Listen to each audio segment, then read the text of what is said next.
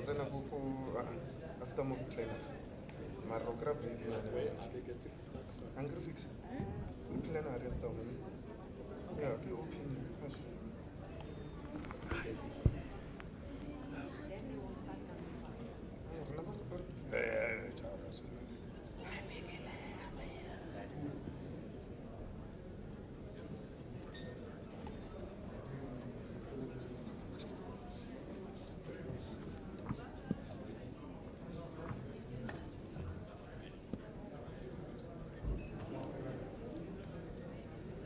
Yeah, it's UK. Yes, UK.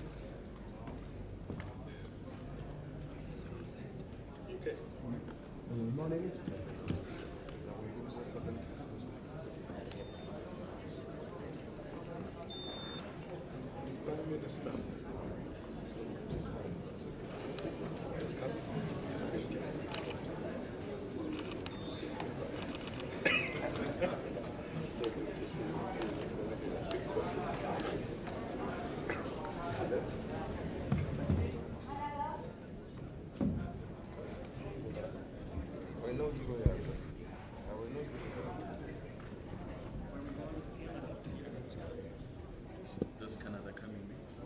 Yes, Canada. Shiny Watson. Shiny Watson.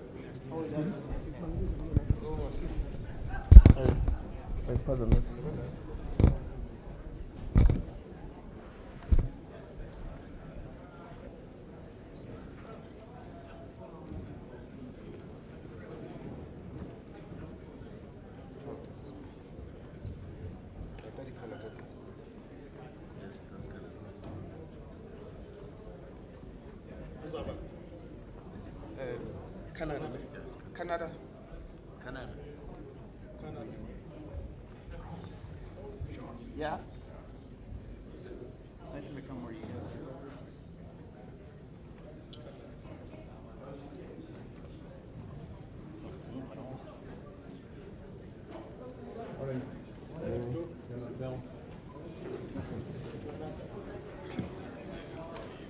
Who moved position? Your Excellency. Organization. Yeah. Great success. Very good day.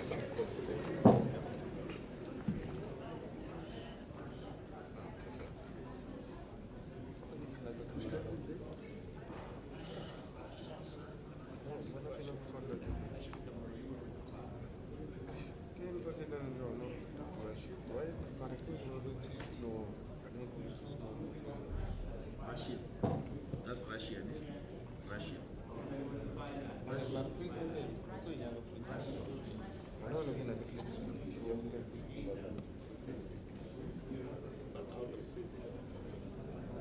Yes, it's Russia.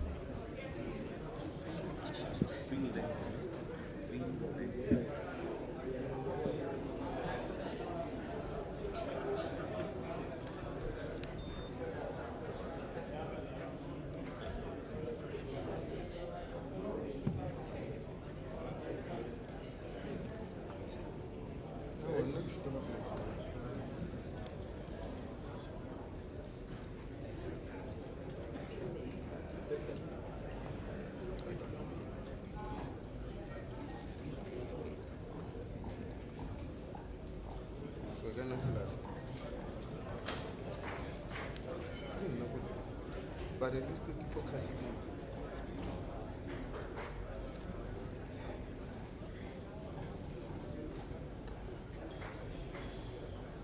And why do you have it? I know what.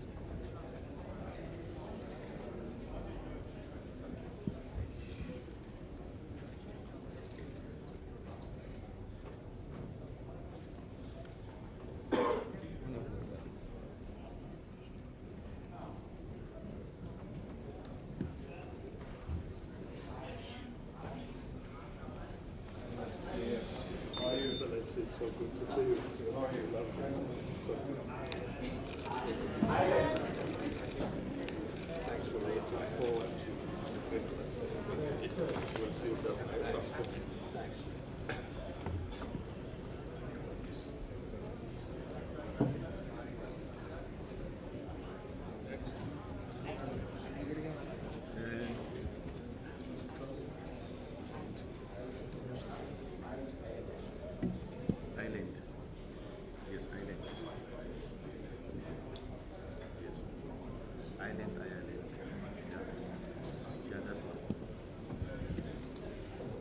Your Excellency.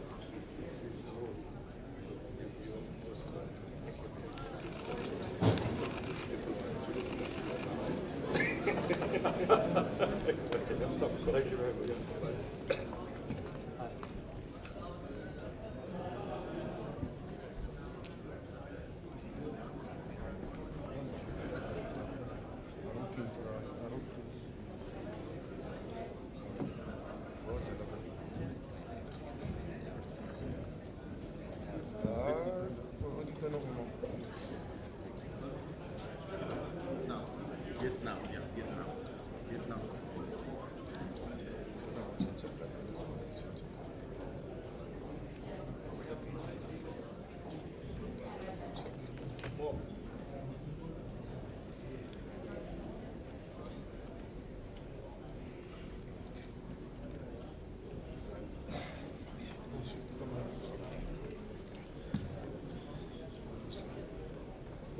Let's pay two like this.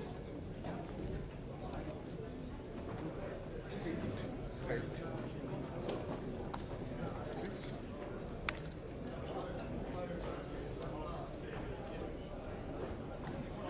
Just come in.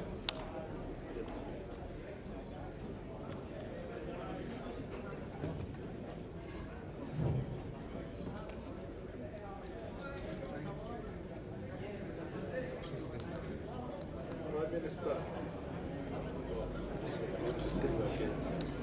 Good to meet you, Mr. President. People have to know your behalf.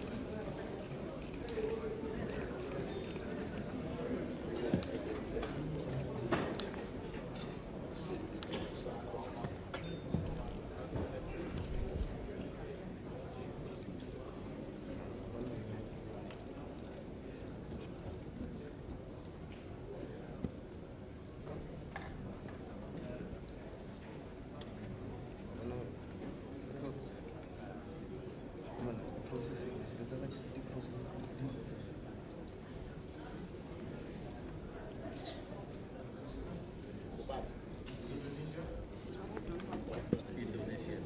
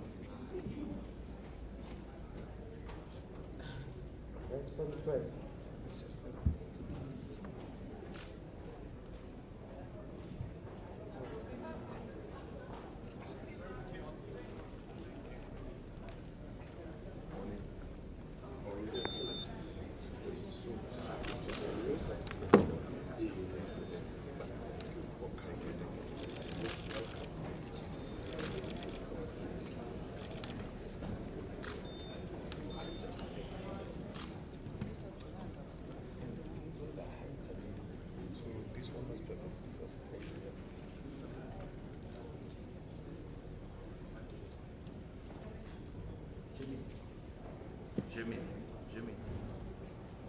Yeah.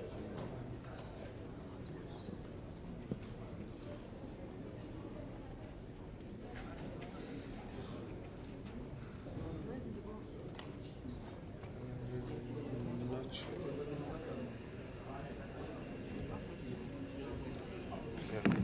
Oh, they say it's not Germany. It's not Germany. The president is Mr. they're changing. Yeah, they're changing. Mr. President, Yes, they're changing. They're changing now.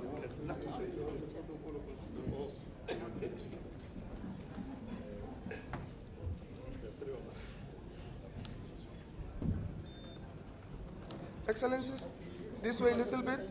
Perfect. Minister, this way just a bit. Perfect. Thank you so much.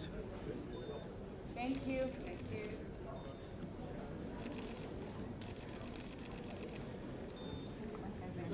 Thank you, Excellencies. That's Germany. Yeah. This year.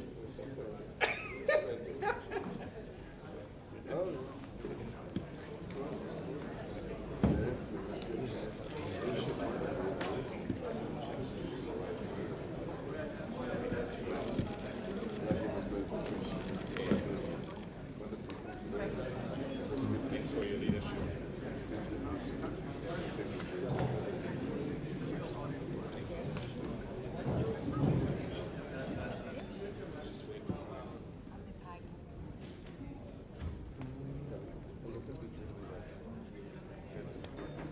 A little bit.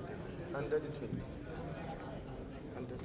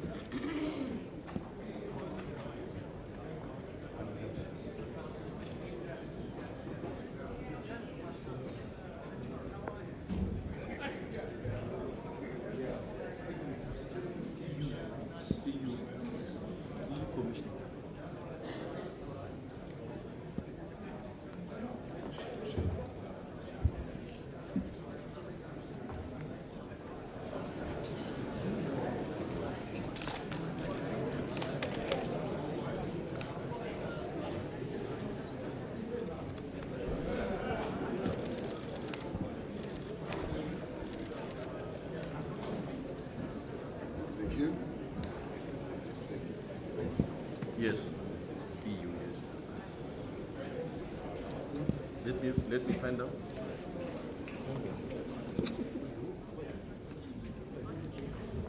It's EU. EU, yeah, European Union.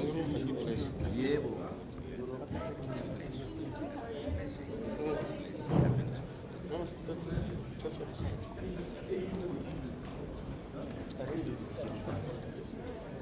EU. Yes, it's European Union.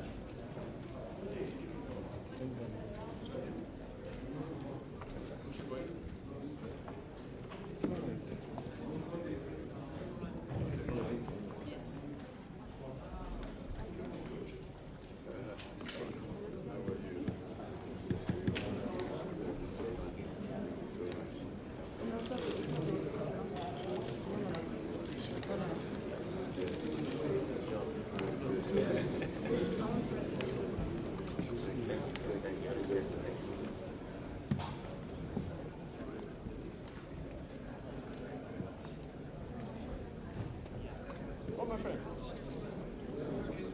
Yo. No, Brazil.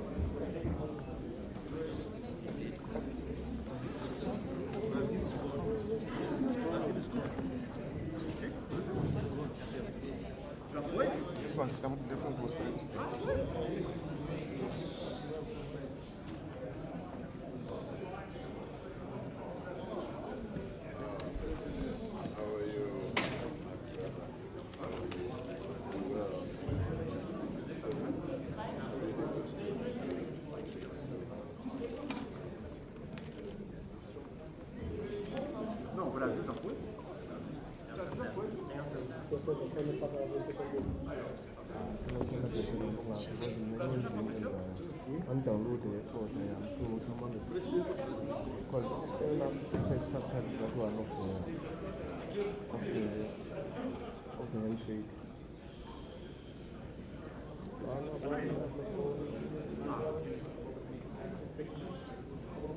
No.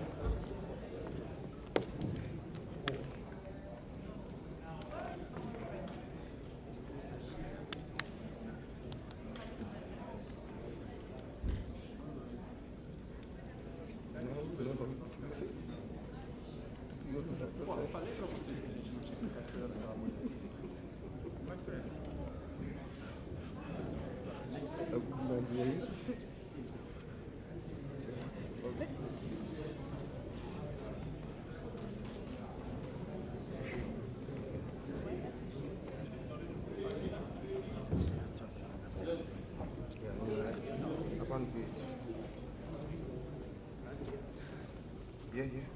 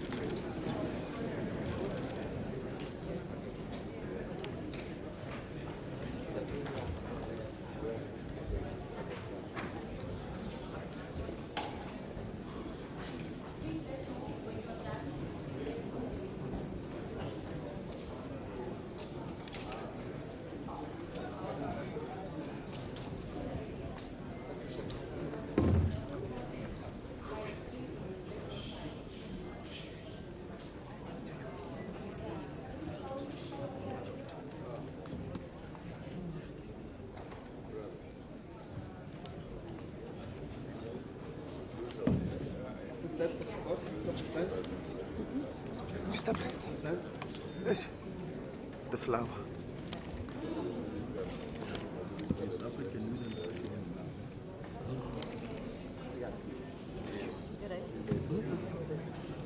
No, Lula is president now. He's the chairperson. Yes. No. Check. No. AU is him.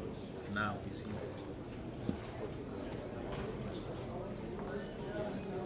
You can check now. Yeah, yes.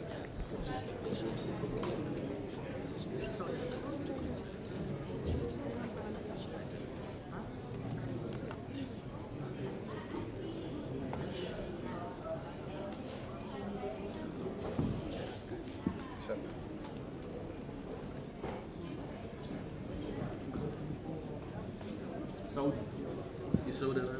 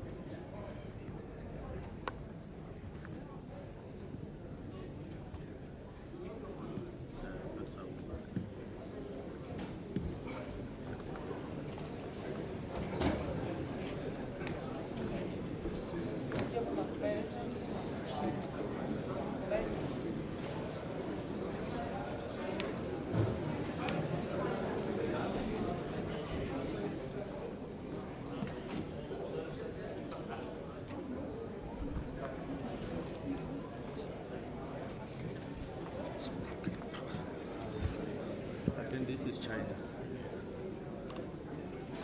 China. Yeah, it's international. 他们都在这儿。Excuse me, can I have for the bear? No, you can't take a photo. Take a photo first.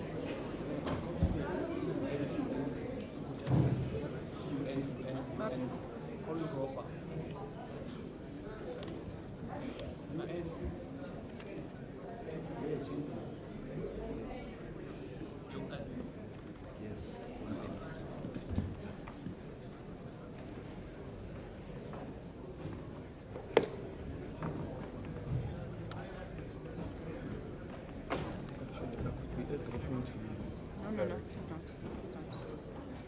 he's not. Okay, I'm sending now to you.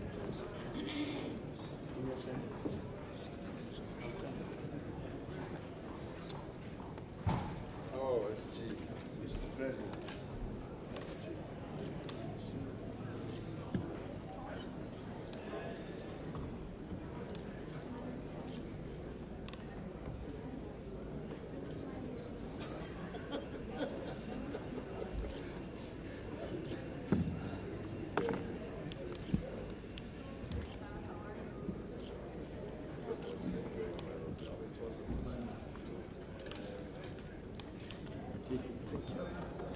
He's taking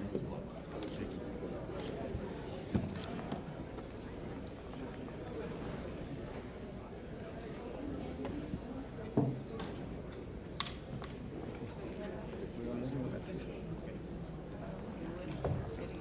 Yeah, no. Now, I just needed to get the first one out. yeah, that's taking.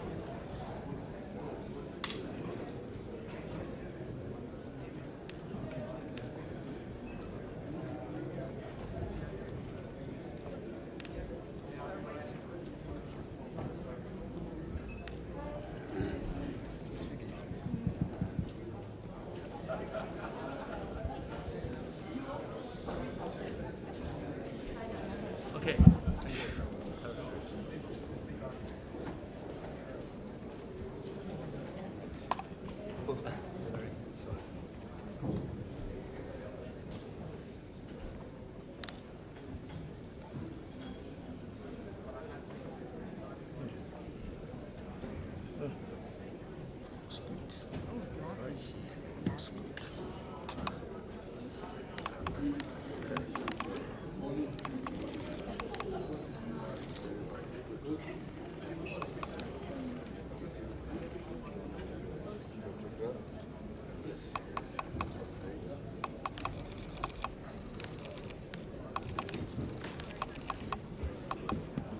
Okay.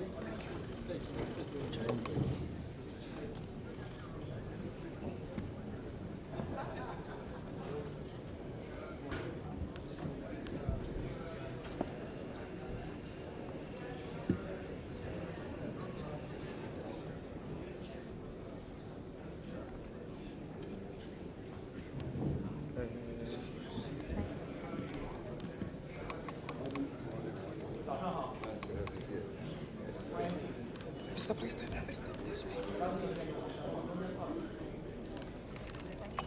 Yeah.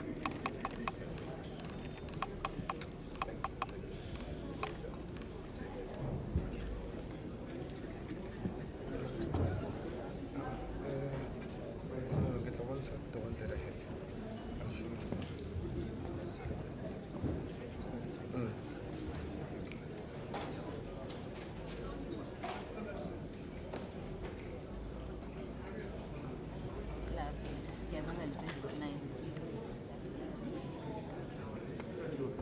Sierra Leone. Sierra Leone. Yeah.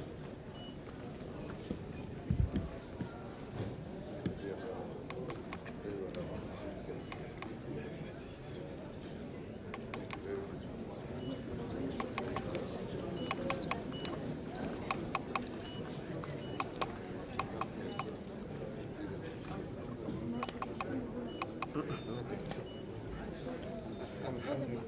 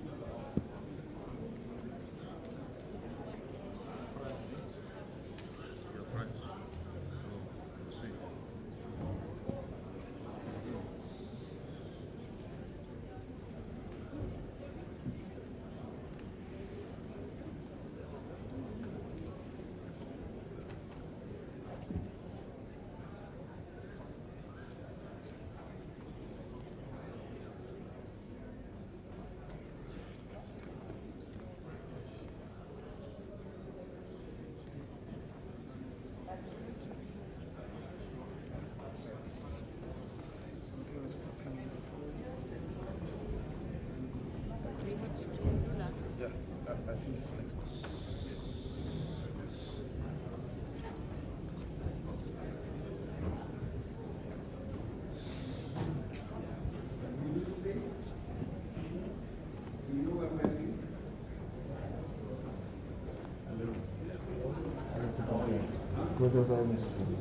Thank you. Thank you.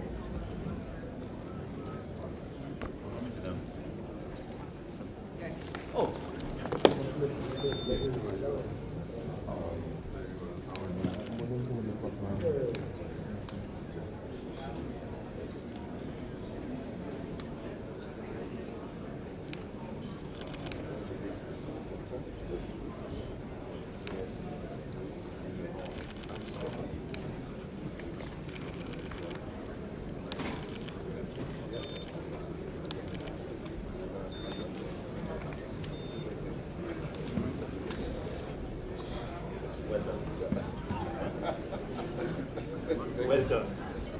Thank you. You're welcome. How are you? Beautiful.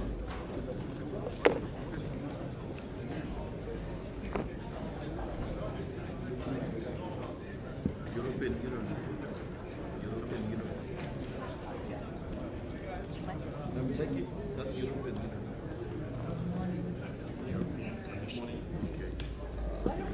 Ashley. How are you?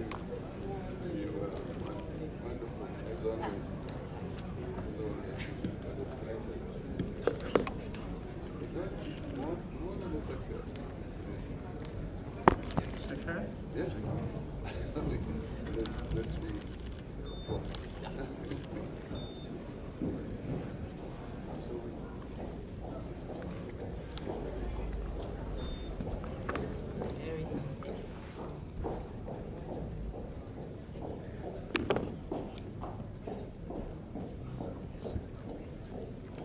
Hi, President. Good morning. Morning. How are you? Very well. How are you? Good to Fine. see you. Good to see you Good again. to see you. Good to see you. Yes. Yes. I see you come sprinting. Yes. Very strong. Yes. You. Yeah, no, I see. Okay. Thank you. Thank you. Thank you.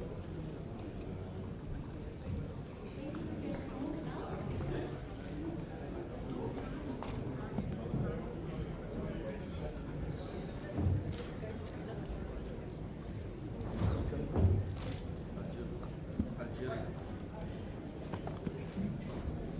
Algeria. Yes. Yes, Algeria. Algeria, yes.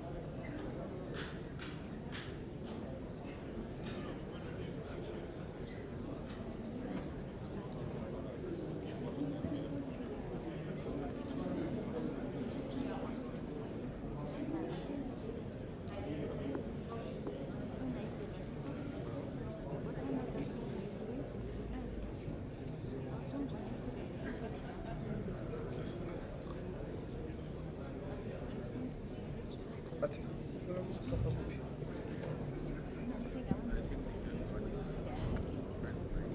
Jonga. This is what? This is the center. We are directly shooting one.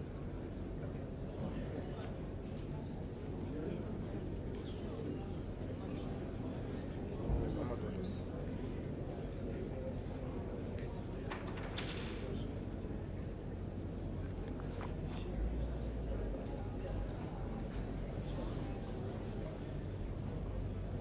Yeah, it's Nigeria.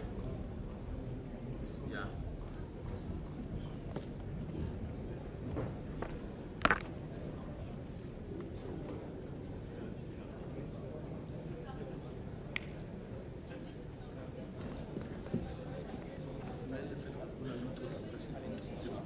Nigeria is coming.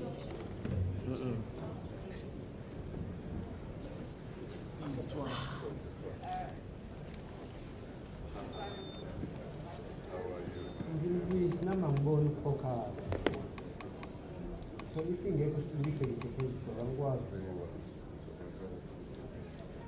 yes.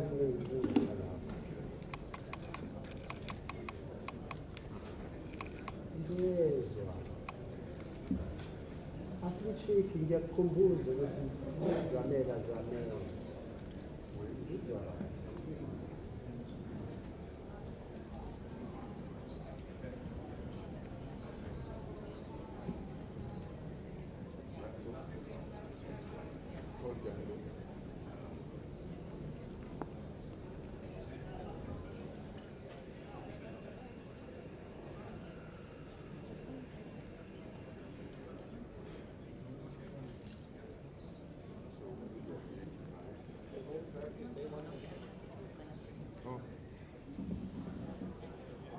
Fikile uyalach.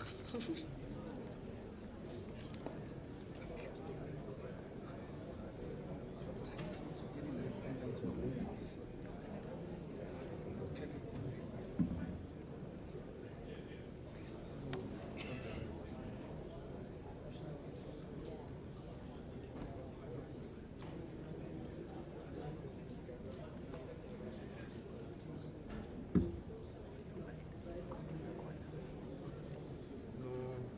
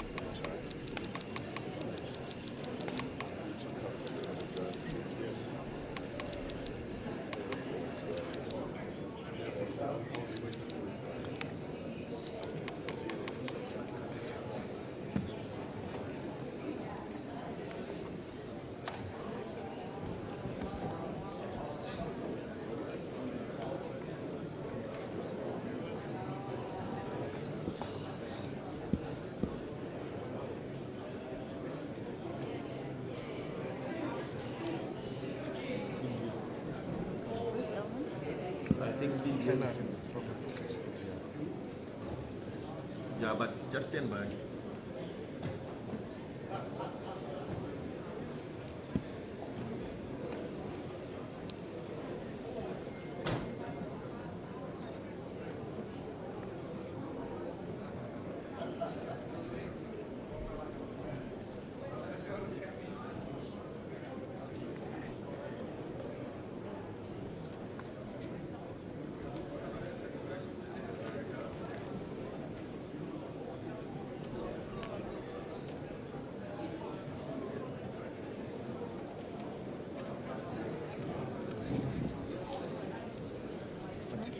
Can I interrupt them?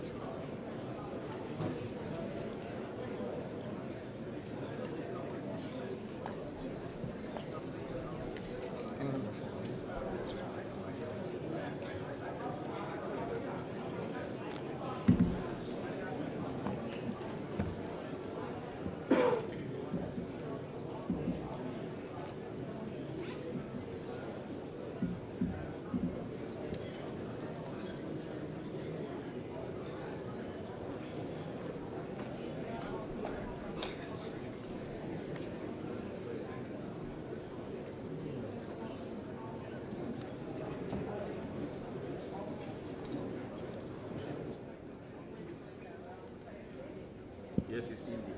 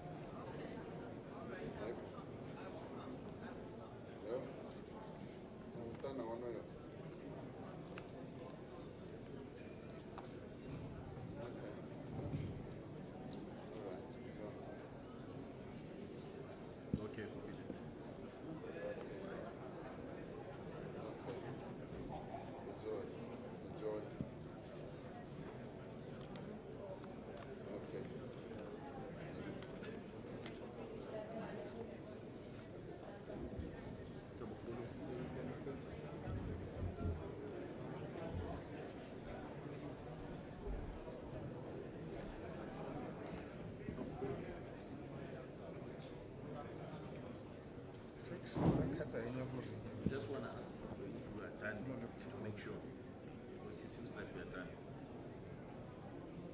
Thank God. I think more will be coming, but they're not going to be received by the Vice President. Yes, yes.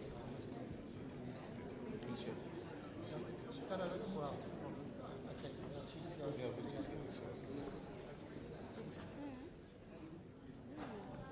guys, so we're moving on.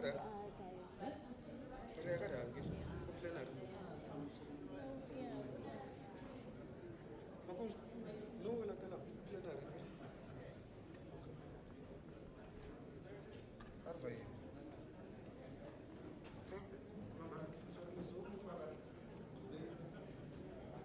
Graduating. 1 miss. 1 miss. Oh, you're someone. Focus. That's how you I did photograph. You zoom, you focus, you zoom. focus. My focus is here. So if I'm on my phone, my focus is here. But if I'm going to, I just click it and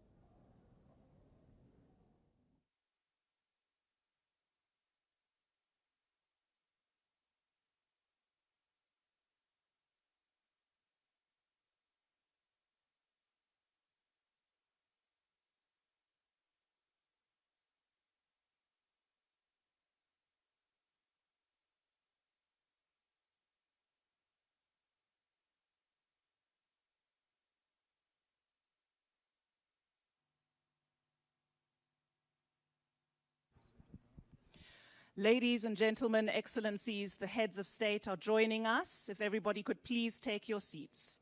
Excellences, messieurs, dames, les chefs d'État et de gouvernement nous rejoignent. S'il vous plaît, prenez vos sièges. Excelencias, señores y señoras, los presidentes y jefes de gobierno están entrando en la sala. Por favor, siéntense. Gracias.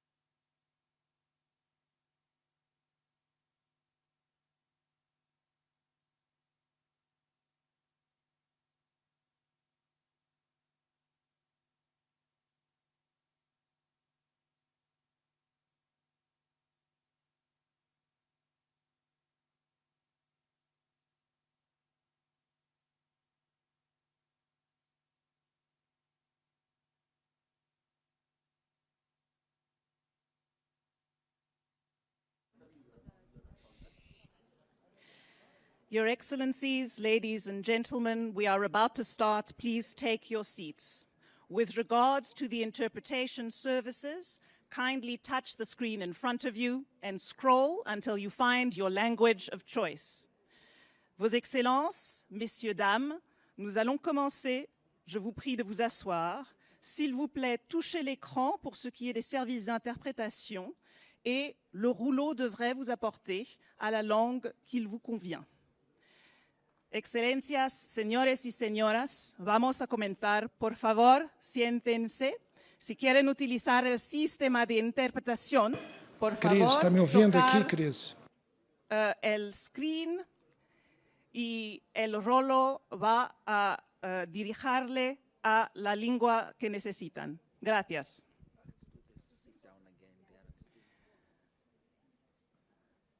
Please do take your seats. Je vous prie de vous asseoir. Por favor, si pueden sentarse. Gracias.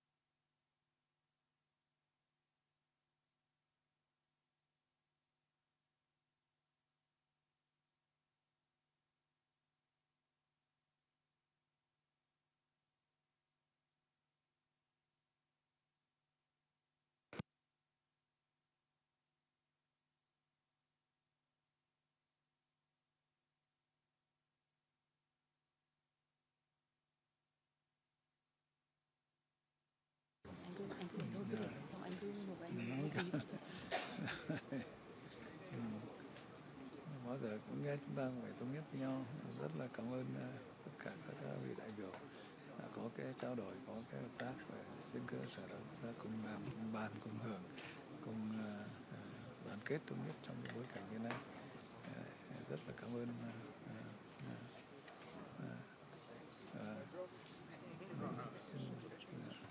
kênh tiếng Anh, tiếng Anh vào, ta nghe được không?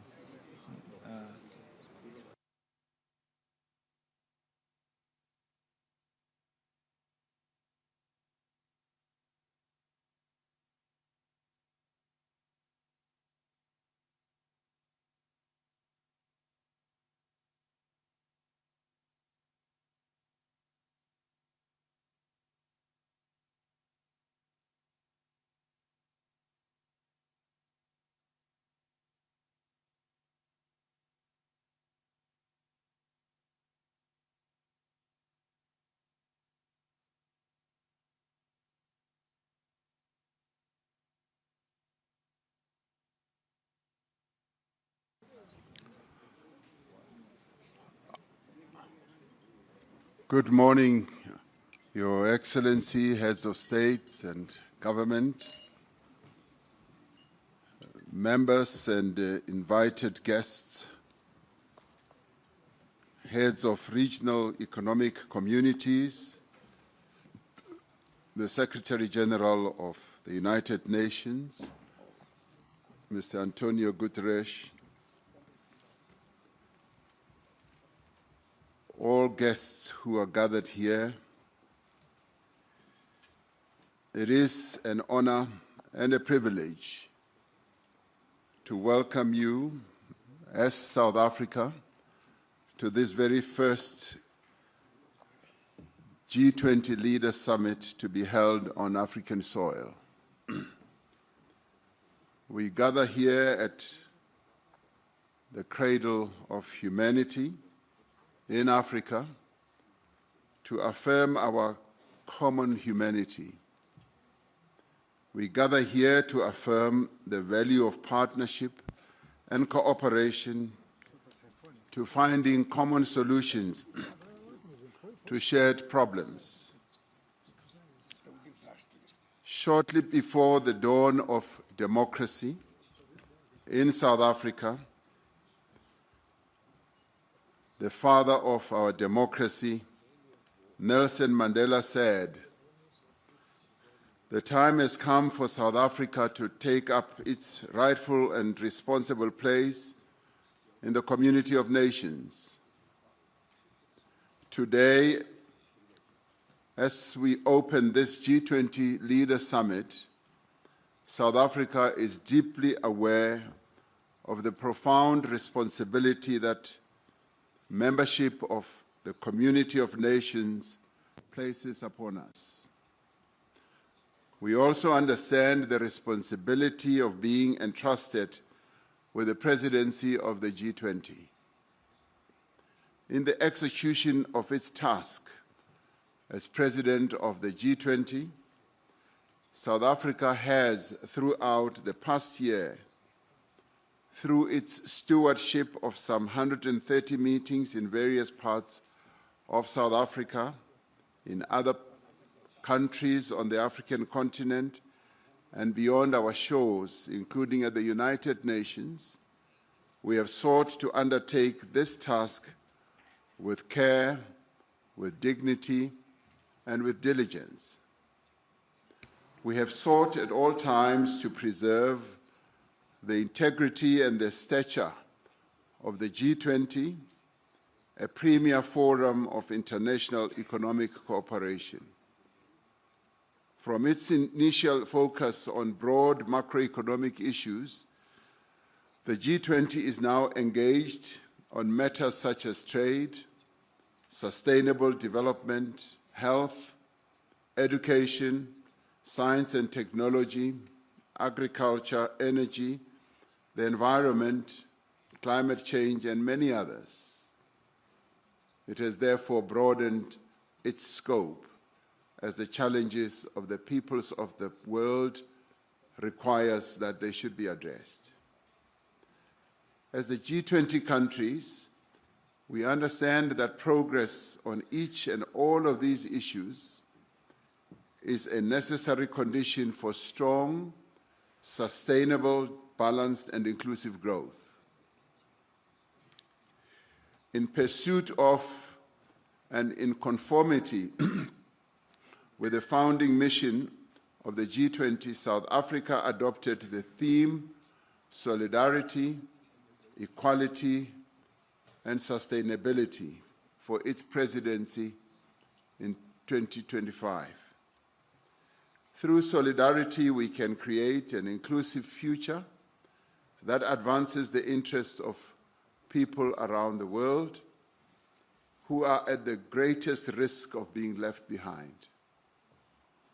This is important in an interconnected world where the challenge faced by one nation affects all other nations. By promoting equality, we strive to ensure fair treatment and equal opportunities for the individuals and nations of the world. The disparities in wealth and development within and between nations is not only unjust and unsustainable, it is also one of the greatest impediments to sustainable development. It is essential that we break down divisions of economic status, of gender, of race, and geography. Sustainability involves meeting the needs of the present without compromising the ability of future generations to meet their own needs. As a founding member of the G20, South Africa has sought to ensure that the development priorities of the Global South and the African continent find expression firmly and permanently on the agenda of the G20. This is important not only for the people of Africa and the Global South.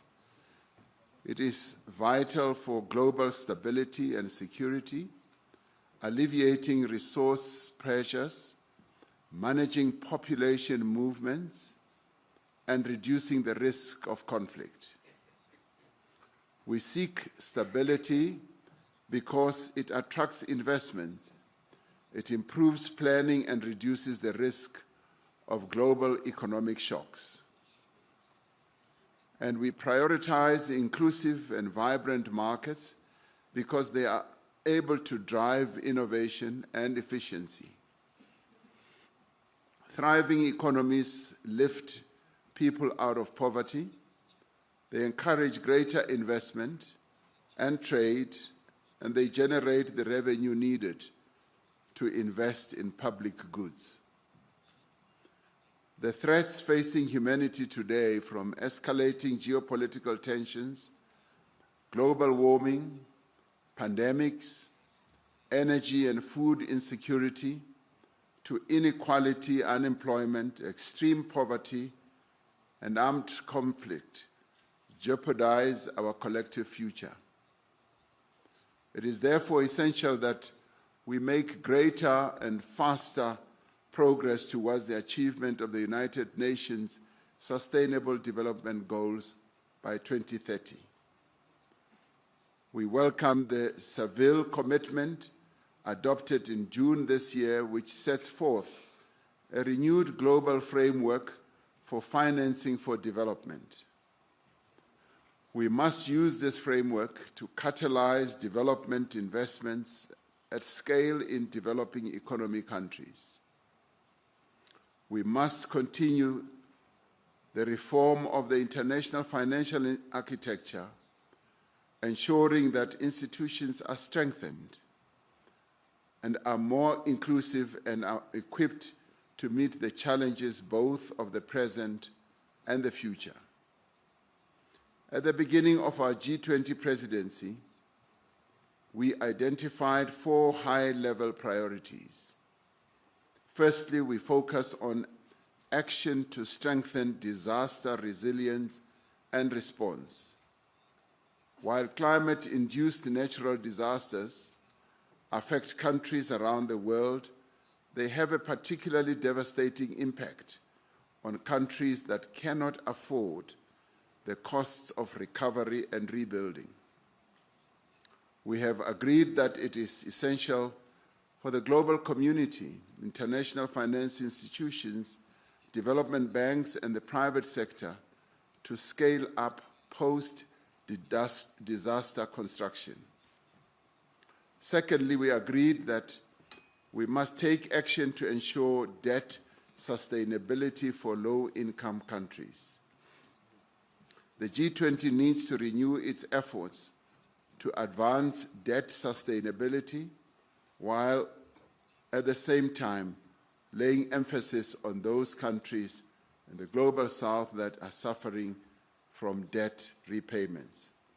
Thirdly, we said we should mobilize finance for a just energy transition, increasing the quality and quantity of climate finance flows to developing economy countries.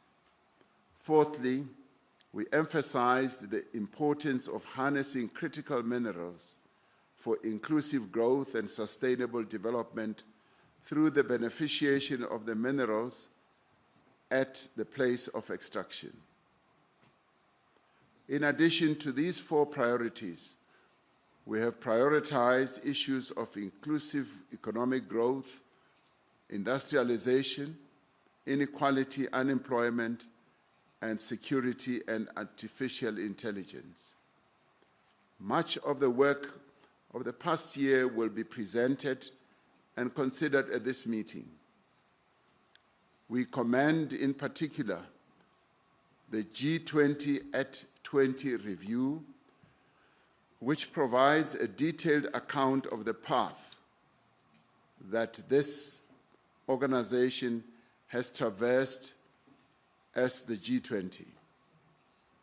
It describes both our achievements and our challenges and makes proposals on how we can organize ourselves to be more focused on our core mandate. We welcome the work of the G20 Africa Expert Panel, which was led by South Africa's former Minister of Finance, Mr. Trevor Manuel. The panel argues that African efforts to accelerate productive investments require new global partnerships and strong multilateral cooperation. It calls on the G20 to support this effort by building a global policy framework that unlocks long-term finance and lower costs and investment at scale.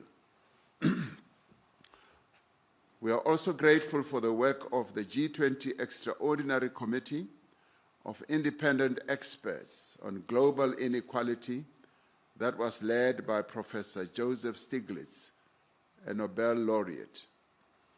The recommendations of the Extraordinary Committee provide a solid platform on which to launch a renewed global effort to tackle inequality.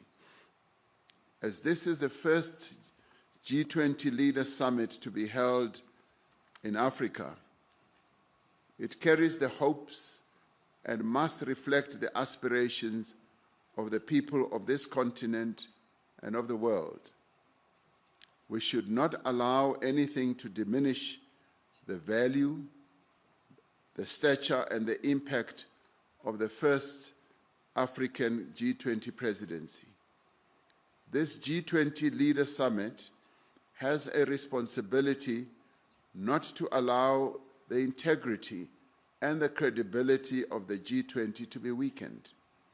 In fact, from this summit, we should have a sense that the G20 has been strengthened. We thank all delegations that have worked together with us in good faith to produce a worthy G20 outcome document for this historic leaders' meeting. The G20 underscores the value of the relevance of multilateralism. It recognizes that the challenges that we face can only be resolved through cooperation, collaboration, and partnership. The adoption of the declaration from the summit sends an important signal to the world that multilateralism can and does deliver. It sends a message of hope and solidarity across the world.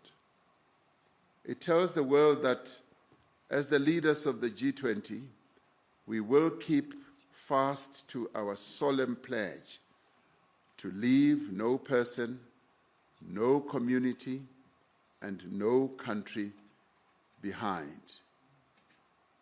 With those words, I therefore declare the G20 Leaders Summit open, and thank you.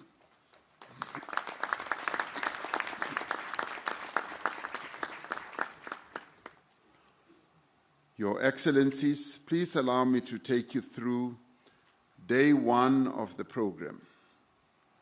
Session one will focus on inclusive and sustainable economic growth. This session will be followed by presentations of the recommendations of the reports of the Africa Expert Panel and the Extraordinary Committee of Independent Experts on Global Inequality. We will then have a working lunch, and this will be followed by a family photo. And I thank you for your attention and look forward to a fruitful discussion. Now, in discussions with a number of delegations here, there's been overwhelming consensus and agreement that one of the other tasks we should undertake right at the beginning is to execute the task that we have come here for principally, which is by overwhelming consensus to adopt our declaration. Now, I should precede this by remembering what a Roman philosopher called Pliny, the elder, once said. He said to have said, ex Africa semper aliquid novi, meaning out of Africa there is always something new. So something new always does come out of Africa. So with that, we would like, therefore, okay. I'm told that the cameras are still on, they should be off. I don't know why that is so.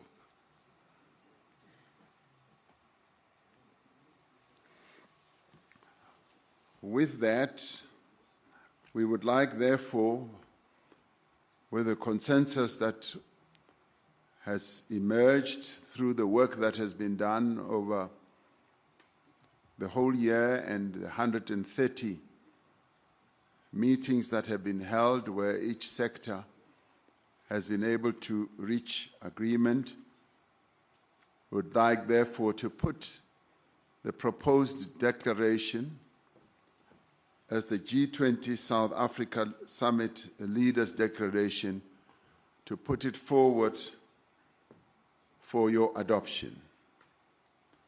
Do I have the support that we should go ahead and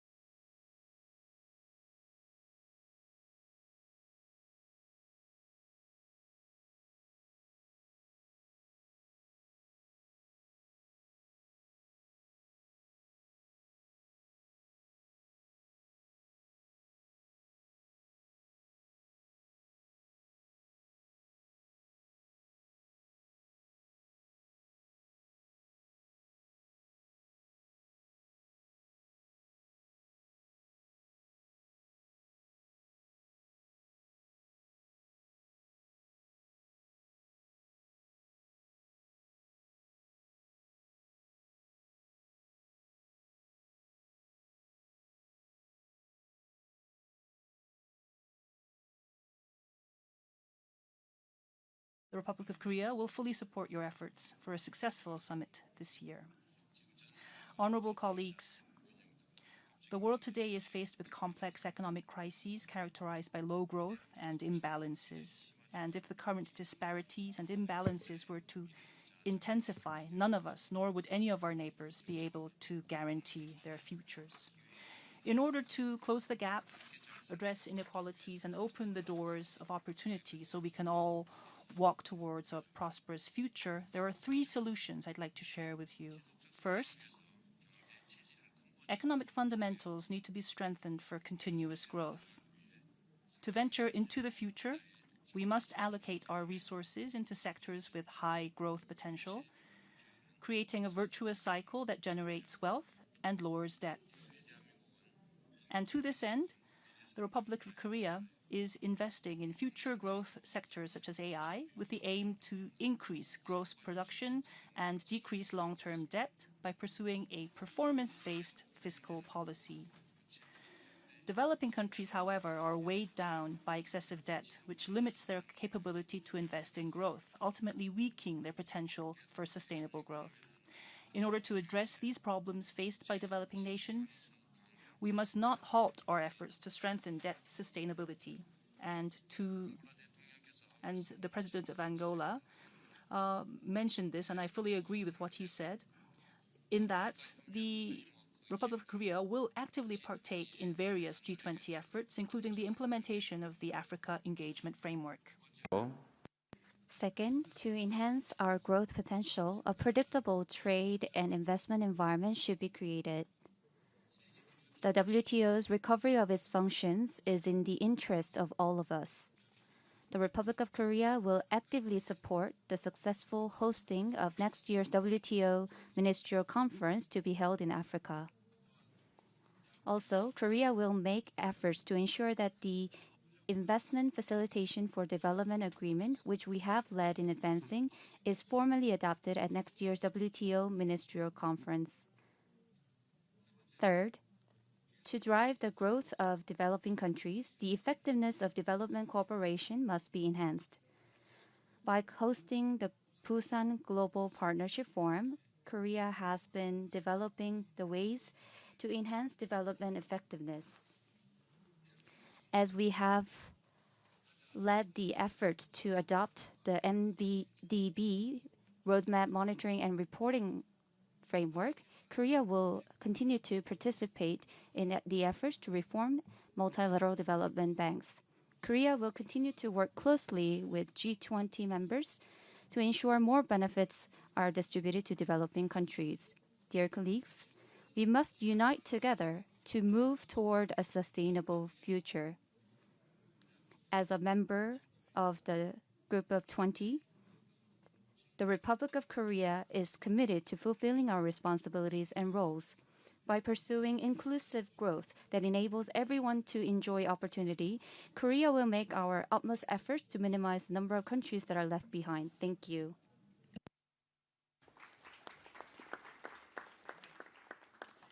Thank you very much, Mr. President. I now wish to call upon His Excellency, the President of the Republic of Turkey, Mr. Recep Tayyip Erdogan, to take the floor.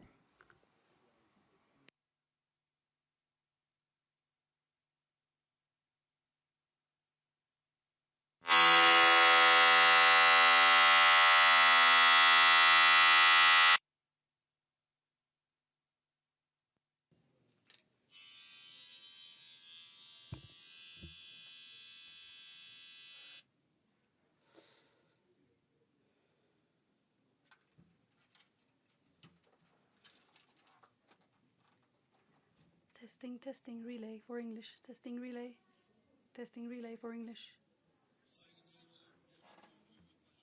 Esteemed heads of state and government, esteemed delegates, I extend my warmest regards and greetings to you on behalf of myself and my country. And I would like to express my gratitude to President Ramaphosa for his warm welcome. I hope that the outcomes of our summit will have a positive impact. Rising protectionism, high global debt, rapidly aging populations, competitive pressures, and geopolitical tension. Küresel büyüme görünümünü zayıflatıyor. Bu nedenle G20'nin sürdürülebilir kalkınmayı destekleyen ve kapsayıcılığı güçlendiren bir anlayışla işbirliğini daha da derinleştirmesi gerekiyor.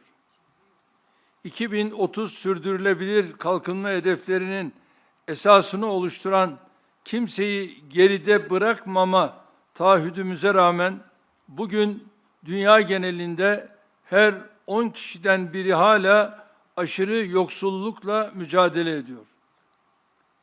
2024 yılında %9 azalan toplam küresel kalkınma yardımlarının 2025'te %17'lere varan düşüşleri görmesi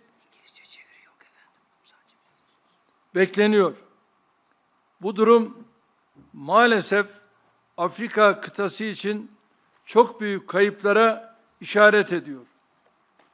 Komşusu açken tok yatmayan bir anlayışın temsilcisi olarak üzerimize düşen sorumluluğu her türlü menfi koşula rağmen yapmaya devam ediyoruz. Resmi kalkınma yardımlarımızı 2023'te 6,8 milyar dolar seviyesinden 2024 yılında 7,4 milyar dolara çıkarttık. Ancak bu yardımlarla hedeflenen menzile ulaşmak imkansızdır. Özellikle en az gelişmiş ülkelerde yerel kaynakların harekete geçirilmesi suretiyle sürdürülebilir kalkınma için finansman modelleri geliştirilmesi önemsiyoruz. Bakınız, karşı karşıya olduğumuz sınamalar sadece en az gelişmiş ülkeleri değil, tüm ekonomileri etkisi altına almıştır. Küresel finans krizi öncesinde ticaret küresel büyümenin en güçlü motoruyken kriz sonrası dönemde tablo köklü biçimde değişmiştir. 1987-2007 döneminde dünya ticareti yıllık ortalama %7 oranında artarken 2008-2024 döneminde %3'lere gerilemiş, küresel büyümeye katkısı belirgin şekilde zayıflamıştır. Bugün küresel ticaretin yeniden canlanması için daha köklü bir uluslararası işbirliğine, yeni politika araçlarına ve sürdürülebilir tedarik zincirlerine ihtiyaç duyuyoruz. Uluslararası ticaret kurallarının kalkınmayı destekleyecek biçimde güçlendirilmesini ve bilhassa Dünya Ticaret Örgütü'nün özel ve lehte muamele ilkesine bağlılığımızın teyit edilmesini mühim görüyorum. Kıymetli katılımcılar, bugün dünya genelinde toplam borçluluk oranı küresel hasılanın %324'üne ulaşmış durumda. Türkiye'de ise bu oran %89 seviyesinde seyrediyor. Bu görece düşük borçluluk düzeyi bize hem yapısal dönüşümü hızlandırmak hem de yatırımlar için ilave kaynak ayırmak için önemli bir mali alan sağlıyor. Ancak ne yazık ki düşük gelirli ekonomilerin çoğu bu imkana sahip değil. Bu ülkeler yüksek finansman maliyetleriyle daralan mali alan arasında adeta sıkışmış durumdalar. Birleşmiş Milletler'in 2025 borç raporuna göre 3,4 milyar insanın yaşadığı ülkelerde faiz ödemeleri, sağlık ve eğitim harcamalarını aşmış vaziyette. Bilhassa düşük gelirli ülkeler için borç yeniden yapılandırma süreçlerinde adil ve eşit muameleye dayalı bir yaklaşımın benimsenmesini destekliyoruz. Türkiye olarak G20 ortak çerçevesi kapsamında katkı sunduğumuz Gana ve Etiyopya'nın borçlarının yeniden yapılandırılması sürecinde alınan mesafeyi memnuniyetle karşılıyoruz.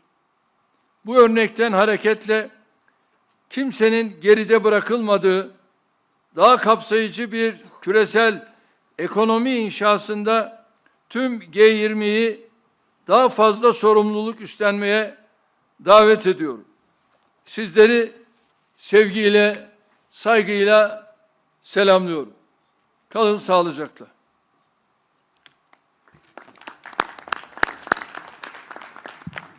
Thank you, President Erdogan. I wish to apologize that there was a system failure, particularly with Channel 11. We are now going to get a direct translation from the interpreter. Seemingly, there was a failure in synchronizing the speech with the translation.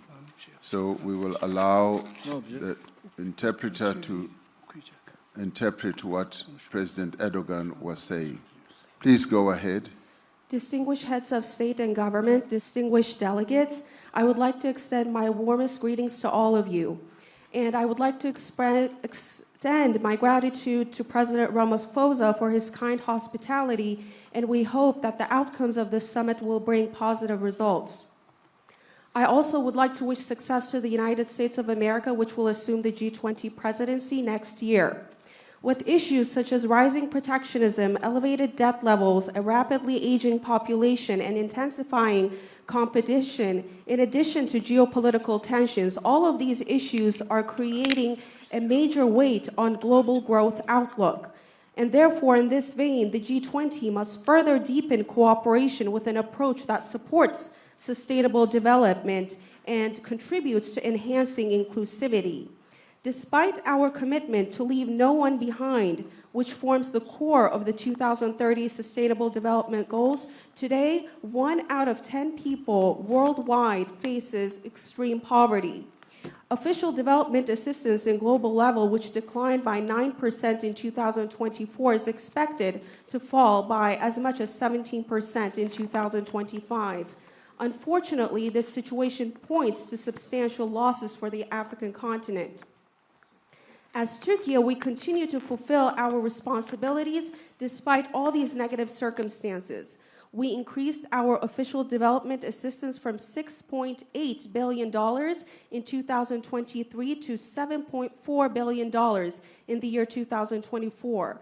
However, it is impossible to achieve development targets solely over ODAs. We attach particular importance to developing financing models for sustainable development through mobilizing domestic resources, especially in the least developed countries.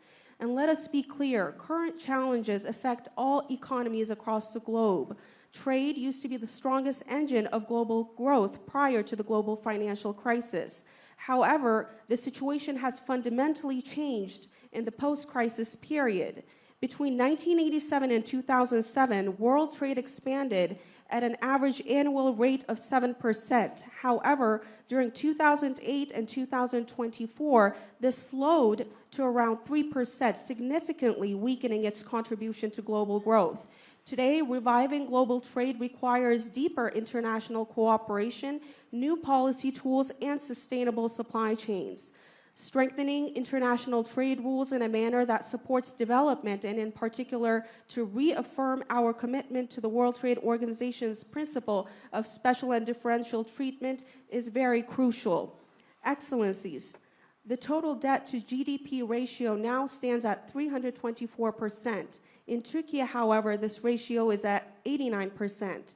This relatively low level of debt provides us a valuable fiscal space to accelerate structural transformation and also allocate additional resources for investment. Unfortunately, most low-income countries do not have this advantage. These countries find themselves squeezed between elevated financing costs and severely constrained fiscal space. According to the United Nations 2025 A World of Debt report, in the countries home to 3.4 billion people, interest payments now exceed total spending on health and education. We support applying fair and equal treatment in debt restructuring processes, particularly for low-income countries. As Turkey, we welcome the progress made in the debt restructuring of Ghana and Ethiopia, to which we have contributed under the G20 Common Framework. Drawing on this experience, we call on all G20 members to assume greater responsibility in constructing a more inclusive global economy where no one is left behind. Thank you. Thank you. Thank you, President Erdogan. We apologize for the failure of the system there. I now have the opportunity to call upon His Excellency Sir Keir Starmer, the Prime Minister of the United Kingdom of Great Britain and Northern Ireland. Well, President Ramaphosa, let me start by thanking you for hosting us here, the first G20 on African soil, which is a proud moment for South Africa, but one that, in my view, is long overdue. So let's make this summit count. It's striking, listening to the contributions, that across our different corners of the globe, we're all concerned to achieve the same thing for our citizens: good jobs, lower bills, higher growth, better living standards. And that is what my government is focused on. And we want to work with our partners around the table to make that happen. But there's no doubt the road ahead is tough. This is a moment of mounting competition and crises around the world. And that, I think, has been mentioned by pretty well every contribution so far. Fragility in the Middle East, rising threats of authoritarianism and fragmentation, as well as Russia's ongoing unjustified war in Ukraine. The shockwaves of that invasion are still reverberating through global markets today. It has hit growth, driven up food and energy prices, and deepened persistent imbalances and instability across the world. With all that in mind, and echoing what others have said, the role of the G20 is critical at this moment. Growth must be a mission for us all to embrace, as the means to improve lives, to fund public services, and to keep our people secure. The G20 has worked together before to fix fundamental problems in the global economy. We need to find ways to play a constructive role again today in the face of the world challenges. And I'd like to see us come together around a 5-point plan for growth that leaves no one behind. First, we do need to tackle global imbalances, like excessive surpluses and deficits, which can disrupt trade flows, sever supply chains, and choke off growth. For deficit countries, that means acting to stop unsustainable borrowing and prioritize the investment and structural reforms that drive up growth. For surplus countries, it means taking action to reduce subsidies and other trade distortions, as well as measures to boost domestic consumption. Second, we should promote open and balanced trade, taking steps to liberalize trade where we can, with new agreements that lower tariffs and barriers and return to the stability and certainty that business needs.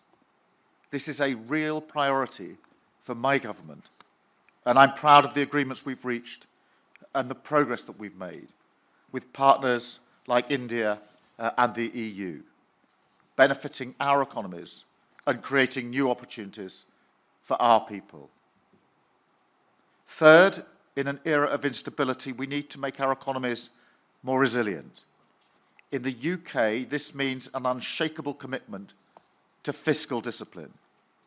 And it means investing in growth in critical areas like clean energy production. We want to work with partners around the world on this to protect us all from future energy shocks. And we want to act together to secure vital supply chains, including for critical minerals. Fourth, we need to reform the international rules-based system so that it is fit for the modern world. We need to work together to ensure organisations like the WTO are more able to be agile with new rules to meet modern challenges like environmental and digital trade, and better and more flexible decision-making processes so that those who want to make progress can get on and do it. Finally, we do need to work together to tackle the unique challenges facing emerging economies, especially in Africa, whether it's the growing debt burden or the financing gap for the Sustainable Development Goals. This G20 is the moment to respond to these structural challenges and to deliver more stable and resilient finance. We're working on that through the London Coalition on Sustainable Debt. We need to go further under the G20 Common Framework to make debt restructuring better, faster, and easier. And we need to crowd in more private capital.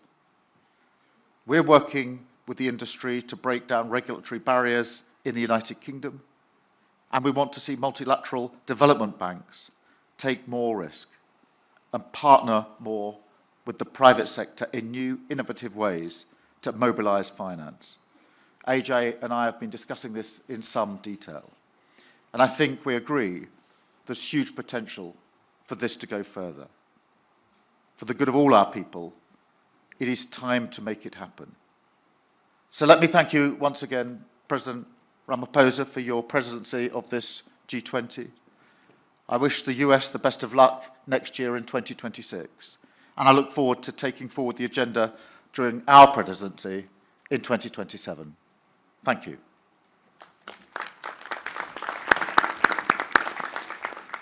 Thank you very much, Prime Minister Sama.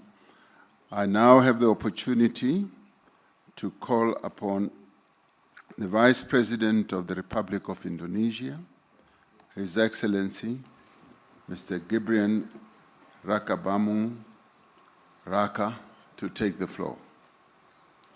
Your Excellency, President Ramaphosa, Excellencies, leaders of G20 countries, let me begin by conveying warm greetings from President Prabowo to President Ramaphosa. Also deep appreciation to the government of South Africa for the warm hospitality and excellent arrangement. We commend South Africa's leadership in steering the G20 through a challenging year. This is a historic G20 summit, the first being held on African soil.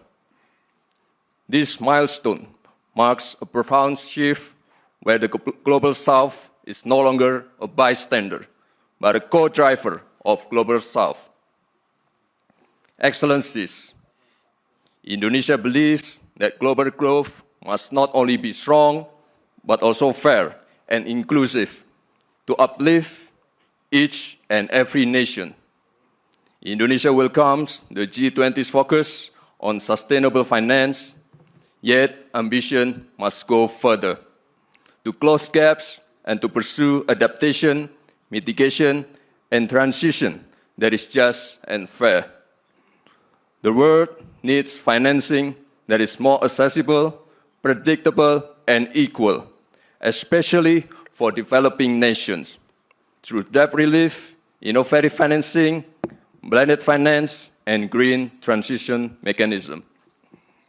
Indonesia allocates more than half of our national climate budget, around $2.5 billion annually, to support green MSMEs, agricultural insurance, and climate-resilient infrastructure. Indonesia also promotes financial inclusion. Our national CRIS digital payment system demonstrates how a simple and a low-cost digital solution can push participation in the economy and minimize inequality. Emerging technologies such as crypto asset, digital tokens, including Bitcoin, may create both opportunities and risks. Therefore, Indonesia proposes that the G20 initiate dialogue on intelligence economy. Indonesia believes that every country is entitled to chart its own development path because there is no single model that fits all. There is no such thing called the best method. Cooperation must empower, not dictate. Cooperation must uplift, not create dependency. Thank you.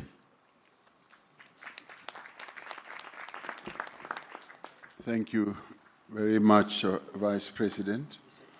I now would like to call upon the Honorable Minister of Foreign Affairs and International Trade and Worship of Argentina, Ms. Pablo Quirno Magrain.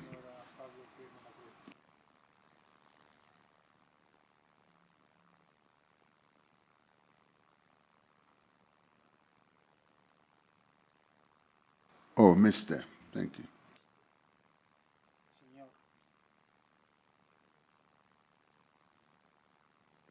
Is it switching on? No? Looks like somebody wants to silence you. There we go. Sorry. Thank you, Chair. I would like to express our gratitude to the government of South Africa and President Ramaphosa for the generous hospitality extended to us by your country during this year. Your presidency has invited us to reflect through the lenses of solidarity, equality, and sustainability. Allow me to outline our perspective on these pillars. We believe that the principles of solidarity, equality, and sustainability can only be achieved within an international system grounded in freedom, clear rules, and responsible economic governance. Economic growth remains the foundation for job creation, investment, and resilience in our economies. Such growth depends on policies that promote stability, innovation, and private sector development within a predictable framework grounded in the rule of law and a market-based economy, as highlighted in the G20's foundational declarations. Argentina has learned firsthand that long-term growth is only possible when supported by sound public finances. Fiscal imbalances contribute to inflationary pressures, limit investment, and erode economic confidence. Addressing these imbalances through responsible fiscal management and expenditure control is critical. In this context, solidarity can only be effective when growth rests on a stable macroeconomic environment, a legal order that protects private property, and clear rules that expand opportunities for private sector development and all individuals in our society.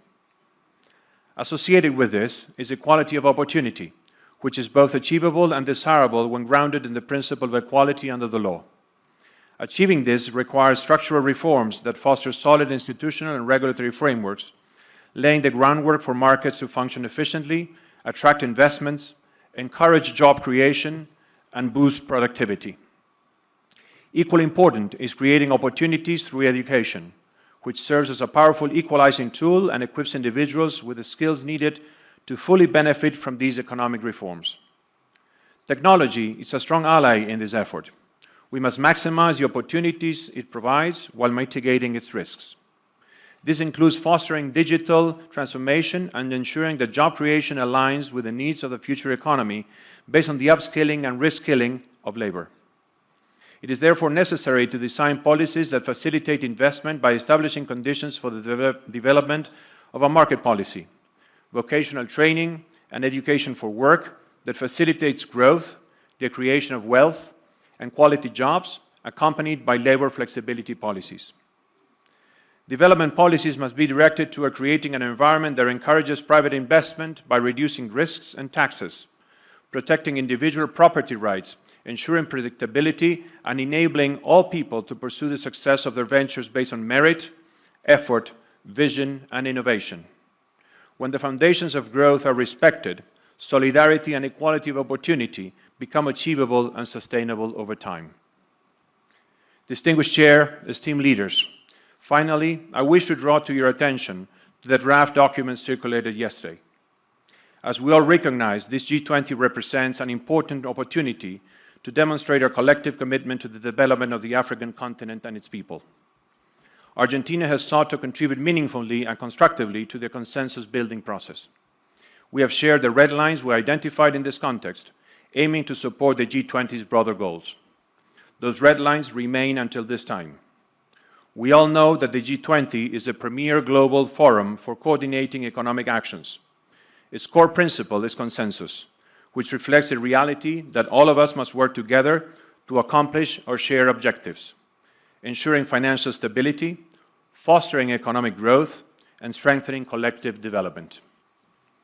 For Argentina, it is crucial to preserve the integrity of this process by acknowledging when consensus has not been achieved, rather than proceeding with a document that does not accurately reflect our collective will. Moreover, we're deeply concerned with how certain geopolitical issues are framed in the document. Specifically, it addresses the long-standing Middle East conflict in a manner that fails to capture its full complexity. By focusing on a single dimension of a specific territory, it overlooks the broader regional context, the international recognition of different entities, and the structural causes of the dispute. In this regard, I wish to recall the recent adoption of UN Security Council Resolution 2803 on November 17th, which emphasizes the international community's support for a just and lasting peace in the Middle East, while calling for a comprehensive, fair process to address all aspects of the conflict. In closing, Argentina, although cannot endorse the declaration based on the aforementioned discrepancies, remains fully committed to the spirit of cooperation that has defined the G20 since its inception. We're convinced that only through genuine dialogue, respect for consensus, and adherence to the principles of the United Nations Charter and international law can this forum continue to keep working constructively with all members and partners, with a shared aim on strengthening global stability, promoting sustained growth, and advancing development in a manner that is inclusive, balanced, and respectful of our diversity. Thank you, Chair.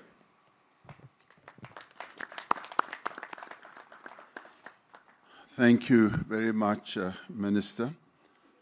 We note with deep respect the views expressed by Argentina. We will recall that in our last G20 Summit in Brazil, Argentina was given the opportunity, following the various discussions that led to the consensus and agreement on the declaration.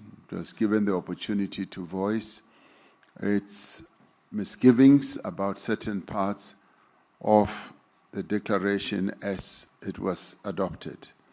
And similarly, we have given Argentina the same opportunity, that they should, in their presentation, be able to raise issues that they are concerned about. We should take courage in knowing that that does not, in the end, mean that the declaration is nullified or rejected. It is a declaration that has been adopted by all of us here present. And so we want to thank Argentina for expressing the views that they have expressed, and many of the views are really views that are common or commonly held by many in terms of the adherence to rule of law and supporting the resolutions of the United Nations. So we thank you, Minister, for putting Argentina's position forward, and we will, with great respect, move ahead with a declared, with an accepted declaration as the G20. Thank you very much. We then move on and ask His Excellency Mr. Edgar Amador Zamora, Minister of Finance and Public Credit of the United Mexican States. Please go ahead, Minister. Thank you, Your Excellency. Distinguished leaders of the G20 and invited countries, heads of international organizations.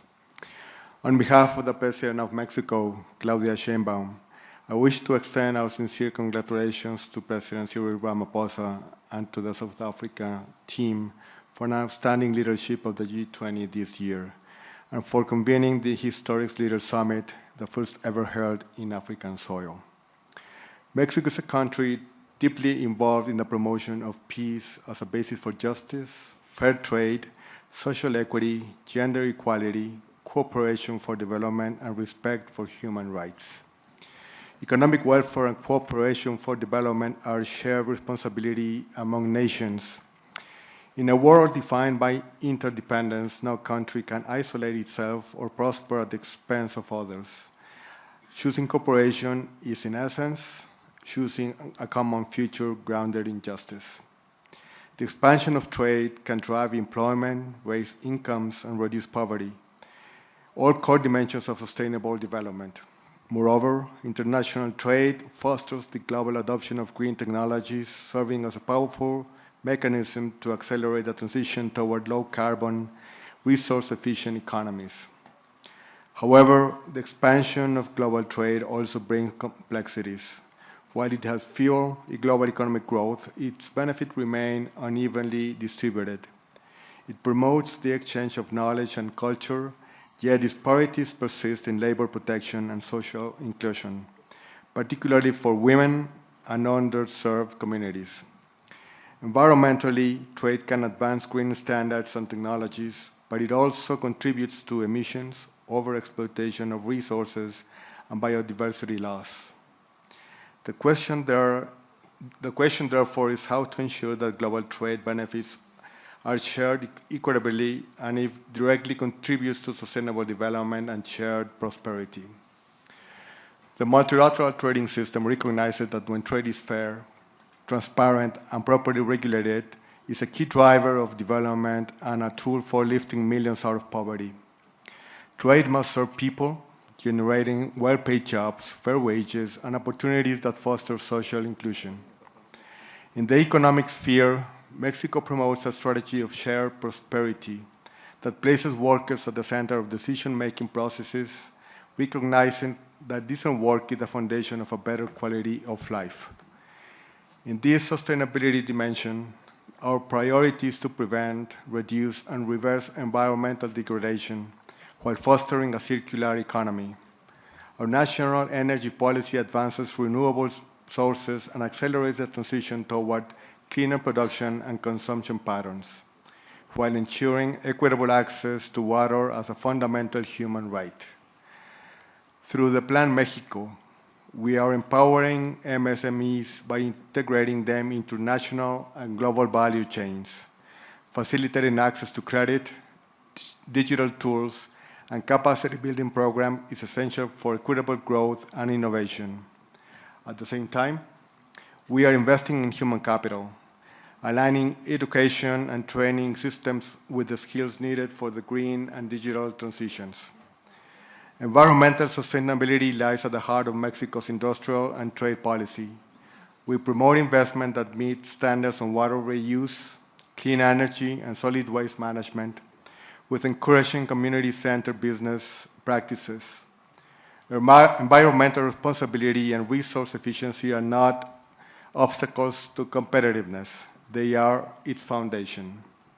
Moreover, ensuring debt sustainability, particularly in less developed countries and vulnerable economies in Africa and Latin America, will strengthen those nations and create a more resilient and sustainable international financial system, where the benefits of trade and cooperation can reach all populations.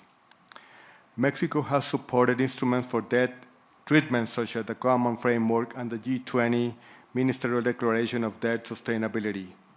We have also developed a sustainable debt management strategy by using debt instruments under favorable conditions, including local currency and fixed interest rate bonds. Through sound public budget management, Mexico has increased investment in social protection and education above 6% and 4% in real annual terms, respectively. Thus, we advocate for international debt frameworks that enables this development-oriented approach, preserving fiscal space for health, education, and sustainable infrastructure. The G20 must lead by example in implementing the Sevilla Commitment, strengthening the common framework, and expanding it to include middle income and climate vulnerable countries is both a moral and economic necessity. The G20, the United Nations, and international financial institutions must act in coherence. Mexico calls for an advancement of its synergies between the Sevilla Action Platform, the Pact for the Future, and G20 financial track. Finally, Mexico believes that the strength of the G20 lies not only in its economic power, but in its collective moral responsibility. Let us lead with courage and conviction to make trade fair, debt sustainable, and development truly inclusive. Thank you very much for your attention. Thank you. Thank you indeed, Minister. I now have the privilege to call on the Minister of Foreign Affairs of the Kingdom of Saudi Arabia, Prince Faisal bin Farhan Al Saud, to take the floor. بسم الله الرحمن الرحيم. فخامة الرئيس سيريل رامافوزا، الحضور الكرام، يسعدني أن أشارك في قمة هذا العام في مدينة جوهانسبرغ تحت شعار التضامن والمساواة والاستدامة. ويسرني أن أستهل كلمتي بنقل تحيات خادم الحرمين الشريفين وسمو العهد حفظهم الله وتمنياتهم الصادقة بنجاح مساعي رئاسة جنوب أفريقيا التي تستضيف أعمال مجموعة العشرين ولأول مرة في القارة الأفريقية، ومساعي الدول الأعضاء بتعزيز التعاون الاقتصادي وتحقيق التنمية المستدامة على الصعيد العالمي. الحضور الكرام، تؤكد المملكة العربية السعودية دعمها الكامل للجهود الرامية إلى إصلاح منظمة التجارة العالمية وتعزيز نظام تجاري متعدد الأطراف عادل وشفاف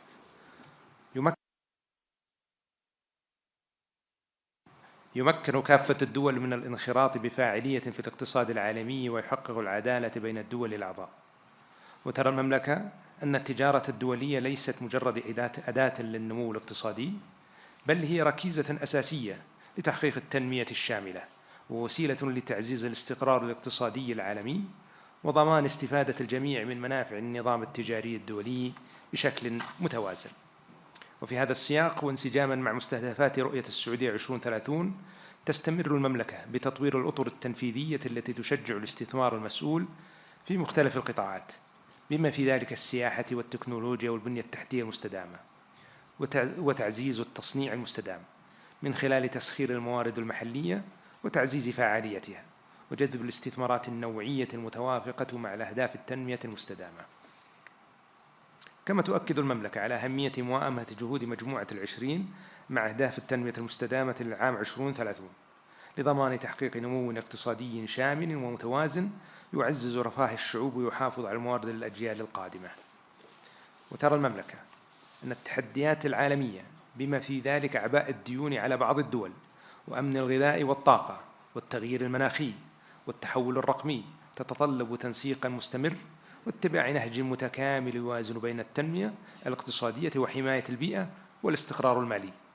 وفي هذا الإطار تشدد المملكة على ضرورة الحد من التدفقات المالية الغير مشروعة وتعزيز قدرة الدول على تسخير مواردها المحلية بكفاءة باعتبارها من العوامل الأساسية لتحقيق الاستقرار الاقتصادي وتمويل برامج التنمية المستدامة. كما تدعو إلى تعزيز التعاون الدولي لتبادل الخبرات وأفضل الممارسات في هذا المجال بما يسهم في بناء أنظمة مالية أكثر شفافية ومرونة. الحضور الكرام، لقد أثبتت السنوات الأخيرة أن التحديات التي تواجه عالمنا لا تعترف بالحدود وأن معالجتها تتطلب تضامنا دوليا صادقا وتعاونا متعدد الأطراف يقوم على المسؤولية المشتركة. فالعالم اليوم يواجه مستويات متزايدة من عدم المساواة واضطرابات اقتصادية عالمية تركت آثارها العميقة على حياة الملايين وأدت إلى التصاعد في حدة التوترات الإقليمية والدولية. هذه جميعها قضايا تهدد استقرار النظام الدولي برمته وتعرقل مسيرة التنمية المستدامة. وبالرغم من تلك التحديات وحالة عدم اليقين التي يشهدها الاقتصاد العالمي، فإن المملكة ماضية في العمل على بناء اقتصاد عالمي أكثر تكاملاً واستدامة من خلال شراكاتها الفاعلة على المستوى الدولي بما يضمن مستقبلاً مزدهراً وآمناً للأجيال القادمة.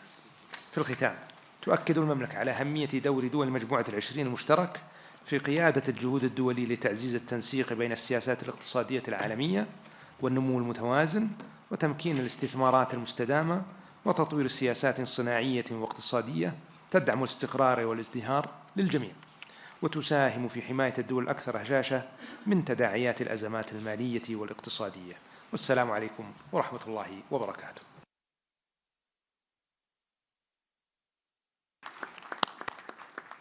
Thank you very much, Your Royal Highness. I now call upon, in the segment of members of the G20, the last speaker before we go to guest countries. I now call us upon the Deputy Chief of Staff of the Presidential Executive Office of the Russian Federation, Mr. Maxim Oreshkin. Thank you, President Ramaphosa. The international economic order is definitely in crisis, and it is no longer matching new and emerging realities. This crisis is three-dimensional: the crisis of globalization and openness, the crisis of global economic institutions, and the crisis of economic development models. These days, global economy is facing a severe fragmentation. Advanced economies continue to engage in illegitimate unilateral actions, including sanctions, trade barriers, technological and educational restrictions, as well as seizure of sovereign assets. These methods of unfair competition destabilize the global economic architecture, disrupt supply chains, discourage long-term investments, hold back the global growth, and undermine progress in achieving the Sustainable Development Goals. Today, we are here in Africa, a region that urgently needs strong economic growth to meet the needs of its fast-growing population. We should talk today about access of Africa and the Global South to new technologies, healthcare, education, and most importantly, financing. We're concerned that financial flows to developing countries are simply not enough. Even the official development assistance came to a steep decline in 2024 of 7.1%. and is projected to fall further. While Africa is in dire need of capital inflow, total net borrowings by G7 governments, according to the IMF data, will reach almost $3 trillion this year. By the way, it equals to total GDP of the whole African continent. Mounting sovereign debt of several G7 countries pushes them to the verge of fiscal collapse. Artificially inflated financial bubbles may trigger a knockdown to the global economy. If we look at the international financial institutions, they are currently deviating from development finance to military expenditures. Thus, financing goes back to the Western economies, and in many cases through the corruption schemes in Ukraine. The World Bank, for example, has provided Ukraine with more aid in 3 years than to all African countries combined. Moreover, African economies face biased rejections and complicated procedures of funding from the World Bank and the IMF. Definitely, all these institutions should be reformed to benefit the Global South.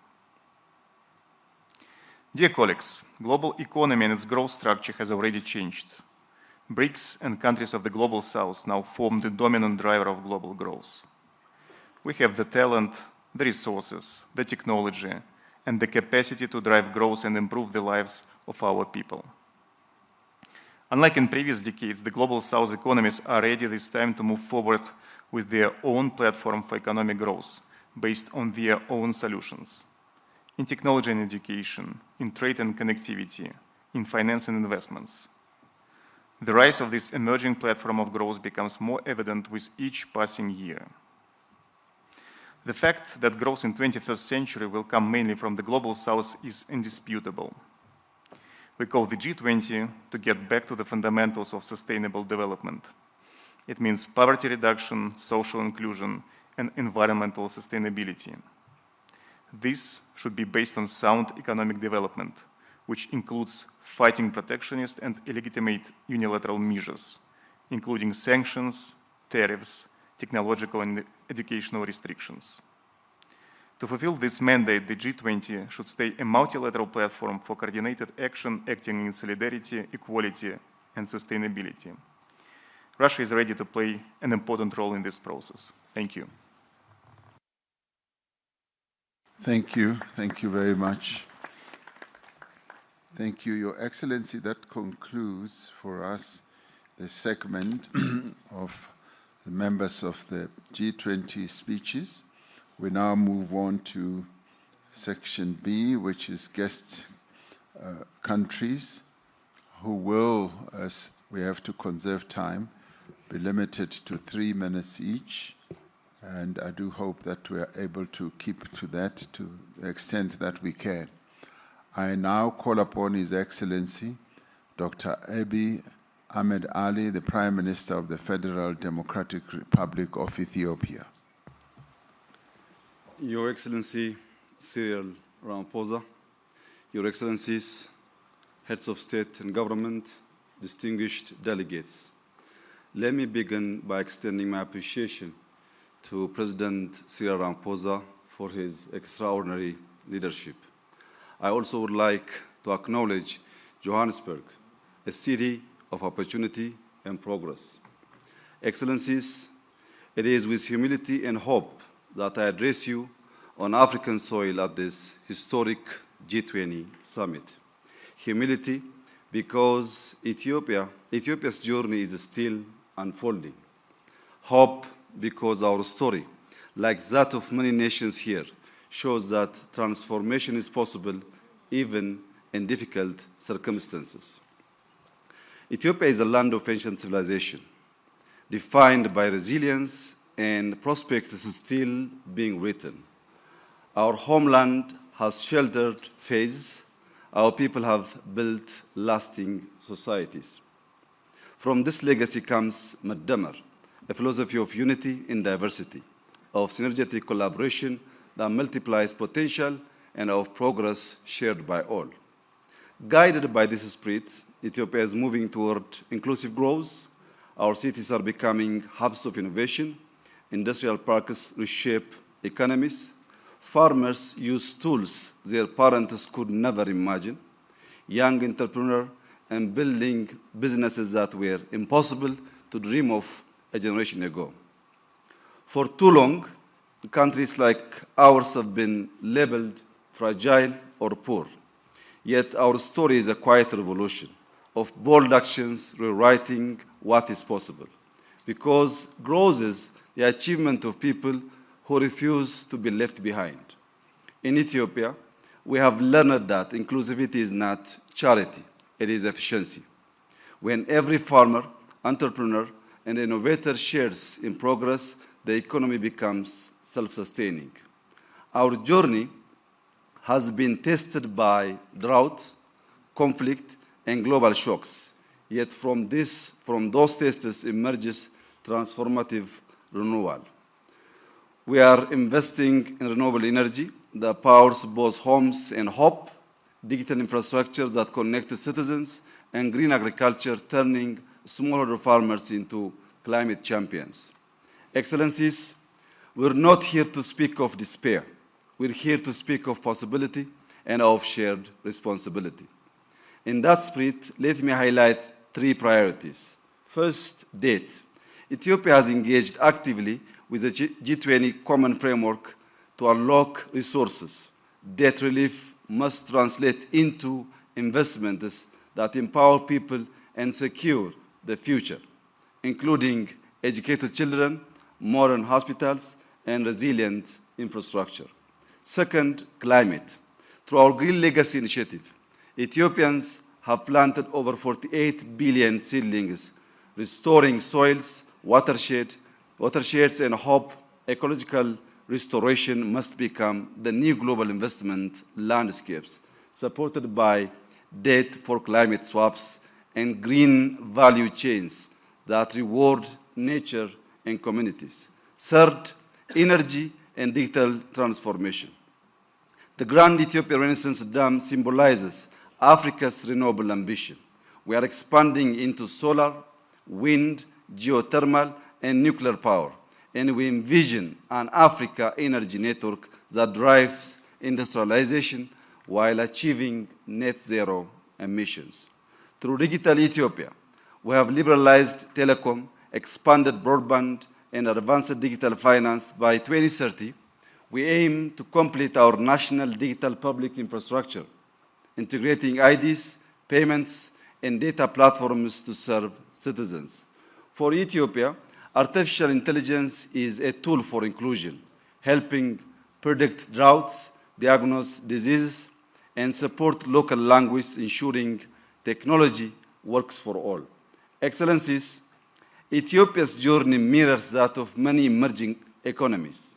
Our success offers lessons, our challenges offer insights. Inclusivity and sustainable growth is both a practical and a moral imperative for our continent. It requires humility to reconsider what we treasure and courage to redefine what we value. I propose that the G20 adopt a new lens, measures resilience as growth. Let us count not only GDP, but the capacity of societies to withstand and adapt, because that ultimately is what sustains development. Ethiopia stands ready, rooted in Madamar, to contribute to this shared global journey. I thank you.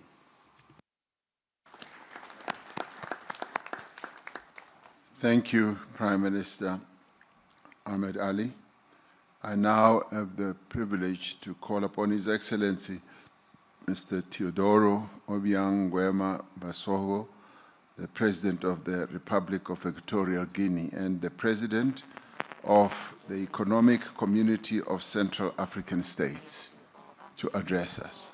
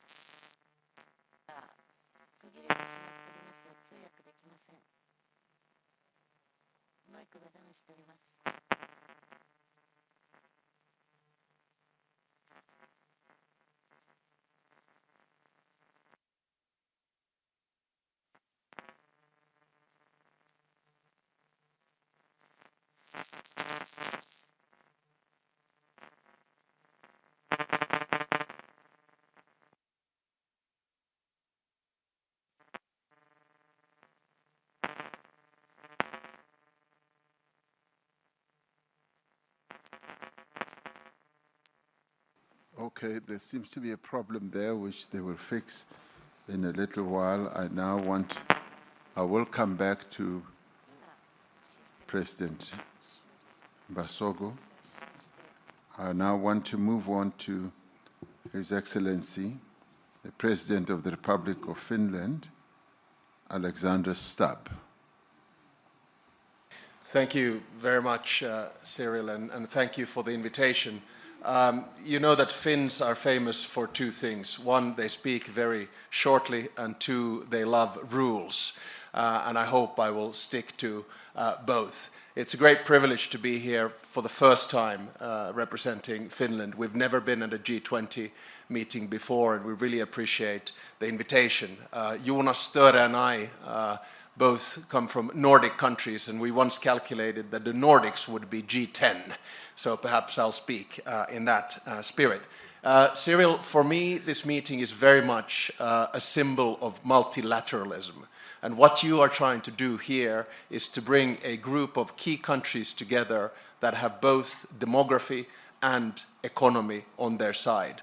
And you are doing it at a time when there clearly is a change in the world order, where I believe personally that the nexus of power is moving eastbound and southbound.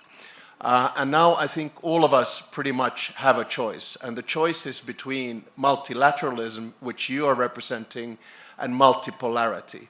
And these two things are very different. For me, multilateralism is about cooperation, it's about rules, it's about norms, and it's about institutions.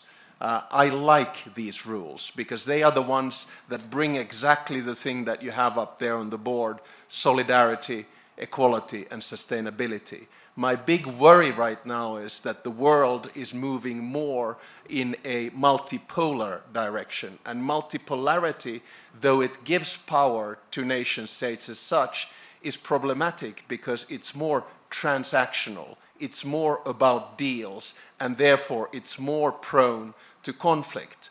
There have been many excellent interventions here today about rules on trade, rules on the way in which we engage with each other. My biggest worry right now is that we are not seeing enough multilateralism in three key conflicts that have been raging around the world. One, Russia's war of aggression in Ukraine. Two, the situation in Gaza. And three, the situation in Sudan.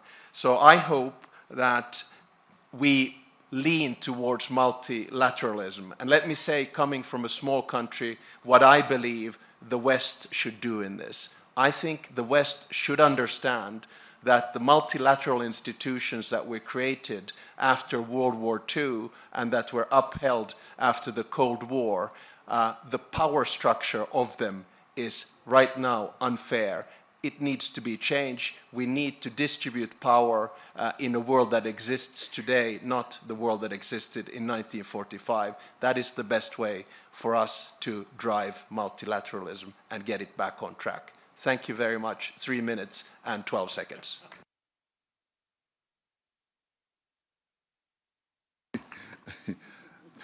Thank you very much, President Stubb. You were just so precise, Alexandra. That's the Nordic spirit, I take it. We now go back to His Excellency President Teodoro Obiang Nguema Mbasogo, President of the Equatorial Guinea. We apologize for your mic having not worked as it should have, but please go ahead. Sus Excelencias, Jefe de Estado y de Gobierno y Jefe de Delegaciones, distinguidos invitados, señoras y señores. Me dirijo a ustedes en nombre de la Comunidad Económica de los Estados de África Central.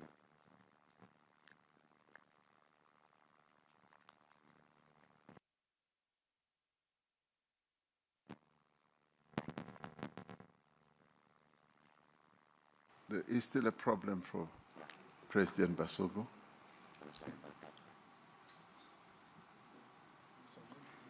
My apologies again, President. The technicians told me that they had fixed it, but it seems like they still need to do a little bit more work. And with that in mind, I will move on, and we will give you double the time. I will move on to His Excellency, the Prime Minister of Ireland, Mr. Michael Martin. Thank you very much indeed, President Ramaphosa, and congratulations to you and to South Africa on your G20 presidency, the first on African soil. And your drive and commitment to using this important forum to tackle very important issues is deeply appreciated, and Ireland has been very honoured and privileged to have been in the position to work with you across all work streams over the past 12 months. Our world is ever more interconnected and interdependent, and working collaboratively is the best way we can serve our people. Our long-standing commitment to international law, multilateralism, and active engagement in international fora motivates us to advocate for an inclusive international system that leaves no one behind. And in that context, there is an urgent need to end war and conflict. War and conflict damages and undermines economy and economic growth. And in that context, there must be renewed efforts to end the illegal invasion of Ukraine by Russia and the war that has ensued, and also the horrors of Gaza and the appalling situation in Sudan. We must work very hard to end these wars in addition to the many other conflicts. Ireland advocates for economic growth to be inclusive, to be resilient, and to be environmentally sustainable. And our focus has always been on investment in human capital in terms of education and training as the key underpinning of economic growth into the future. Economic growth has to contribute to equality, to poverty reduction, and must align with international commitments on climate change and environmental protection. Ireland welcomes the G20 efforts that support inclusive growth on the African continent and beyond, seeing this as an endorsement of the Agenda 2030 commitment to reach the furthest behind first. Women's economic empowerment is crucially important as a direct pathway towards gender equality, poverty eradication, and inclusive economic growth. Ireland values policy interventions that support investment in local and regional value chains, which support quality jobs creation, raise living standards, and enhance resilience. Digital inclusion is a key enabler of a growing economy, and we're supportive of work to develop a fair and inclusive digital economy with effective rules for digital trade. Trade and investment need to create opportunities for those considered the furthest behind, particularly women and marginalised groups. And Ireland, along with the European Union, is committed to an open and rules-based multilateral trading system with a modernised WTO at its core. The rules and the standards that the WTO provides are crucial for all of us who depend on global trade and allow all trading nations to benefit. The stability and the predictability provided by the rules-based multilateral trading system is key in supporting sustainable development. It does have to, however, be modernised and must also address the impact of the increasing use of trade-distorting industrial policies. Growing debt servicing costs, as has been said, translates into reduction in many countries' expenditure on the core areas of health and education and social protection, again impacting their ability to reach the furthest behind first. Ireland supports the outcome of the Financing for Development Conference, the Seville Commitment, and we are supportive of the institutions and initiatives that assist countries with debt issues. And these include the G20, which has developed and is overseeing the implementation of the Common Framework for Debt Treatments, the Global Sovereign Debt Roundtable, and the Paris Club. And we continue to call, where appropriate, for reform and improvements of these institutions and initiatives. These priorities have guided our active engagement in the G20 this year, and we support South Africa in this endeavour. Thank you very much indeed, President. Thank you. Thank you, Taoiseach.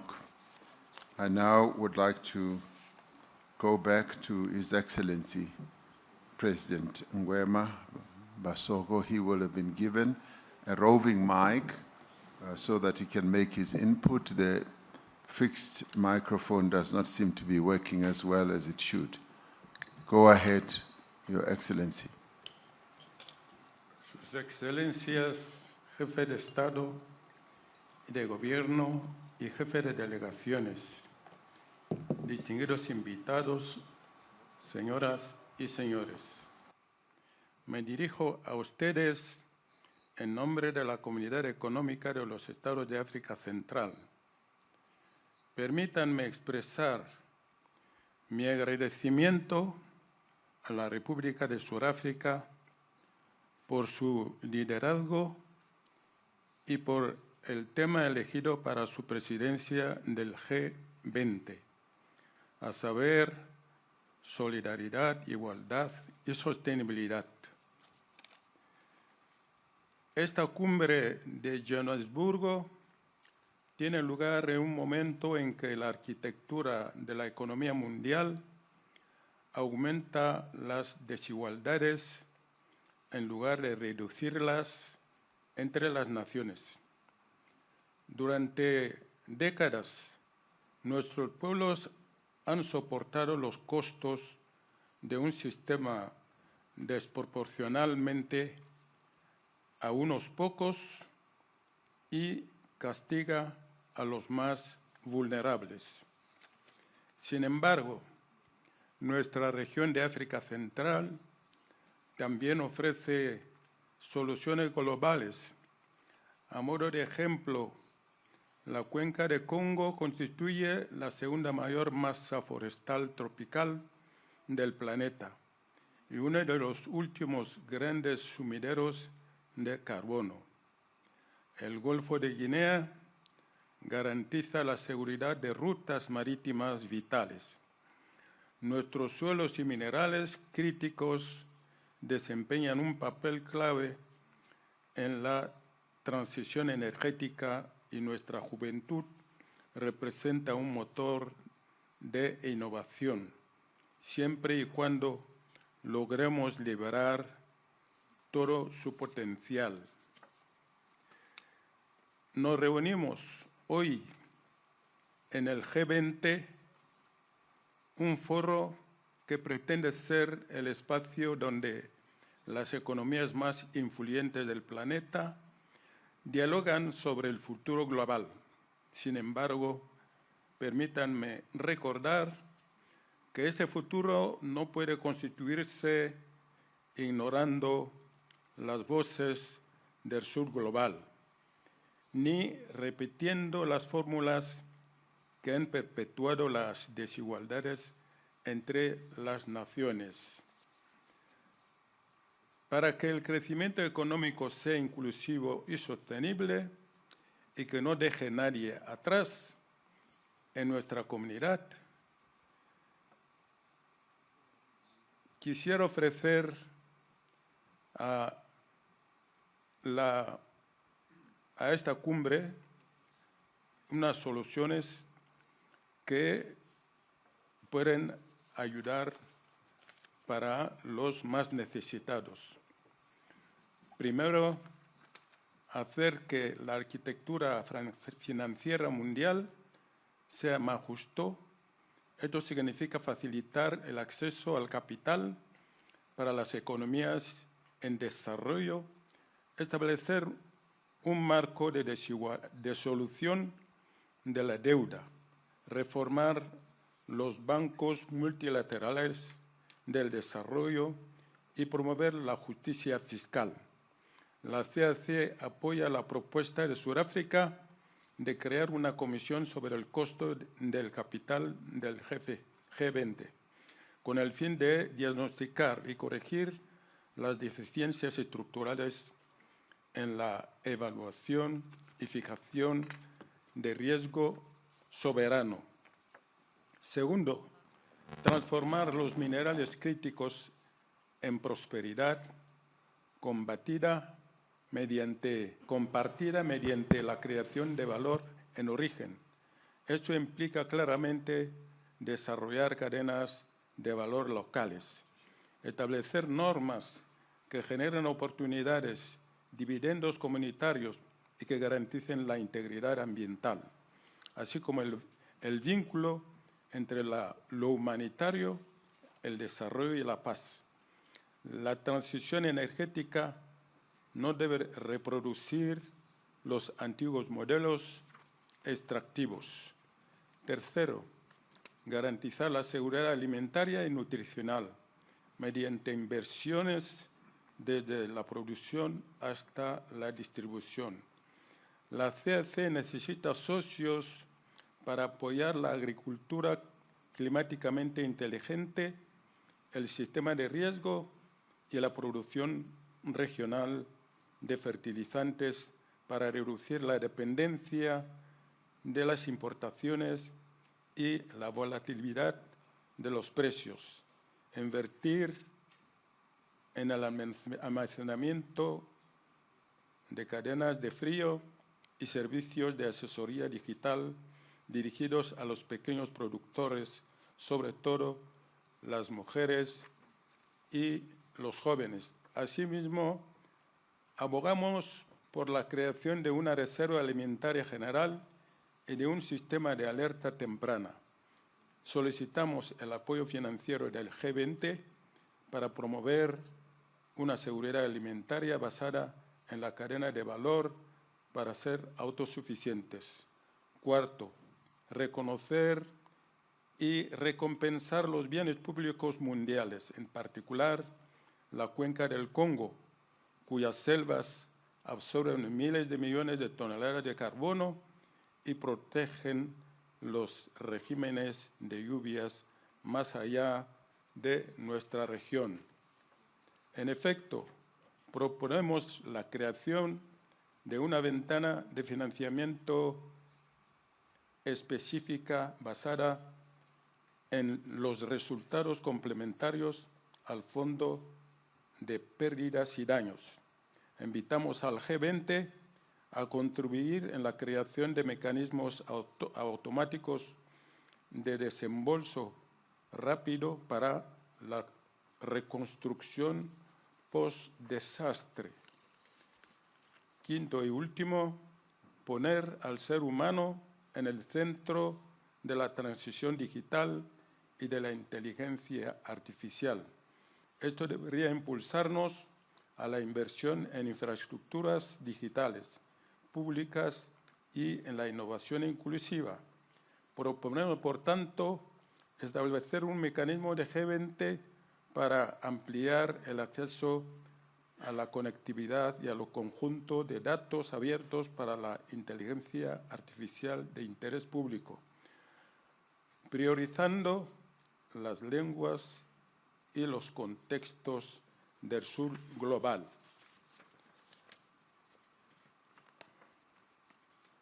Sobre todo, estos 5 imperativos se encuentran en una agenda transversal para medir y combatir la desigualdad entre la base de hechos y no de mitos. La CAC respalda la creación de un panel internacional sobre las desigualdades, a fin de seguir las tendencias, evaluar las causas y medir el impacto de las políticas. El mundo reclama una gobernanza más justa y es nuestra responsabilidad ofrecer una respuesta que conduzca a un futuro más próspero para todos los pueblos del planeta. Muchas gracias.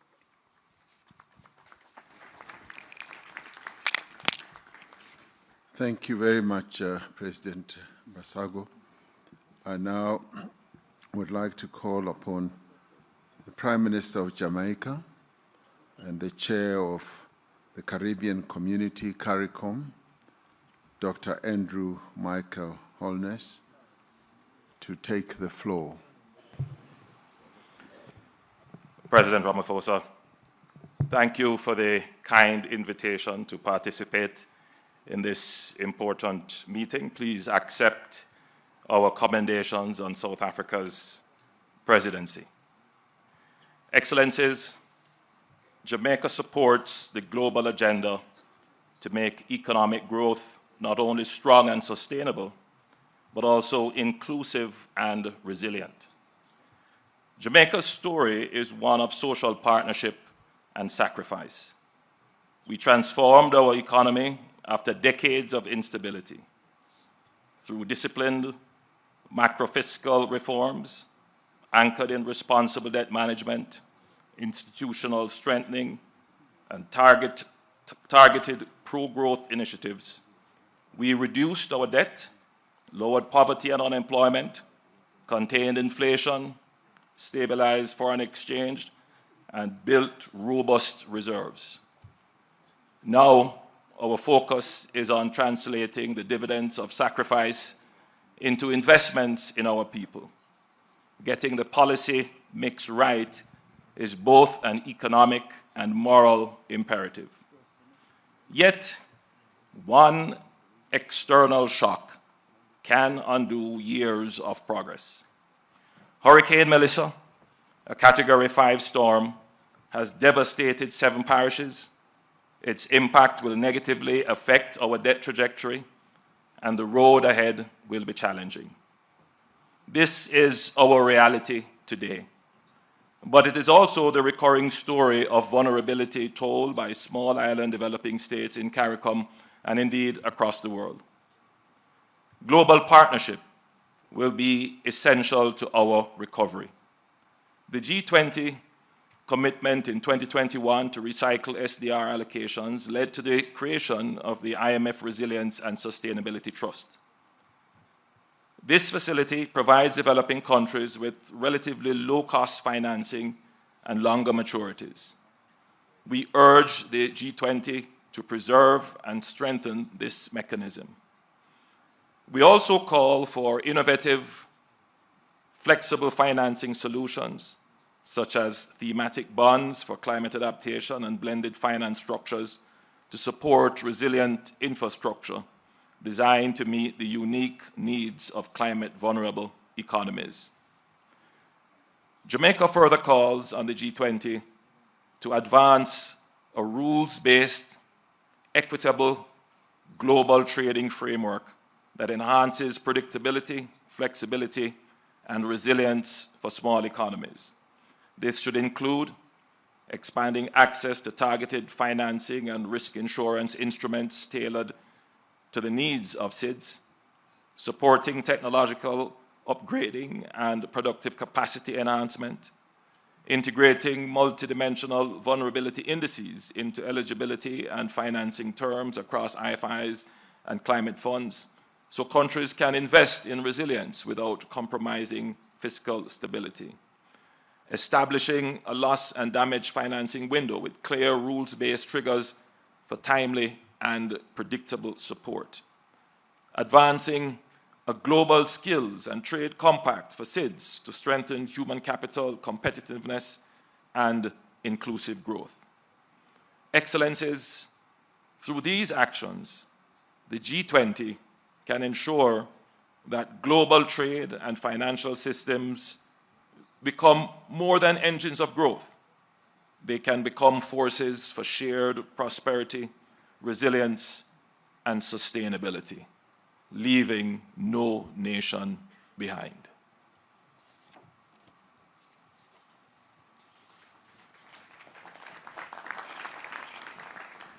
Thank you, Prime Minister, and we should collectively pass our condolences to you and the people of the Caribbean for the devastation that we all witnessed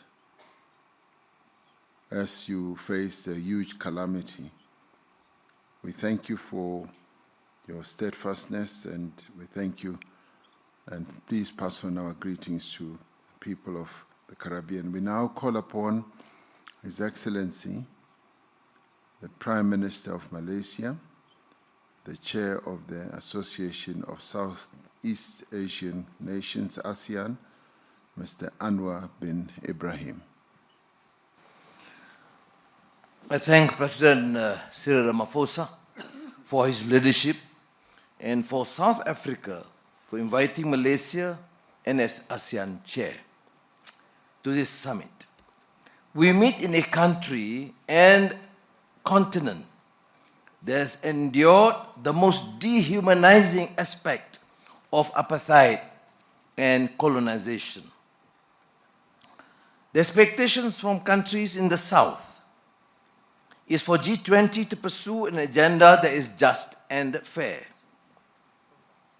to be unequivocal on our resolve to end the atrocities and colonization in Gaza, and the civil strife in the Sudan, and achieve an amicable resolution to the war in Ukraine. Malaysia has worked with our Asian neighbors in particular to manage political conflicts, tariff shocks, supply chain pressures, and rapid technological change. We have found that when policies are aligned and rules are predictable, shocks pass through with less damage. The lesson is clear.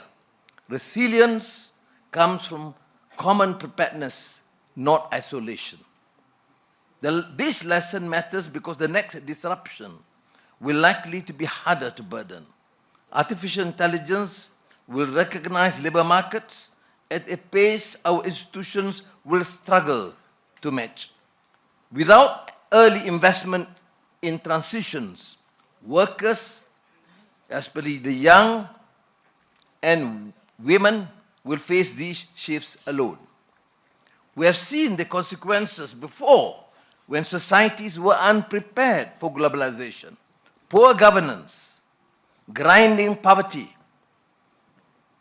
endemic corruption, resulting in stagnant wages, eroding trust, and the rise of politics that feed on grievance. With AI, destabilization becomes a real risk if countries enter this transition unprepared. This will be one of the defining challenges of our times. Now, countries, of course, must equip their people, especially the young, for the speed of technological change. Opportunities for trading and credible safety nets are essential. Small and medium-sized firms, which carry much of the employment burden, will need support. Global resilience cannot be built on fiscal exhaustion. Many developing economies now spend more on servicing debt than on education and investment. Countries need the capacity to invest ahead of disruption, not after. Multilateral development banks must be ready to deploy more quickly and work closely with countries to support the investments and build resilience. We are ready to work with all partners to meet this common challenge and to help sustain an open, predictable global economy that gives our people a fair chance to thrive. Thank you again.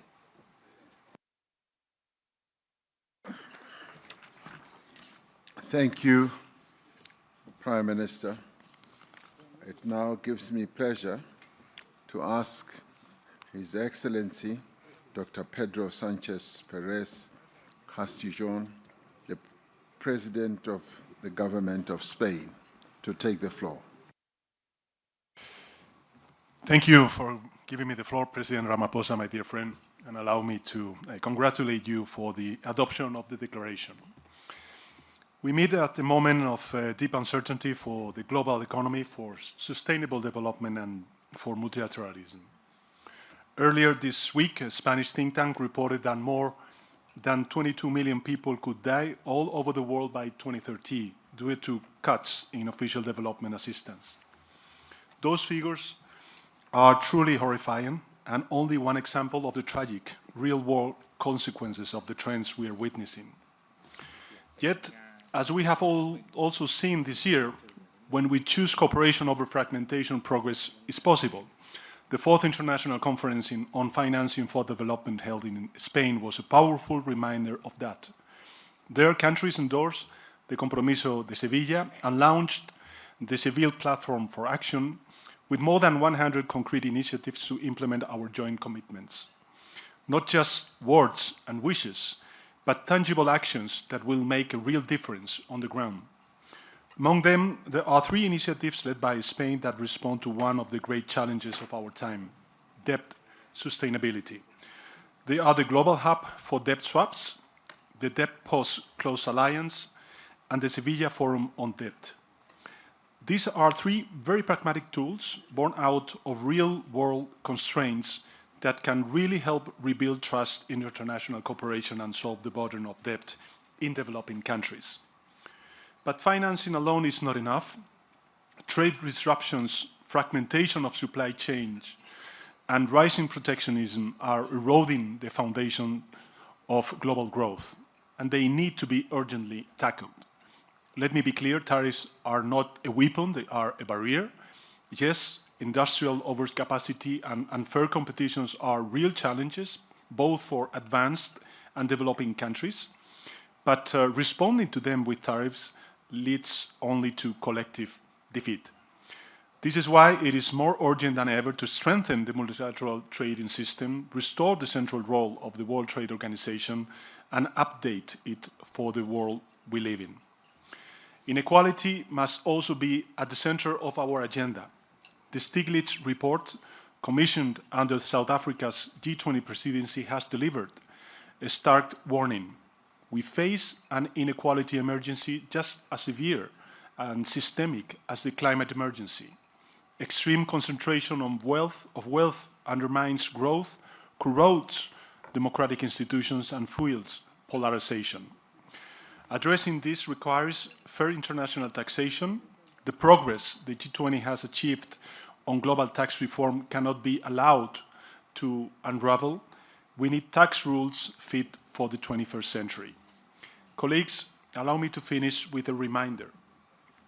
Inclusive and sustainable development is impossible without peace. We must stand by the principles of the UN Charter, everyone, everywhere, at all times, be it in Ukraine or in Palestine. This means defending sovereignty, independence, and territorial integrity, and ensuring strict compliance with international humanitarian law. Without peace, without respect for multilateral rules, our efforts on trade, development, and inequality won't succeed. Spain remains committed to working with all of you to ensure that the G20 strengthens cooperation, protects the most vulnerable, and leaves no one behind. And I thank you.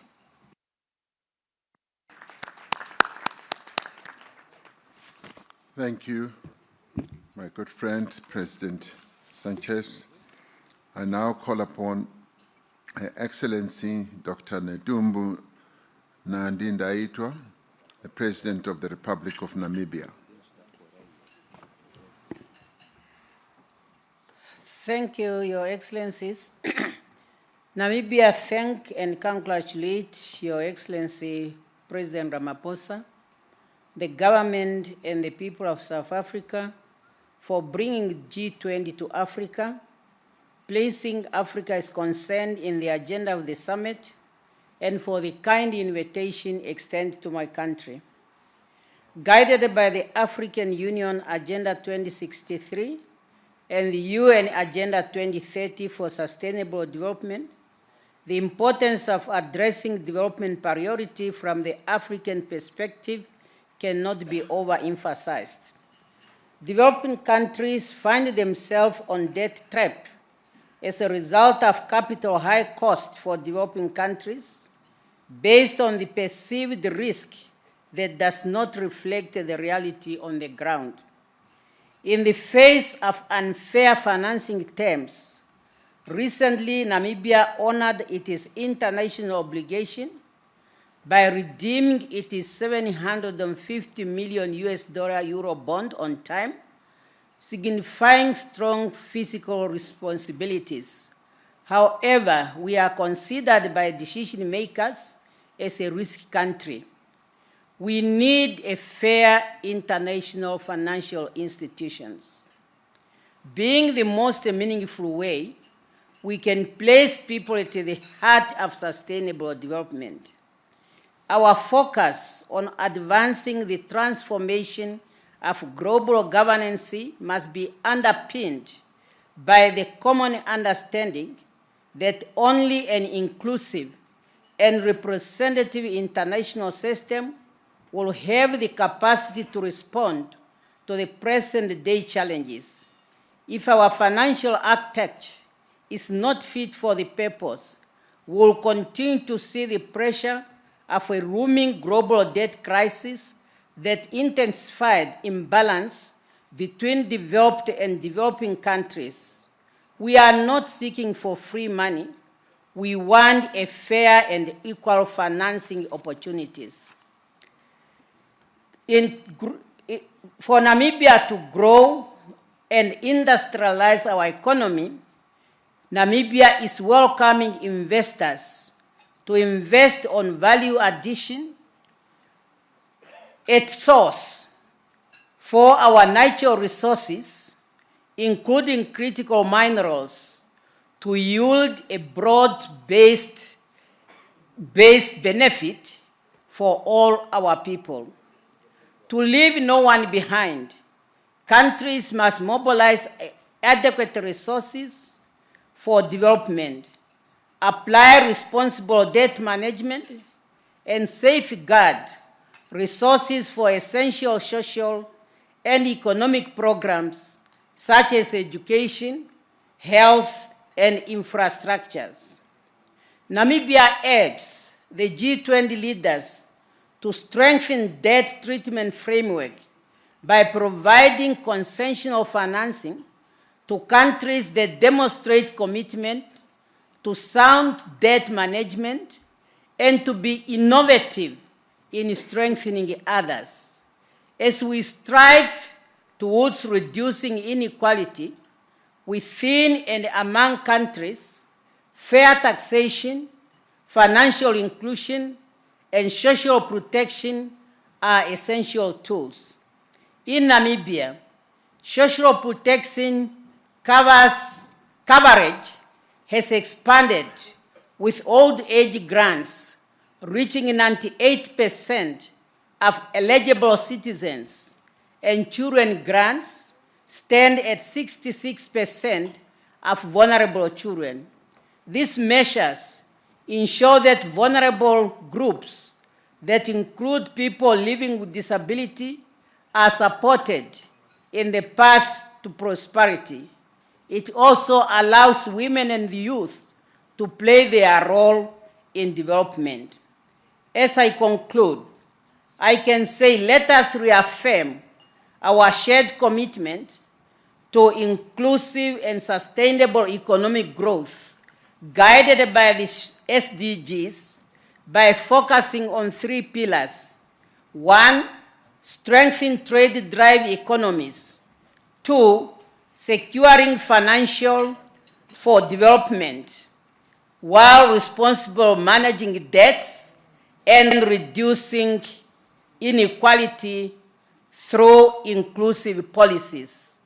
And all these are talking to the theme of this conference, which we really very much welcome, namely solidarity, equality, and sustainability. Thank you for your kind attention. Thank you, President Nandi Ndaitwah, President of the Republic of Namibia. I now call upon His Excellency, Mr. Dick Schoof, the Prime Minister of the Kingdom of the Netherlands, to take the floor. Thank you, Mr. Chair. And as Minister of Finance, I will speak on behalf of the Netherlands. And I think it's important to emphasize this since I still have to fly back home with my Prime Minister. First of all, let me say how much I appreciate your hosting this first G20 on the African continent. We know what a challenge it is to organize a major international conference, and this summit reflects the growing importance of your country and Africa as a whole on the global stage. And I think I can speak on behalf of everybody that you have been a fantastic host, so thank you for that. In the run-up to this summit, the Netherlands was pleased to work with you on key themes of your presidency: solidarity, equality, and sustainability. And as the world's 18th largest economy, we greatly appreciate the opportunity to be part of the G20 again this year. I would like to make some brief remarks on 3 topics that all feed into one another: economic growth, debt sustainability, and private capital mobilization. First, it's clear that we need economic growth in order to achieve inclusive and sustainable development. However, the most straightforward and direct way to unlock economic growth is to immediately end Russia's unjust and unprovoked war in Ukraine. Not only is it causing unbearable human suffering, it also continues to have significant negative global economic spillover effects. And it's the real reason scarce resources have to be invested in Ukraine. Only a just and lasting peace can put an end to all this and can guarantee the security of Ukraine and Europe. Second, on debt sustainability, it's a fact that high debt levels stand in the way of growth. Every dollar spent on interest cannot be spent on investing in a stronger economy. So that's why the Netherlands strongly supports the G20's work on debt sustainability. Specifically, we think it's important to continue working on transparency, because that transparency can help boost investors' confidence in borrowing countries, which in turn will stimulate financing for development. And third, we know there are insufficient public funds to tackle the enormous needs of developing countries. So therefore, we need private capital mobilization as well. So I applaud the finance track for the excellent job it has done this year, mapping out new ways to unlock institutional capital for investment in emerging markets. And this includes innovative approaches in the Netherlands to mobilize pension fund capital. It is important that the G20 continues this path. So my appeal, Mr. Chair, is for more international economic cooperation, more transparency, and more private funding, especially when they benefit the world's most vulnerable people. And we realize it's easier said than done. But if the G20 continues to show leadership in this endeavor, I assure you the Dutch government and the Dutch investors stand ready to work with you. Thank you very much. Thank you indeed. And now I would like to call upon His Excellency, the Prime Minister of the Kingdom of Norway, Mr. Jonas Støre, to take the floor. Thank you very much. I'm his Chief of Staff and will speak on his behalf. Dear President Ramaphosa, it has been a privilege for Norway to be an invited country during South Africa's G20 presidency. And it's also an honor to attend this first G20 Summit here in Africa, under the able leadership of you, President Ramaphosa. I commend South Africa for placing a special emphasis on the issue of inequality. And I thank Professor Stiglitz for providing important input to our discussion, including the crucial observation that inequality is not a given. Inequality is the result of policy choices. As such, it can be fought, including with a progressive taxation system, an effective welfare system covering everyone, and not least, measures that ensure equal opportunities for women and men. Norway invests in equality because it's the best antidote to exclusion, to resentment, to conflict, and democratic backsliding. And we invest in equality because it improves the lives of our citizens and makes our economy stronger. Let me give an example from my country. Research shows that increase in women's participation in the workforce from the 1970s and onwards has mattered just as much to our economy as our revenues from oil and gas. Rising inequality is a global challenge. It is a factor in almost any issue we are dealing with, from war and climate change to poverty and health. Inequality hampers development. Therefore, we fully support the objectives outlined for the International Panel on Inequality. And we support the central message in the report. Reducing inequality requires more international cooperation. And let me point out 3 priorities. Number 1, we must implement the Compromiso de Sevilla. The comprehensive framework was agreed at the 4th Financing for Development Conference. It provides a roadmap to address many of the issues also raised in the report by Professor Stiglitz. Secondly, we have to make progress on the WTO reform. Rule-based trade is crucial for economic growth and development. Multilateralism matters. It's on us to make sure that the next year's WTO ministerial meeting delivers and that Director General Ngozi has the backing she needs. Third, we should continue to strengthen multilateral development banks. Going forward, they will be the main source of development finance. The G20 plays a special role in making sure that they are fit for the task. Excellencies, Norway is a long-standing friend of Africa. We support the development aspirations of the people of this continent as spelled out by Travel Manual in his presentation. I'm therefore pleased to announce that Norway intends to contribute approximately $300 million to the African Development Fund replenishment for the period 2026 to 2028. I also urge others to present generous pledges to this very important fund.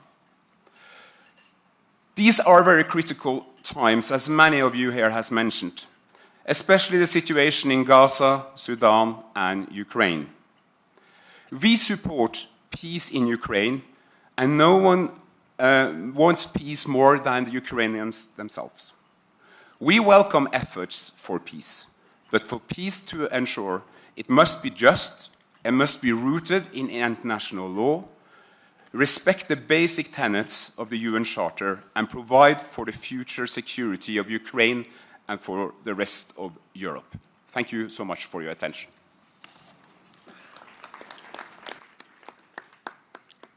Thank you for the contribution. We always are grateful for contributions that are made for the development of our continent. So please pass on our gratitude. We now go ahead and call His Highness Sheikh Tamim bin Hamad Al Thani, the Emir of the State of Qatar.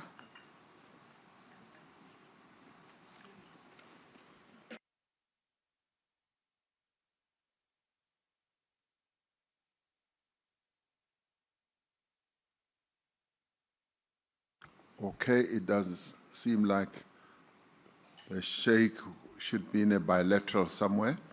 We will come back to him.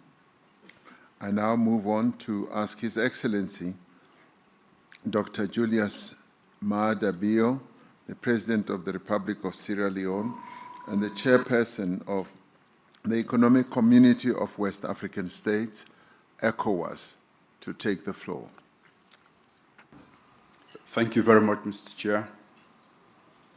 Your Excellencies, distinguished leaders, ladies and gentlemen, I want to start by congratulating our host for being a great host, especially for the warmth and hospitality that he has extended to us. I now bring you warm greetings from the Economic Community of West African States, ECOWAS. The region is currently celebrating its golden anniversary in recognition of various achievements, but also reflecting on the future of the community. We gather here to make important decisions on trade, finance for development, and the existential debt burden. Excellencies, ladies and gentlemen, trade is not just about goods crossing borders, but about creating opportunities in Africa for over 1.4 billion people and providing opportunities to create employment and wealth.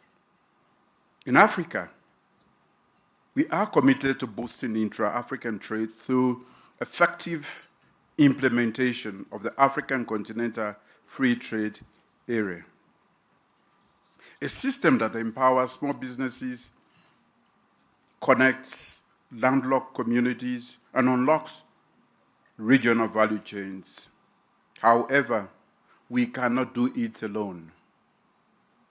We call on G20 to, 1, reform global trade rules to ensure fair access for African exports. 2, invest in trade facilitation, digital corridors, and green logistics. 3, support the full implementation of FTAs, such as the AFCFTA, especially for the effective participation of women and youth entrepreneurs. Excellencies, ladies and gentlemen, development finance must move from charity to strategy. Africa does not lack ambition, but affordable capital. The cost of borrowing for many of our countries is up to 8 times higher for advanced countries. We urge G20 to, 1, scale up concessional finance and blended instruments for climate resilience, digital infrastructure, and urban transformation. 2, empower national and subnational institutions with direct access to global capital markets. 3, champion innovative tools like diaspora bonds, carbon credit, and SDG-linked instruments that reflect Africa's realities. Scale up climate finance commitments. Africa contributes, as we all know, less than 4% to global emissions, yet bears the highest climate cost. G20 must support the realization of the 100 billion climate finance pledge and accelerate access to loss and damage fund. To advance global peace and security, the G20 must lead the effort to redress the issues of increasing global poverty, economic inequality, and justice, which feeds global security challenges.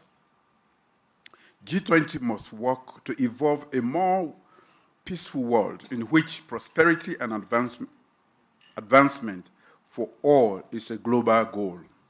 Excellencies, ladies and gentlemen, today over 20 African countries face high risk of debt distress, not necessarily due to reckless borrowing, but because we borrow in a structurally unjust system. The cost of borrowing and servicing for many African countries is prohibitively high, thereby diverting funds from crucial sectors such as health, education, and infrastructure, as has been alluded to by many already. The G20's common framework must evolve. We need, one, timely, transparent, and equitable debt restructuring across all creditor classes, intercreditor burden sharing and binding timelines, access to concessional finance and capital on fairer terms, a new debt climate development compact that links relief to resilience, addressing issues like illicit financial flows, profit shifting, and marginalization in global value chains is crucial for long-term solutions. We offer the following recommendations. We propose the establishment of a task force on trade and finance for structural transformation. 2, we call on multilateral development banks to create dedicated credit lines for regional and urban development. We urge the summit to adopt a multi-pronged approach on fiscal space, financial innovation, and institutional capacity as the foundation of a new global economic architecture. And finally, we call for a recommitment to the multilateral trading system that we are used to. Thank you. Thank you, President Mahadabio. Your Excellencies, I'd like to announce that we will be taking a family photo in about half an hour and 30 minutes. When we have finished the guest country speakers list, which we will finish shortly. Thereafter, we will take a family photo and stretch our legs before we come to listen to the inputs from international organizations. I now call upon His Excellency, Prime Minister and Minister of Finance of the Republic of Singapore, Mr. Lawrence Wong, to take the floor. Thank you, President Ramaphosa. Excellencies, I start by thanking President Ramaphosa and the South African government for their excellent arrangements and for inviting Singapore to this historic G20 Summit, the first time on African soil.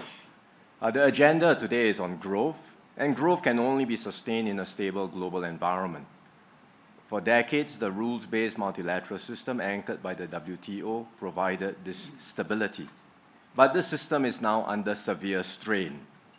One reason is that the system has been optimized for efficiency in a different era, and it has not caught up with the realities of today's world, realities like digital trade, as well as the fact that interdependencies are increasingly being seen as vulnerabilities and are open to being weaponized or used as leverage in moments of dispute. Understandably, countries are taking actions to protect themselves and to prioritize resilience and security. Yet, if every nation goes its own way, the global system will unravel even more quickly. And when that happens, everyone will be worse off. And the heaviest burden will fall on the developing nations. So we do need to reform and update the global system to ensure it addresses the strategic realities of our time. First, we must recommit to the core foundations which remain relevant today, and that means upholding international law and the norms and practices that guide state behavior. That is critical to continued peace and stability in the world. Second, we must reform the current system, be it the WTO or other global institutions. We cannot be paralyzed by old ways of doing things. We all have to get behind the urgent reforms that are needed in the WTO so that it becomes more effective and outcome-oriented. We should complement the WTO with flexible multilateral approaches, and that's why Singapore supports minilaterals and plurilaterals, which can serve as important pathfinders towards updating global rules.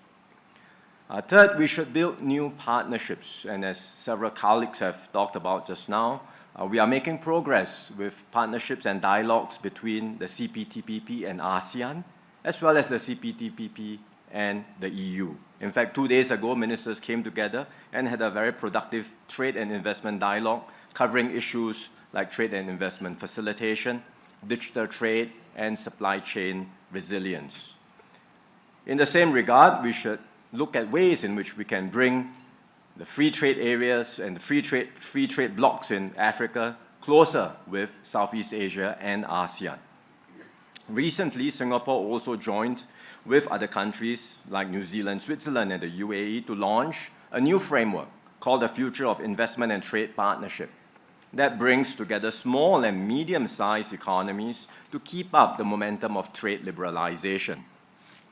All of these efforts can form the foundations of a more resilient and secure multilateral trading system. To be clear, building a new global economic architecture will require significant effort and considerable political will. Multiple efforts are already underway, as I described just now. The G20 can and should play a key leadership role in coordinating these efforts, and Singapore stands ready to do our part and work with all members towards this objective. Thank you, Chair. Thank you. Thank you, Prime Minister Wong. I now move on and request His Excellency, the Prime Minister of the Socialist Republic of Vietnam, Mr. Phang Minh Chinh, to take the floor. Thưa ngài Ramaphosa, thưa các nhà lãnh đạo và quý vị đại biểu, tôi xin chúc mừng ngài Tổng thống và chính phủ Nam Phi đã đảm nhận vai trò Chủ tịch G20 năm 2015 và đánh giá cao chủ đề đoàn kết, bình đẳng, phát triển bền vững. Thế giới đang trải qua những thay đổi sâu sắc mang tính thời đại, nhiều vấn đề chưa có tiền lệ mang tính toàn dân, toàn diện và toàn cầu. Trong bối cảnh đó, quản trị toàn cầu cần hướng tới mục tiêu trọng tâm là duy trì hòa bình, ổn định và phát triển bao trùm toàn diện. Nguyên tắc quan trọng nhất là tôn trọng, bình đẳng, cùng có lợi dựa trên luật lệ và thông lệ quốc tế. Đoàn kết, hợp tác, đối thoại nhằm tạo ra sức mạnh, đem lại lợi ích, củng cố niềm tin. Cách tiếp cận xuyên suốt là toàn dân, toàn diện, toàn cầu, đặt con người ở vị trí trung tâm. Với phương châm đoàn kết để có sức mạnh, hợp tác để có lợi ích, đối thoại để có lòng tin, Tôi xin đề xuất G20 thúc đẩy 3 cái đảm bảo chiến lược sau đây. Một là đảm bảo ổn định để phát triển trong quan hệ quốc tế, chính trị, thế giới và kinh tế vĩ mô toàn cầu. G20 cần đi đầu xây dựng cơ chế, tăng cường đoàn kết, hợp tác quốc tế, tôn trọng lẫn nhau, tìm giải pháp phù hợp giải quyết các xung đột, tạo môi trường thuận lợi cho phát triển, phối hợp chính sách để ngăn ngừa rủi ro hệ thống, ứng phó khủng hoảng, hạn chế rào cản thương mại, giảm thiểu phân mảnh, chuỗi cung ứng, thúc đẩy các sáng kiến, chuyển đổi nợ, đảm bảo ổn định vĩ mô toàn cầu. Hai là đảm bảo hệ thống thương mại đa phương dựa trên luật lệ với trung tâm là WTO, hệ thống tài chính toàn cầu cân bằng, minh bạch, cởi mở, quyền tiếp cận bình đẳng về khoa học, công nghệ và tài chính cho phát triển. Tôi đề nghị G20 tăng cường hợp tác, đấu tranh không chính trị hóa khoa học và thương mại, hỗ trợ các nước đang phát triển bằng cách chính sách thương mại công bằng, hài hòa lợi ích, phát triển hệ thống tài chính hiệu quả và nâng cao năng lực chuyển đổi số, đáp ứng tốt hơn yêu cầu phát triển nhanh và bền vững của các quốc gia, thúc đẩy cải tổ toàn diện WTO để hoạt động tích cực, hiệu quả hơn. Ba là đảm bảo quản trị toàn cầu linh hoạt, hiệu quả, tạo nên hệ sinh thái cho phát triển mạnh mẽ trong kỷ nguyên chuyển đổi số, chuyển đổi xanh. Tôi mong G20 cùng các cơ chế đa phương tăng cường đối thoại, xây dựng khuôn khổ quản trị toàn cầu, hài hòa giữa kinh tế, xã hội và môi trường, giữa hiện tại và tương lai, công bằng, cân bằng lợi ích giữa các nền kinh tế với nhau, thúc đẩy hợp tác về trí tuệ nhân tạo, biến đổi khí hậu, phòng chống thiên tai, dịch bệnh. Thưa quý vị, cố Tổng thống Nelson Mandela từng nói, chừng nào nghèo đói, bất công và bất bình đẳng vẫn còn tồn tại trên thế giới, không ai trong chúng ta có thể thực sự nghỉ ngơi. Việt Nam sẵn sàng hợp tác tích cực, bình đẳng, cùng có lợi với các nước G20 và cộng đồng quốc tế vì một thế giới hòa bình, văn minh, thịnh vượng, phát triển bền vững và bao trùm, không để ai bị bỏ lại phía sau, để mọi người dân đều được hưởng từ thành quả của phát triển và hội nhập quốc tế sâu rộng, thực chất và hiệu quả. Xin trân trọng cảm ơn. Thank you very much. Thank you, Prime Minister. I now call upon His Excellency Mr. Sifi Grieb, Prime Minister of the People's Democratic Republic of Algeria, to take the floor. شكرا سيد الرئيس سيريل رامافوزا. اسمحوا لي أولا أن أنقل إليكم تحيات رئيس الجمهورية السيد عبد المجيد تبون الذي شرفني بإلقاء الكلمة التي يوجهها لهذه القمة. هذا نصها. فخامة الرئيس سيريل رامافوزا رئيس جمهورية جنوب أفريقيا، أصحاب الفخامة رؤساء الدول والحكومات، السيدات والسادة الحضور الكريم، يسعدني بداية أن أعرب عن خالص شكري لفخامة الرئيس سيريل رامافوزا على دعوته الكريمة لبلدي للمشاركة في هذه القمة الهامة التي نفخر بانعقادها لأول مرة في أرض إفريقية، مشيدا عاليا بالأولويات والمواضيع المقترحة خلال جلساتها، بما يعكس إدراكا ووعيا كبيرين بحجم التحديات المعقدة التي تواجه عالمنا اليوم على الصعيدين السياسي الاقتصادي، وتؤثر أيما تأثير على التجانس العالمي إن لم يتم التكفل بها بشكل جدي جماعي وسريع. السيد الرئيس، فيما يخص الأولويات المطروحة على طاولة اجتماعنا هذا، اسمحوا لي بالتطرق إلى النقاط التالية. أولاً، تجدد الجزائر الدعوة إلى معالجة عاجلة لمسألة ثقل المديونية وخدماتها على الدول النامية والأكثر فقراً من خلال مقاربة تتضمن مسح جانب منها أو تحويلها إلى استثمارات مباشرة ومجدية في هذه الدول، مع مراعاة ضرورة تصحيح التعقيدات التقنية لمسألة تقييم المخاطر من خلال إصلاحات عميقة تسمح بإيجاد مخرج للدول التي تئن تحت وطأة الديون السيادية. ثانياً، تضم الجزائر صوتها إلى أصوات الدول الداعية إلى إصلاح المنظمات المالية الدولية ضمن مقاربة حوكمة اقتصادية ومالية راشدة من خلال مراجعة آليات اتخاذ القرار بشكل يضمن تمثيلاً عادلاً ومنصفاً وشفافاً للدول النامية والقارة الإفريقية في هيئات تسيير هذه المؤسسات. ثالثاً، إن الجزائر التي ما فتئت ترافع من أجل تعبئة التمويلات الدولية وحشد الموارد لدعم الجهود العالمية لتمكين الدول النامية والدول الأكثر فقراً من وسائل وتكنولوجيات الانتقال نحو استعمال الطاقة الخضراء، تدعو من هذا المنبر إلى تجسيد شراكات ثنائية ودولية في هذا المجال. رابعاً، تؤيد الجزائر جميع المبادرات الرامية إلى الرفع من حجم التمويلات المخصصة للوقاية من المخاطر الكبرى والاستجابة السريعة للكوارث، وتدعو إلى حث المؤسسات المالية والبنوك الدولية للتفكير في آلية تمويل تفعل في حال ما إذا طلبت إحدى البلدان المتضررة ذلك.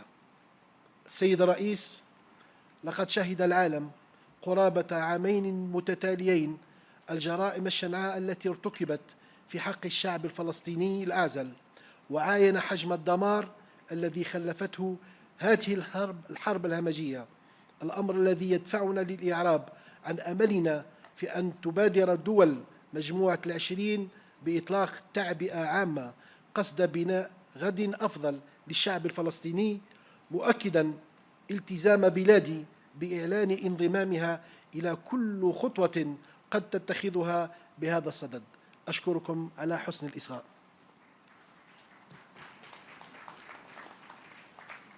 Thank you. There was no real instantaneous translation to that input. Could the translation people look into it? But we now move on. Can it be done now? Yes, let it be done. Excellency President Matamela Cyril Ramaphosa, President of the Republic of South Africa, Excellencies, Heads of State and Government, ladies and gentlemen, distinguished guests.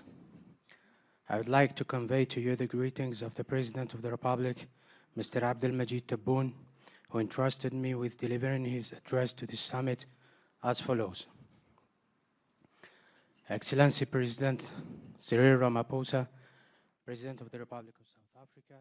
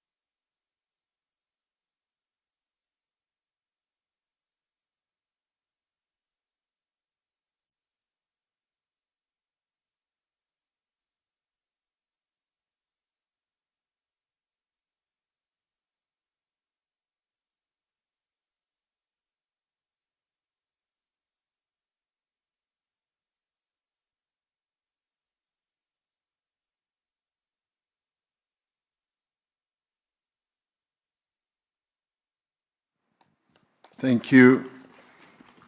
I'd now like to call upon the Prime Minister of the Arab Republic of Egypt, Dr. Mustafa Madbouly, to take the floor. His Excellency Cyril Ramaphosa, President of the Republic of South Africa, Excellencies, heads of the states and government, ladies and gentlemen. I am delighted to join you today on behalf of His Excellency President Abdel Fattah el-Sisi at the G20 Summit.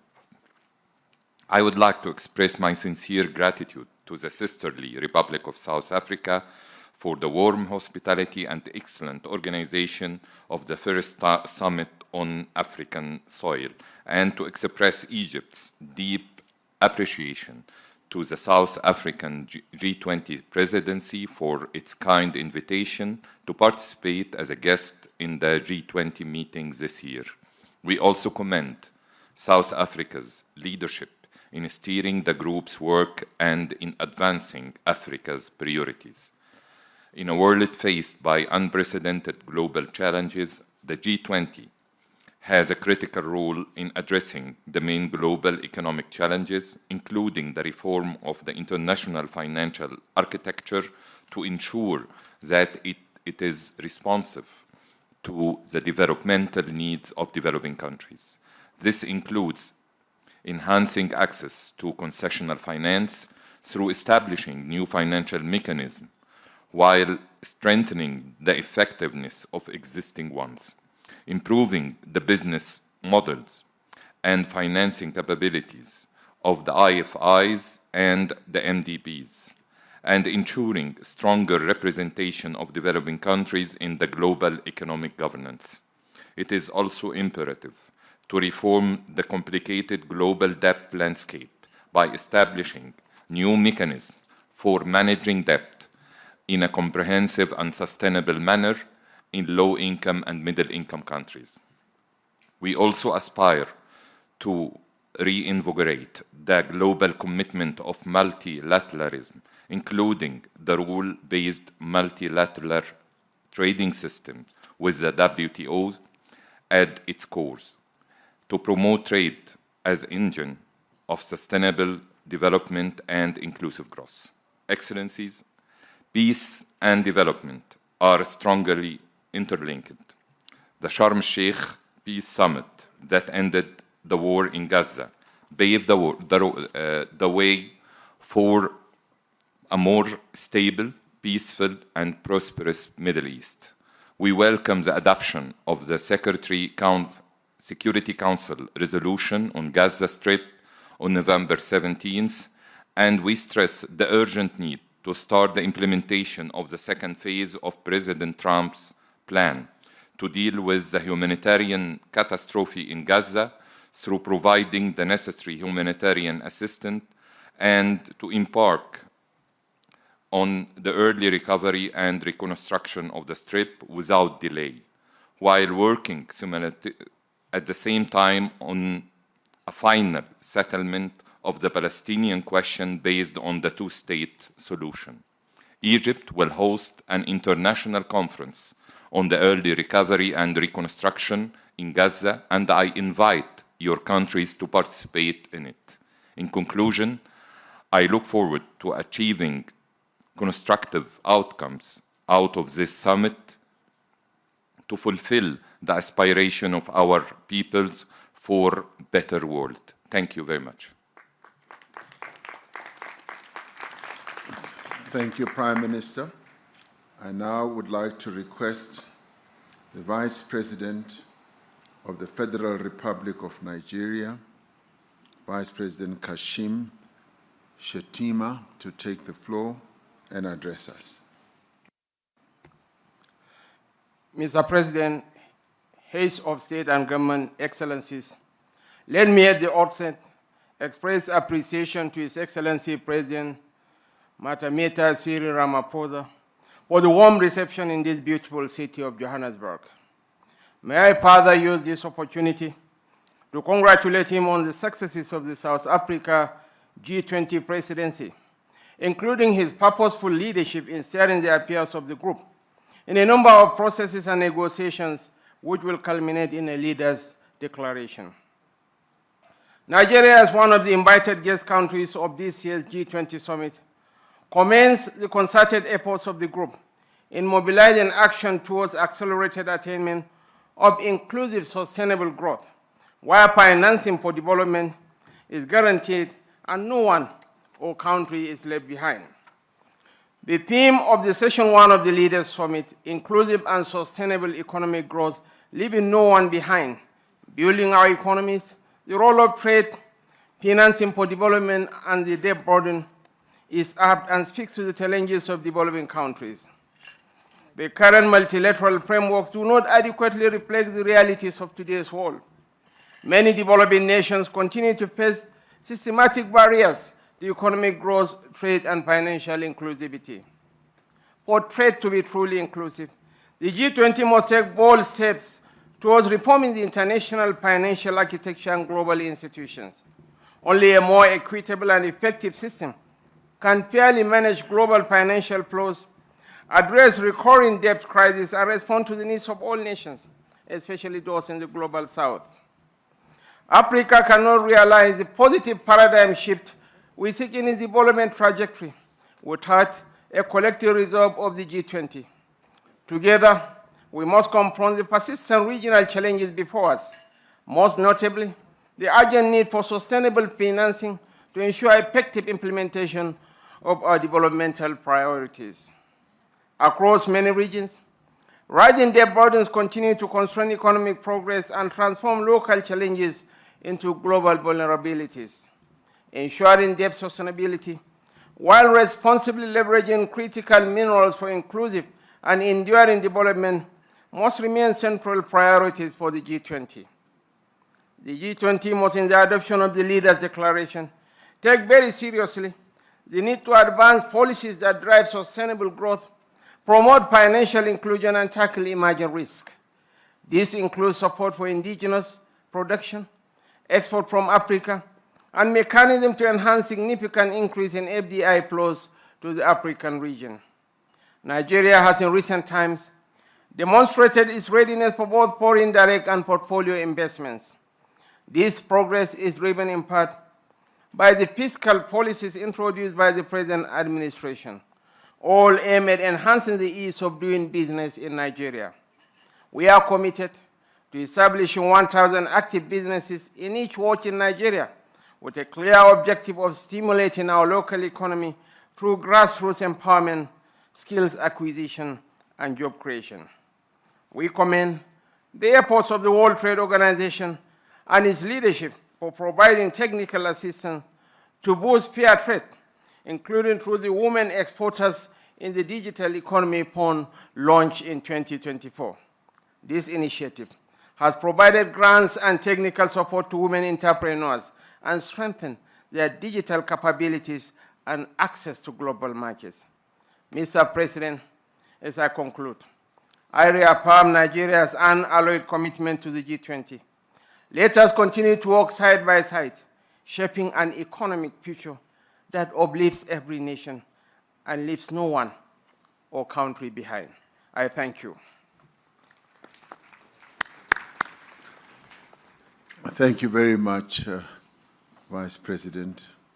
I now ask His Excellency, the Vice President of the Republic of Zimbabwe, His Excellency Constantino Chiwenga, to take the floor. Your Excellency President Matamela Cyril Ramaphosa, Your Excellencies, Zimbabwe joins others to thank the Presidents of South Africa's G20 Chair. Excellencies, Zimbabwe appreciates the opportunity to engage with the G20 as we collectively chart a trajectory towards inclusive and sustainable economic growth. Over the past few years, our global economies have faced multiple shocks and geopolitical tensions that have disrupted global supply chains. Our shared vision should therefore be one of building resilient and innovative economies that deliver prosperity for all. In Zimbabwe, our national strategy is firmly aligned with the 2030 Agenda and the African Union's Agenda 2063. Our focus is on 1, value addition industrialization by moving up global value chain, and 2, human capital development by creating decent jobs, empowering youth and women, strengthening and formalizing SMEs as essential drivers for inclusive growth, and 3, structural reforms by enhancing the ease of doing business, including the use of artificial intelligence, strengthening governance and improving transparency across value chains. And 4, climate resilience, accelerating investments in renewable energy, decarbonization, climate adaptation, and water security to safeguard our development trajectory from systematic shocks. Excellencies, the G20 must reinforce a fair and transparent multilateral trading system under the World Trade Organization. Equally, critical is addressing the major challenge of assessing affordable and sustainable finance. We welcome efforts to reform the international financial system and propose recapitalization of multilateral development banks to expand concessional and climate finance. 2, promotion of innovative financing through active re-promotion of mechanisms such as the green bonds, blended finance, and diaspora investments. And 3, curbing illicit flows by strengthening efforts against illicit financial flows, tax evasion, and profit shifting to enhance domestic resource mobilization in developing countries. The growing debt burden continues to constrain development. Many nations are forced to choose between servicing debt and funding essential social services. We urgently need a comprehensive and equitable debt resolution approach. We encourage innovative solutions such as debt for climate, debt for development swaps. These measures are crucial to restoring debt sustainability while supporting long-term growth and resilience. Furthermore, the G20 Common Framework for Debt Treatments requires significant strengthening.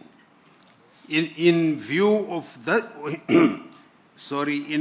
this, Zimbabwe seeks inclusion and active participation in an improved G20 Common Framework for the debt treatment process. We are ready to engage constructively to that end.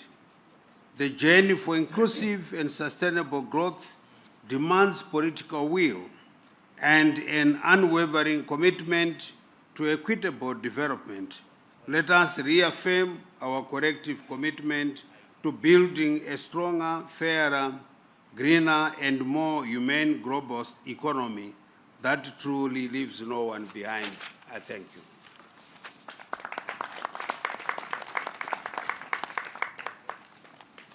Thank you, Vice President Chiwenga.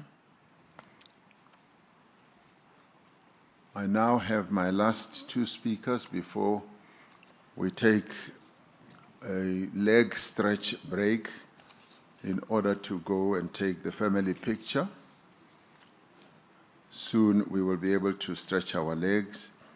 I now ask His Highness Sheikh Khaled bin Al Nahyan, the Crown Prince of Abu Dhabi, the United Arab Emirates. Please take your floor. شكرا فخامة الرئيس. فخامة سيريل رامافوزا رئيس جمهورية جنوب أفريقيا الصديقة، أصحاب الجلالة والفخامة والسمو، أصحاب المعالي والسعادة، الحضور الكريم، يسعدني في البداية أن أنقل إليكم تحيات صاحب السمو الشيخ محمد بن زايد آل نهيان رئيس الدولة حفظه الله، وتمنياته بالنجاح أعمال قمة مجموعة العشرين.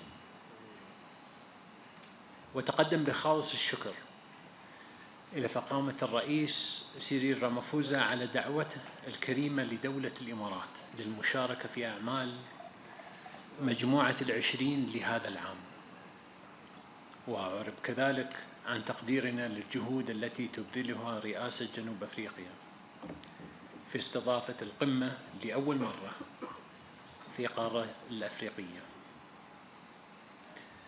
السيدات والسادة، يأتي اجتماعنا اليوم ليجسد روح الشراكة العالمية ويدعم ترابط الأسواق والتكامل الاقتصادي بين الدول عبر مختلف الأقاليم. وتعمل دولة الإمارات بشكل مستمر مع شركائها على تعزيز مسار التعاون الاقتصادي العالمي وترسيخ نظام تجاري دولي متوازن وشفاف، بما يتيح مشاركة شاملة وفعالة للدول النامية في صياغة مستقبل النظام التجاري العالمي، مما يعزز الوصول إلى أفضل الحلول التمويلية لتطوير المشاريع التنموية والاستثمارية في مجالات التكنولوجيا المتقدمة والطاقة والصحة والزراعة، مع تركيزنا المستمر على بناء القدرات ونقل المعرفة وتمكين المجتمعات.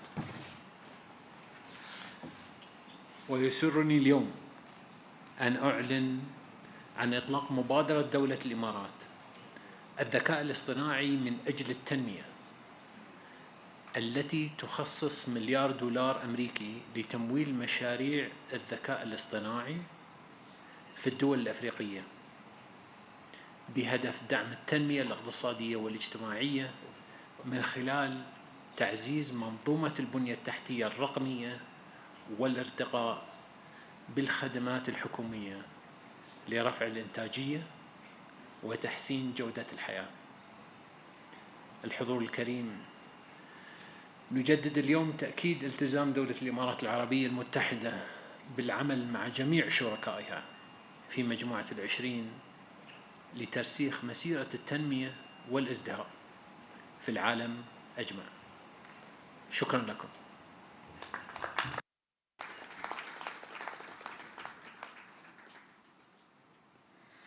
Thank you, Your Highness. My last speaker in this segment, before we take a break for the family photo, whereafter we will then get international organizations to have their opportunity to speak. I now ask His Excellency Mr. Lee Kinyanjao, the Minister of Investment, Trade and Industry in the Republic of Kenya, who are also chairpersons of the East African Community. Please go ahead. Thank you, Excellency. I talk on behalf of His Excellency Lee Kinyanjui, the Minister of Trade and Industry. I wish to take this opportunity to thank you for the invitation and the warm reception. So His Excellency President Cyril Ramaphosa, President of the Republic of South Africa and Chair of G20, Excellencies, Heads of State and Government, distinguished guests, ladies and gentlemen, we wish to record our profound appreciation to the South African presidency of the G20 for its diligent stewardship and unwavering commitment to advancing a more equitable global economic order. We acknowledge the indispensable role that the G20 continues to play in addressing the deep-seated structural constraints confronting developing economies. This summit presents an excellent opportunity for us to examine the current state of play in the global economy as we devise the best trajectory towards achieving sustainable, inclusive, and transformative development. In this regard, we wish to express our support for the call to reform the international financial architecture so that it may deliver more substantial, more accessible, and more equitable development financing. As regions, we confirm our readiness to collaborate closely with all the relevant partners to ensure that the East African Community region and the common market for East and Southern Africa and the African continent as a whole are not merely beneficiaries, but full equal participants in the shaping of a more inclusive, sustainable, and representative global economy. Excellencies, ladies and gentlemen, we welcome G20 efforts to advance global disaster risk financing, investment in early warning systems for all, and strengthen capacity building across developing regions. We further support stronger G20 leadership in delivering predictable, adequate, and accessible climate finance for both adaptation and mitigation. This includes honoring existing commitments and developing new fair financing instruments that reflect the needs of vulnerable regions.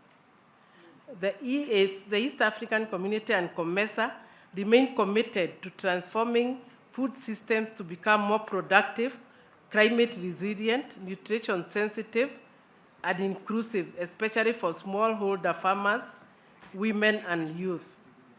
Chair, we stand ready to work with all partners, including G20, to deepen cooperation in agricultural research, seed systems, trade facilitation, storage logistics, while advancing value addition and intra-regional trade to reduce vulnerability to external shocks.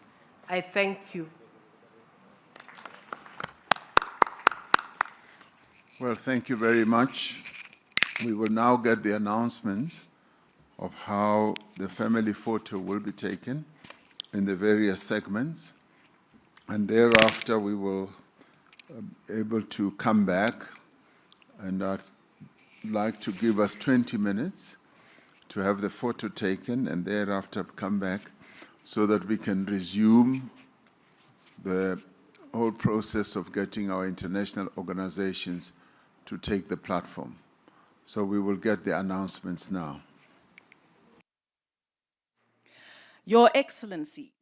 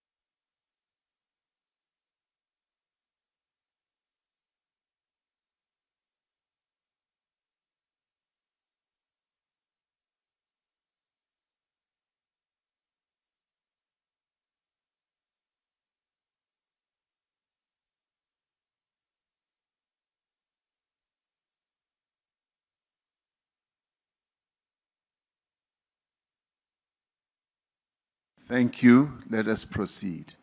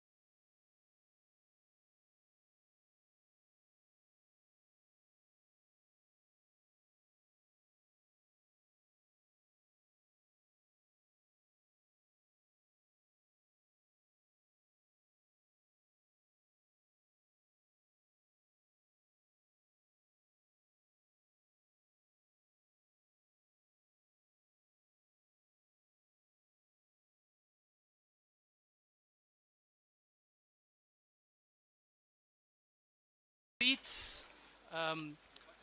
Hopefully you can all hear me despite the rain that we are experiencing at the moment. Good afternoon, Excellencies, delegates, and distinguished guests. My name is Duncan Petersen. I'm the head of the National Treasury here at South Africa and the G20 Finance Deputy. And it is my honor to welcome all of you to this high-level side event on the G20 Compact with Africa for economic growth and jobs. This event is an important opportunity to highlight how the Compact with Africa can support stronger, more inclusive growth and job creation on the African continent, and to reinforce our shared commitment to scaling up investment and implementation under the Compact. It also serves as a timely opportunity to reaffirm the value of cooperation between G20 economies and our African partners. Such collaboration is, of course, essential to advancing our shared objectives. I would like to extend a special welcome to His Excellency Deputy President Paul Mashatile, His Excellency Chancellor Merz, Excellencies President Lorenzo. We will also be joined by Prime Minister Abiy Ahmed Ali, and of course Prime Minister Storer, the President of the World Bank Group, the Chairperson of the African Union Commission, as well as all the ministers and other distinguished representatives who have joined us today. We do not have much time today, so I will immediately hand over to Mr. Enoch Godongwana, the Minister of Finance of the Republic of South Africa, to deliver his opening remarks on behalf of the South African G20 presidency. Minister, over to you. Thank you very much, Dr. Petersen. His Excellencies, distinguished ministers, heads of international organizations, ladies and gentlemen, good afternoon. It's my honor to welcome you all to this important Compact with Africa side event held on the margins of the first G20 Leaders Summit on the African soil. We gather at a historic moment, one in which Africa's voice, priorities, and aspirations are shaping global economic discussions in an unprecedented and meaningful ways.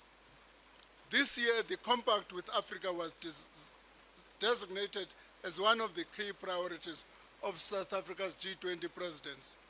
We worked diligently to elevate its profile and promote the initiative in ways not done in recent years.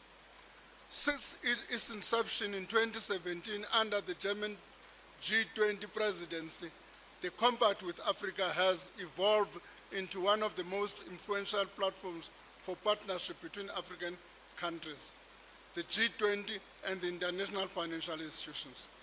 The initiative was founded on a clear and compelling vision to improve the investment climate in participating African countries, strengthen macroeconomic and financial frameworks, and mobilize private investment to support sustainable and inclusive economic growth. The Compact rests on three core pillars: macroeconomic stability, predictable financing frameworks, and sound business environments. Over the years, Compact countries have advanced ambitious reform agendas to enhance public financial management, modernize revenue systems, deepen financial markets, and create conditions that enable vibrant private sector participation. These reforms have helped attract greater investor interest, stimulated infrastructure development, and strengthened dialogue between African governments and the global partners. The Compact has also expanded in both scope and membership, demonstrating its continued relevance and appeal. This expansion reflects the growing confidence in the Compact's approach, as well as the increasing demand across the continent for structured, reform-oriented partnerships that deliver tangible economic outcomes. We are pleased to have worked closely with Germany this year to bring this compact with Africa to the forefront of the G20 agenda. With those words, it's now my honor and privilege to invite His Excellency Deputy President Paul Mashatile, the Deputy President of the Republic of South Africa, to deliver his remarks. I thank you. Thank you very much. Thank you very much, Minister Kodongwana. Let me greet Chancellor Friedrich Merz from Germany, sitting on my right. Let me greet Your Excellency President Lorenzo, President of the Republic of Angola, all excellencies, heads of states and government who are with us here that I may not have seen. I'm sure others are still coming. President of the World Bank, Ajay Banga, distinguished ministers and central bank governors, heads of international organizations, distinguished guests. It is my honor to welcome you to this G20 Compact with Africa event on economic growth and jobs. This event allows us to reflect on the progress that has been achieved through the Compact with Africa and to discuss the promise of its next phase, known as Compact with Africa 2.0. The Compact aims to deepen investments, create jobs, and build sustainable prosperity through stronger partnerships with the private sector. Since its establishment during Germany's G20 presidency in 2017, the Compact with Africa has made steady progress. It has supported participating countries in implementing ambitious reforms and mobilizing investments. It has strengthened dialogue between governments, private investors, and international partners. We welcome the increased interest by African countries in joining the initiative. This underscores its relevance and value. This year, we have made revitalizing the Compact with Africa a central priority, with a focus on expanding membership through enhanced visibility within the G20 and across the African continent. Over the course of 2025, and in close collaboration with the German federal government, we convened a series of high-level events to showcase and profile the Compact. This included a ministerial dialogue held on the margins of the G20 finance ministers and the central bank governors in July. This was followed by a ministerial outreach on the margins of the 8th African Union Specialized Committee on Finance in October. The ministerial outreach was an important platform to inform AU member states about the benefits and achievements of the Compact. The last high-level event was convened on the margins of the 2025 annual meetings of the World Bank Group and the International Monetary Fund. Supported by the World Bank, this event marked the official launch of the new multi-donor trust fund designed to support the next phase of reforms and investment within the Compact with Africa framework. We welcome Germany's commitment to provide the initial contribution of 10 million euros towards this new instrument. Today's dialogue reaffirms the importance of strong cooperation between the G20 and Africa, underscoring the vital role of the private sector and driving growth, creating jobs, and promoting shared prosperity. I trust that through this engagement, we will strengthen the compact as a key channel for partnership, reform support, and increase private sector involvement. We are confident that it will continue to unlock investments and help build resilience, inclusive economies across the continent. In closing, I would like to thank the German federal government for its steadfast leadership of this initiative since its inception. I acknowledge our valued partners, the International Monetary Fund, the World Bank Group, the African Development Bank, the African Center for Economic Transformation, and the African Union for their continued support. Lastly, we recognize the compact countries for their efforts in reforming their economies and ensuring that investment flows in Africa.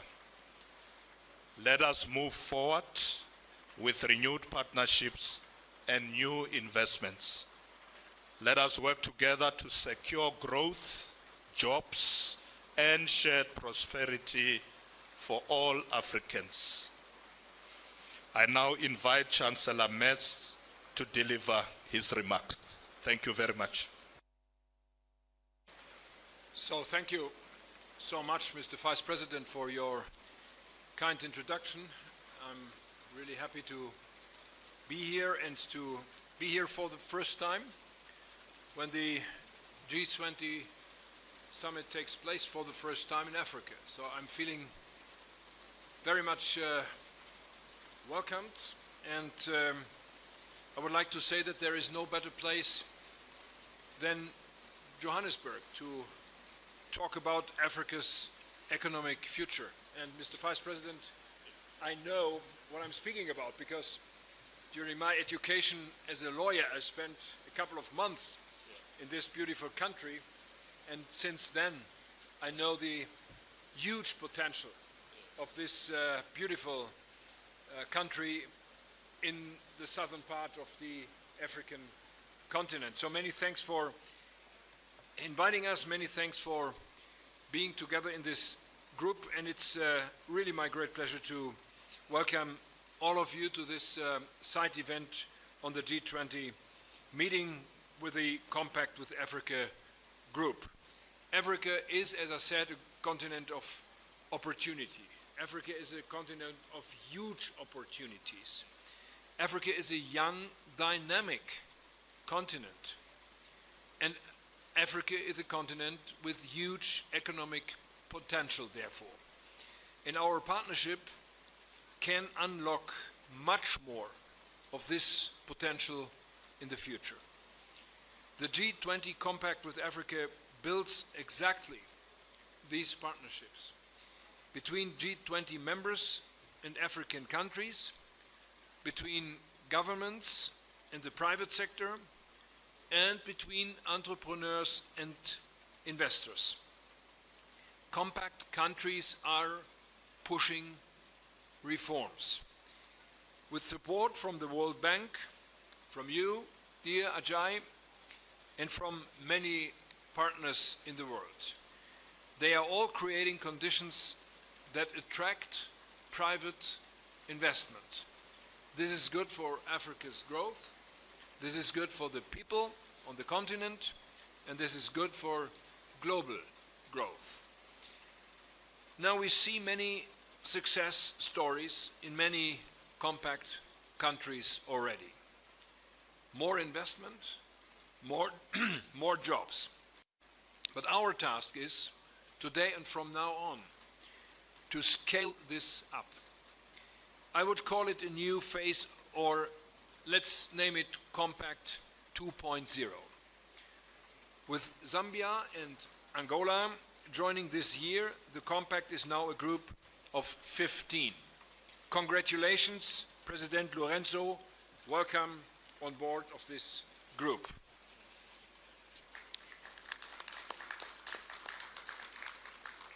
Now, as you know, Germany supports this group. Germany currently supports economic reform projects in compact countries, and we are supporting that with more than 3.2 billion euros. This is a strong lever for new economic opportunities, both for Africa and for my country, for Germany. Today, and this is a great pleasure for me, I can announce a further important step of our engagement. Germany will become a shareholder of the African Trade and Investment Development Insurance through our development bank, which is called KfW, Kreditanstalt für Wiederaufbau. ATIDI is a powerful instrument, as you all know.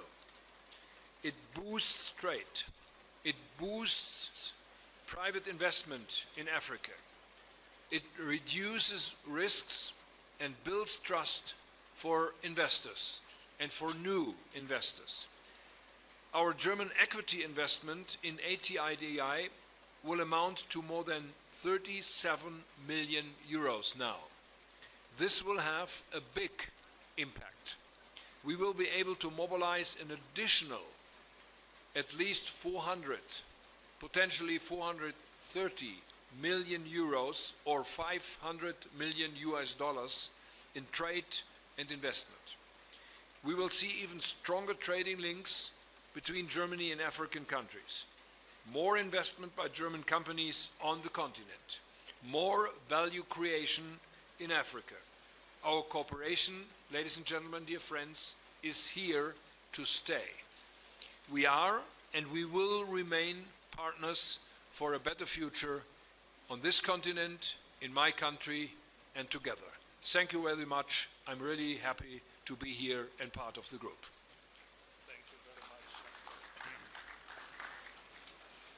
Thank you very much, Your Excellencies, for those insightful remarks.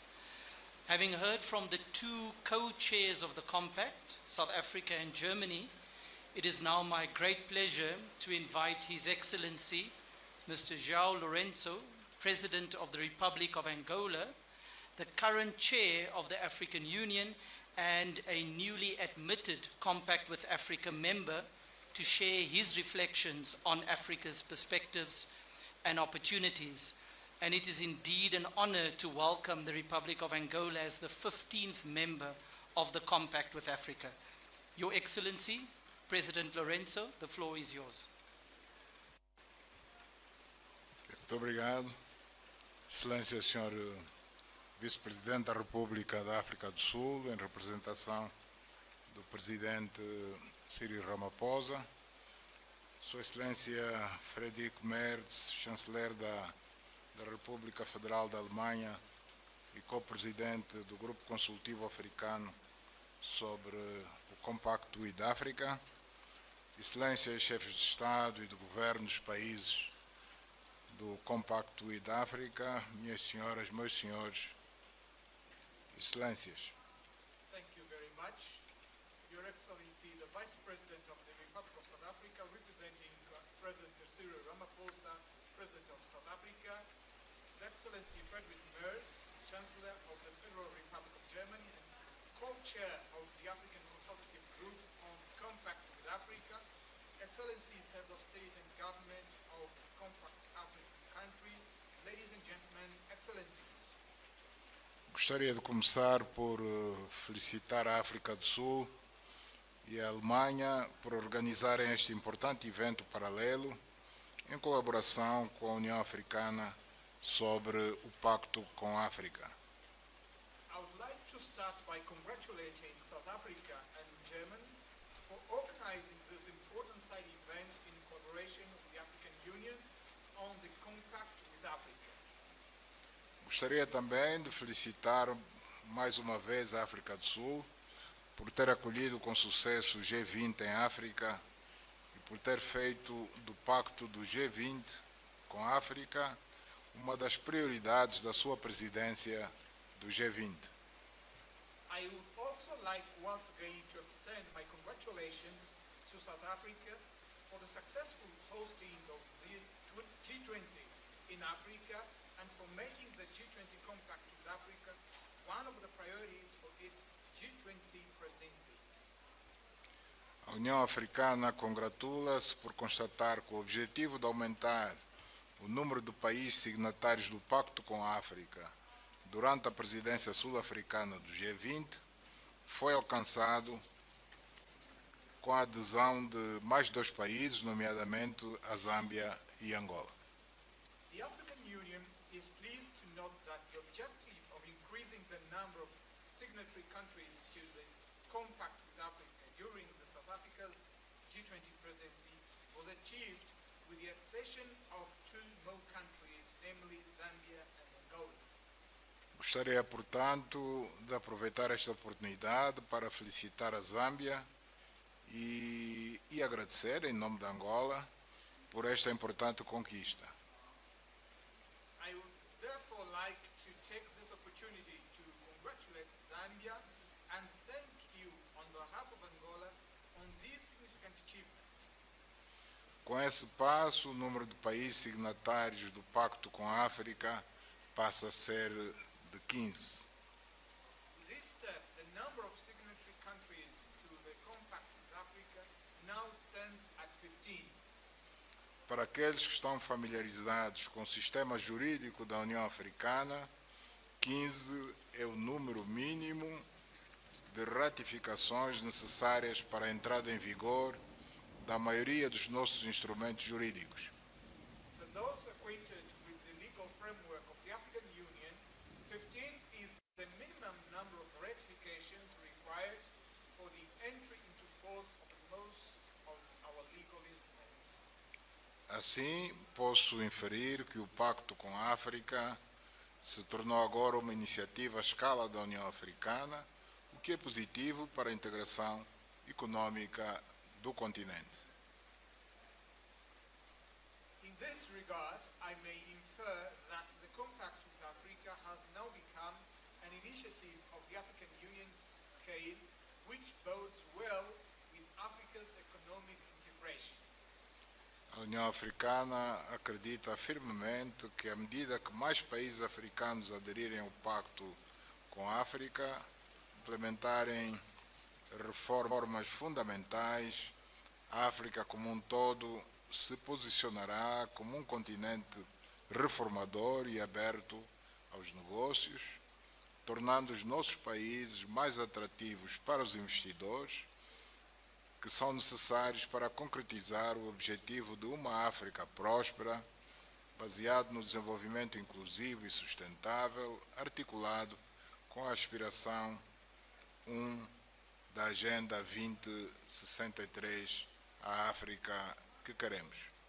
The African Union firmly believes that as more African countries join the Compact with Africa and implement fundamental reforms, Africa as a whole will position itself as a reform-oriented continent, open for business, thereby rendering our countries more attractive to investors who are essential for the realization of a prosperous Africa, one based on inclusive and sustainable development, as articulated in Aspiration 1 of the 2063 Agenda, Africa We Want.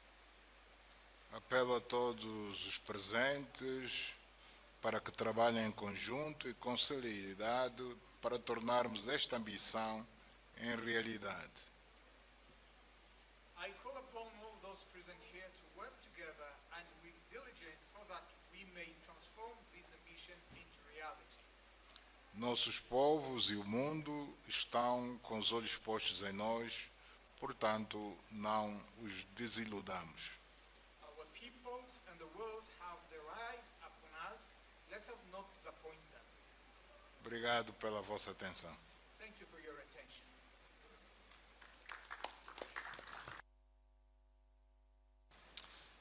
Thank you, Your Excellency, President Lorenzo. I will now invite Mr. Mahmoud Yusuf, Chairperson of the African Union Commission, to take the floor. Your Excellency. Thank you very much. Your Excellency, Mr. President, Your Excellency, Mr. Chancellor, Your Excellencies, Heads of States and Governments, ladies and gentlemen. Building on the statement by His Excellency, Mr. João Manuel Gonçalves Rolanço, President of the Republic of Angola and Chair of the African Union, let me highlight three main opportunities for the sake of complementarity between the G20 Compact with Africa and key African Union strategies and programs. The first key element is the African Continental Free Trade Area.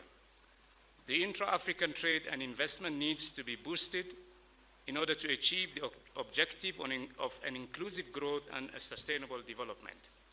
Now, the issue is that Africa's trade potential remains largely unrealized, mainly due to the continent's weak productive sector, deficient logistic links, and trade-related infrastructure.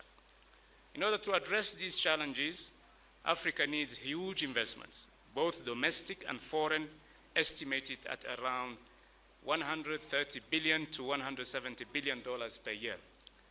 As highlighted at the third Financing Summit for Africa's infrastructure development in Luanda, Angola last month. In this respect, the Compact with Africa provides an opportunity to implement the reforms to attract the necessary investments needed to harness the full potential of AFCFTA.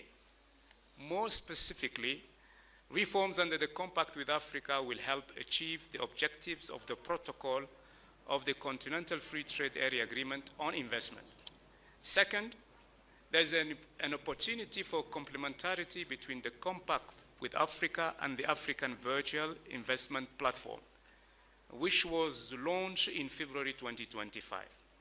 This digital tool aims to gather quality and timely information on public and private, foreign and domestic investment and related policies and reforms across all African countries and sectors.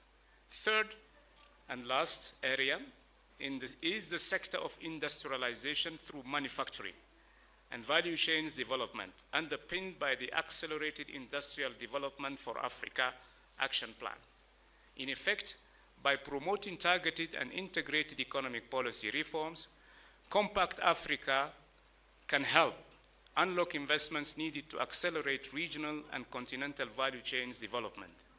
The focus should be on priority sectors such as mineral resources, in order to create decent jobs and generate incomes for millions of Africans. Your Excellencies, as I conclude, let me reaffirm the African Union's commitment to work with the co-chairs and the G20 Africa Advisory Group in advancing the Compact with Africa during the next cycle of G20 presidencies, facilitating experience, sharing, and dissemination of best practices between Compact with African countries and other AU member states are indeed of paramount importance. I thank you.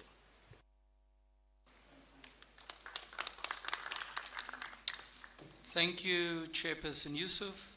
We will now hear from a compact country, Ethiopia, on how the initiative is being implemented at the country level and the benefits and successes that are already emerging. It is my pleasure to invite His Excellency Dr. Abiy Ahmed Ali, Prime Minister of the Federal Democratic Republic of Ethiopia, to share Ethiopia's experience, including successes and lessons learned under the Compact. Your Excellency, Prime Minister Abiy, the floor is yours. Your Excellency, Chancellor Frederick, Mr. President, Mr. Vice President, dear friends, the Compact with Africa was built on a simple yet transformative idea. When African nations commit to reform, and the G20, along with other international partners, commit to support those efforts with capital, technology, and expertise, a new development pathway becomes possible. 8 years after the Compact launch, the results speak for themselves. Across Compact countries, a wave of deep, difficult, and decisive reforms have taken root. reforms that strengthen macroeconomic stability, open economies to investment, and restore confidence. In Ethiopia, we have undertaken historic change, modernizing our macroeconomic framework, reforming our monetary and financial systems, opening up our financial sector, expanding financial inclusion, and in one of our most consequential reforms, liberalizing our foreign exchange regime. This reform takes place in Ethiopia after 5 decades. These are not abstract achievements. They are the foundations of a modern, resilient economy capable of attracting long-term private capital. We have tackled long-standing barriers to enterprise and job creation by opening telecom markets, reforming state-owned enterprises, improving trade facilitation, advancing renewable energy investment, and strengthening regulatory frameworks for long-term finance and capital market. Though demanding political courage, these reforms have made our economies more competitive. Africa's economic rise is underway, taking shape in our cities, farmers, factories, and digital ecosystems. To unlock its full potential, reform must drive investment, and investment must drive shared growth. The world today is far more complex than when the compact began. It must now focus on accelerating transformation at scale. The G20 must match ambition with action through genuine partnership grounded in investment, innovation, and shared prosperity. It must strengthen the Compact with Africa 2.0 Trust Fund, expand guarantees, and blend finance to unlock private capital, advance timely and predictable debt relief under the common framework, support deeper capital markets, and improved credit ratings, and also champion African integration from African Continental Free Trade Area, corridors to cross-border infrastructure and digital connectivity. The next decade must be even more ambitious. Let Compact with Africa 2.0 be a platform for Africa and global prosperity. I thank you. Thank you, Your Excellency Prime Minister Abiy, for those valuable insights into Ethiopia's reform efforts, as well as highlighting the concrete benefits of the compact. I now invite His Excellency Mr. Jonas Gahr Støre, Prime Minister of the Kingdom of Norway, to take the floor. Your Excellency, the floor is yours. Thank you so much. Norway is as far away as you can come from the African continent. It's a long travel. But I'm happy that we have been part of the compact since 2017. I'd like to salute South Africa and Germany for launching it and for expanding on it. And I hear from my colleague from Ethiopia that it is gaining also relevance in one of the most thriving economies. Yesterday, I visited a 100 megawatt solar power plant in the Free State, 1 hour outside Johannesburg. It is a company called Mainstream with a major Norwegian share. So I've seen a Norwegian company investing in this, and it will provide electricity to thousands of households around Johannesburg. And when you drive there, you see that there is a lot of housing which is fine. And there's also housing without electricity and with severe deficit on grids. So all of this comes together to say that the compact is important. It is of relevance also for my country. Every year we host the Nordic African Business Summit in Oslo, which has grown to become the biggest event in the Nordic countries to promote investment and business with the continent. So I think this fits well with the compact. The key words here: true partnerships, meaningful dialogue, collaboration on reform, sharing experiences, and also the role of the multilateral development banks. And I also like to salute my friend, President of the World Bank, how the World Bank and the development banks now take, I think, a role in innovating their mechanisms. And let me say, just coming from Norway, that development aid is not going to make the big difference here. It is, ODA is at best declining, at worst declining rapidly. But we are also innovating, doing new things, which is more in line of the investment. And Africa is really offering so tremendous opportunities in that direction. We had a successful Business 20 meeting here in Johannesburg recently. And I heard from my business that they came back with new ideas, new contacts, and new inspiration to move forward. So I see this as an opportunity also to have springboard for our industries and our investments in Africa. And I hope that Germany and South Africa will continue to call these side events, because I think they are good stock takings also for a country like mine. Thank you. Thank you, Your Excellency Prime Minister Struer, for expressing your support to the Compact. We will now invite another central partner in advancing the work of the Compact, the World Bank Group, to share with us their role in supporting jobs and growth in Africa and advancing South Africa's G20 presidency's legacy in this regard. Mr. Ajay Banga, the President of the World Bank Group, the floor is yours. Thank you very much. By 2050, 85% of the world's population will be in what we call today developing countries. 1 in 4 actually will be African. Africa will have the largest workforce in the world and the youngest. Its cities will be among the fastest growing. But population is just one part of that story. Many of these countries hold the very resources, as the German Chancellor and the Norwegian Prime Minister just said. They hold the very resources that will shape the world's future. Over 60% of the world's uncultivated arable land, enough to help feed a growing planet, is in Africa. Minerals critical for energy and digital transitions are in Africa. An abundant sun, wind, and water, enough to meet their own needs, but potentially to export clean energy to others. This is Africa's gift. They will help define the century. With the right approach, if we focus on opportunity, not on need, we can unlock a tremendous engine of global growth and job creation.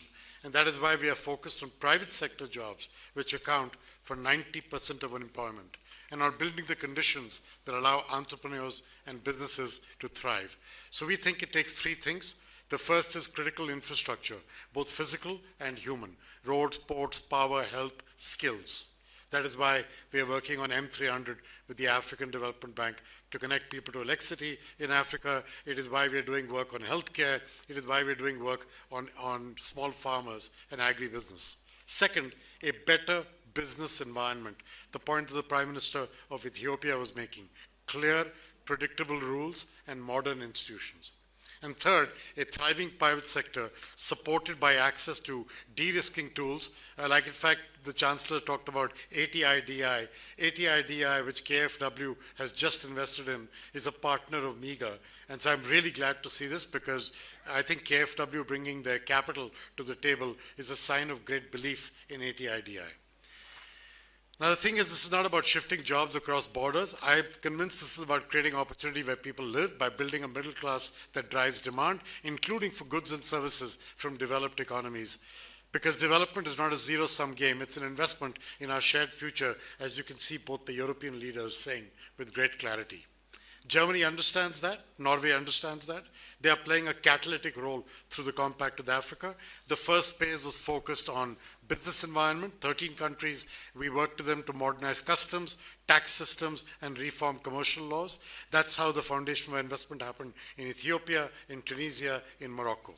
Momentum is building, and thanks to the President of Angola, Angola and Zambia have also joined this year. We're now into the second phase, one that it's all about scale, as the Chancellor said. We will have a new trust fund that is benefiting from Germany's generosity. For the first time, all parts of the institution are operating through a single platform, which to me is a tangible milestone of the very reform agenda that I was elected and the G20 asked me to lead on. This next phase will focus on countries advancing reform and private sector opportunity by 3 things: invest in critical infrastructure, invest in skills. Second, support continued reforms to strengthen institutions, and most importantly, transparency. And third, mobilize private capital to deliver jobs at scale. So the idea here is we want to help businesses, large and small, to start, to grow, to thrive. But I think that reform ambition has to be led by the African governments themselves. We can help. The World Bank can help. The IMF can help. The African Development Bank can help. Other partners but by help. But eventually, it is for African countries and leaders to seize the moment. Thank you to Germany. Thank you to South Africa for your continued leadership. And thanks to all of you for your generosity in having us as a part of this group. I really appreciate that. Thank you very much, President Banga. To formally convey our appreciation and bring this side event to a close, I now have the honor of inviting Mr. Ronald Lamola, Minister of International Relations and Cooperation of the Republic of South Africa, to deliver a word of thanks on behalf of the South African G20 presidency. Minister Lamola, the floor is yours. Thank you very much. In the interest of time, I will stand on existing protocols. It was a distinguished honor to have you all here with us today as we conclude this high-level side event on the G20 Compact with Africa. Allow me to extend our deepest gratitude on behalf of South Africa's G20 presidency to all who contributed to make this important event a success. As was eloquently articulated by the speakers, the Compact with Africa 2.0 aimed to deepen investment, create jobs, build sustainable prosperity through stronger partnerships with the private sector. We hope that this event further highlighted the importance of the Compact in further unlocking the economic potential of the continent. I would like to thank all speakers for conveying one overarching message of the important and key role players in the partnerships. Cooperation and private sector play in enhancing economic growth, decent jobs, prosperity in Africa and beyond. We further note with satisfaction that G20 Leaders Summit recognized the importance of the G20 Compact with Africa and commended South Africa's G20 presidency for strengthening the compact further, including through launch of the second phase 2025 to 2033, supported by the establishment of the World Bank Group Multi-Donor Fund. I would like to convey a special thanks to Your Excellencies President Ramaphosa, here today represented by the Deputy President Paul Mashatile, and the Federal Chancellor of MES, of Germany, Chancellor Merz, for hosting this event and highlighting how cooperation between G20 economies and African economies is vital in boosting private investment in Africa. We will be following through the conclusion of this side event, issue a joint communique outlining the spirit of our discussion and commitments and strengthen the G20 Compact with Africa as the key platform for dialogue and engagement between the G20 and Africa, and emphasizing the key role the private sector has to play in enhancing economic growth, decent jobs, prosperity in Africa within the G20. Thank you very much, Duncan. I hope you will then announce the processes of the family photo. Thank you. Thank you, Minister Lamola. That brings the event to a close, and I believe it will be followed by a photo. Thank you. Protocol will guide us outside.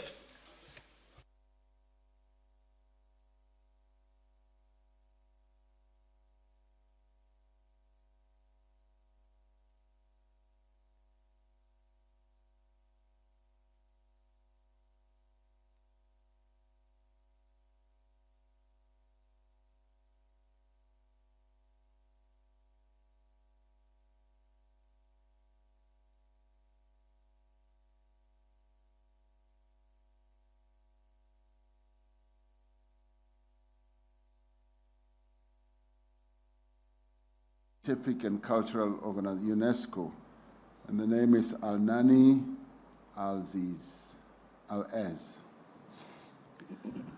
Mr. President, Your Excellencies, ladies and gentlemen, it's an honor to be with you today, only days after my appointment, and to bring UNESCO's voice to this vital forum held for the first time on my African continent. My warmest thanks go to the South African presidency for uniting us around a shared ambition, inclusive and sustainable economic growth, a theme fully aligned with UNESCO's 4 strategic objectives: investing in education to transform lives, reconciling humanity with nature, building just, inclusive, and peaceful societies, and fostering innovation and technology. Allow me to briefly highlight 3 areas of close collaboration between UNESCO and the G20 to advance this vision in Africa, one of our 2 global priorities alongside gender equality. First, on artificial intelligence, UNESCO had led the working group established by President Ramaphosa, guided by our 2021 recommendation on ethics of AI. Together with the African Union and the South African G20 presidency, we have launched the AI in Africa initiative, aligned with the the African Union's 2024 AI strategy. We'll train around 20,000 civil servants and judicial professionals and 2,000 teachers and students, and support 25 additional African countries integrating AI into national policies. Second, in education, we are championing innovative financing to ensure debt does not hinder learning. In 2023, for instance, we facilitated the agreement between Côte d'Ivoire and France to convert debt into investment in education. Third, in culture, from combating illicit trafficking to supporting culture and the creative industries and safeguarding heritage and traditional knowledge, UNESCO continues to affirm that no sustainable development is possible without culture, as reaffirmed in the Pact for the Future. Excellencies, UNESCO stands ready to deepen its role as an active member of the multilateral system and as a committed partner of the G20. Your priorities resonate with every dimension of our mandate and expertise. Thank you, Mr. President. Thank you very much indeed. I now call upon Her Excellency, Ms. Rebecca Grace-Pan Mayo.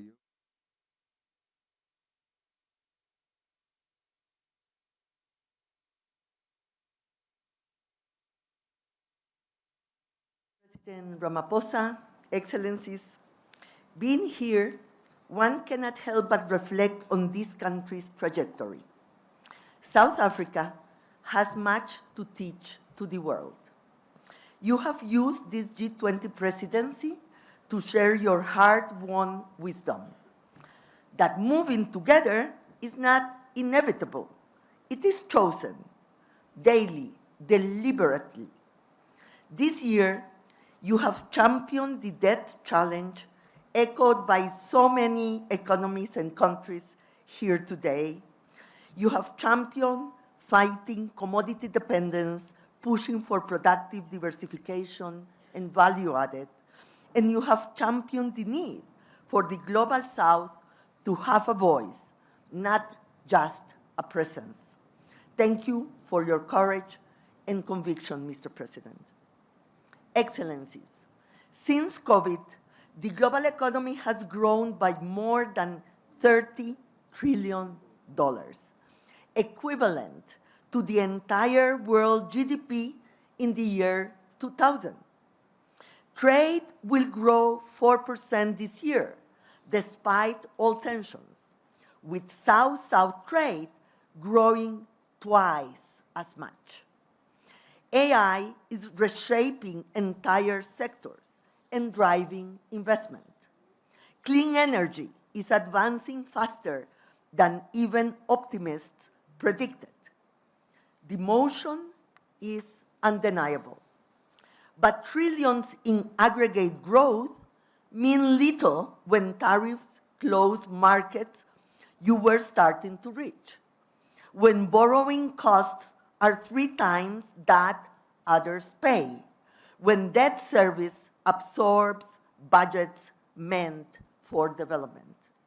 Yes, the world economy this year showed resilience that deserves celebration.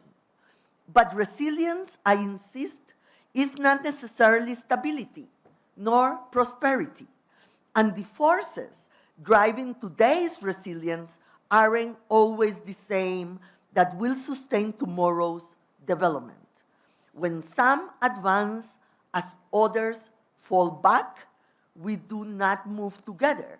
We break apart. Excellencies, we stand at a moment of extraordinary promise. Developing countries want a fair share of that promise. They don't want support, they want a level playing field. The G20 is uniquely placed to strengthen the trade system and build the financial, global, and regional architecture that can give us just that. This is how resilience becomes stability, how motion becomes progress, how we ensure no one gets left behind. I thank you. Thank you indeed. I now would like to call His Excellency Dr. Tedros Adhanom Ghebreyesus, the Director General of the World Health Organization, to take the floor. President Ramaphosa, Excellencies, first, congratulations to President Ramaphosa and South Africa on hosting the first G20 Summit in Africa. Thanks to investments in health over the past 20 years, global life expectancy has increased by more than 6 years, under 5 mortality has dropped by more than 50%, and maternal mortality has dropped by more than 40%. In the same time frame, at least 25 countries have moved from low income to lower middle income, lower or upper middle income countries. That's no coincidence. Investments in health are investments in human capital, productivity, and economic growth. Conversely, COVID-19 showed that when health is at risk, everything is at risk. The pandemic killed an estimated 20 million people and wiped around $10 trillion from global GDP. WHO thanks the G20 for its leadership on strengthening health security, but more needs to be done. And pandemics are not the only threat to the health of people and economies. So are non-communicable diseases such as heart disease, cancer, and communicable diseases such as HIV, TB, malaria, and diabetes and vaccine-preventable diseases. Health is not simply an outcome of development. It is the means. That means the global crisis in health financing is also a crisis for development and economic growth. But in this crisis lies an opportunity for countries to transition away from aid dependency towards a new era of sovereignty and self-reliance. WHO is supporting countries to make that transition, and we urge the G20 to provide the support to provide countries based on their needs, in line with the Lusaka agenda, because solidarity is our immunity. I thank you, and back to you, President. Thank you very much, Dr. Ghebreyesus. I now want to call Her Excellency Dr. Ngozi Okonjo-Iweala, the Director General of the World Trade Organization. Thank you, Your Excellency President Ramaphosa, and thank you, colleagues, leaders, excellencies. I'm really heartened by the way that, well, I'm heartened that we're still in here with the thunder.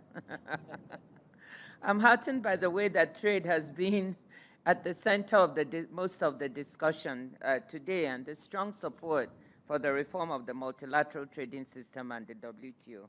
I want to commend and thank the South African presidency for putting the focus squarely on economic growth, which also means, in a way, putting the focus on trade.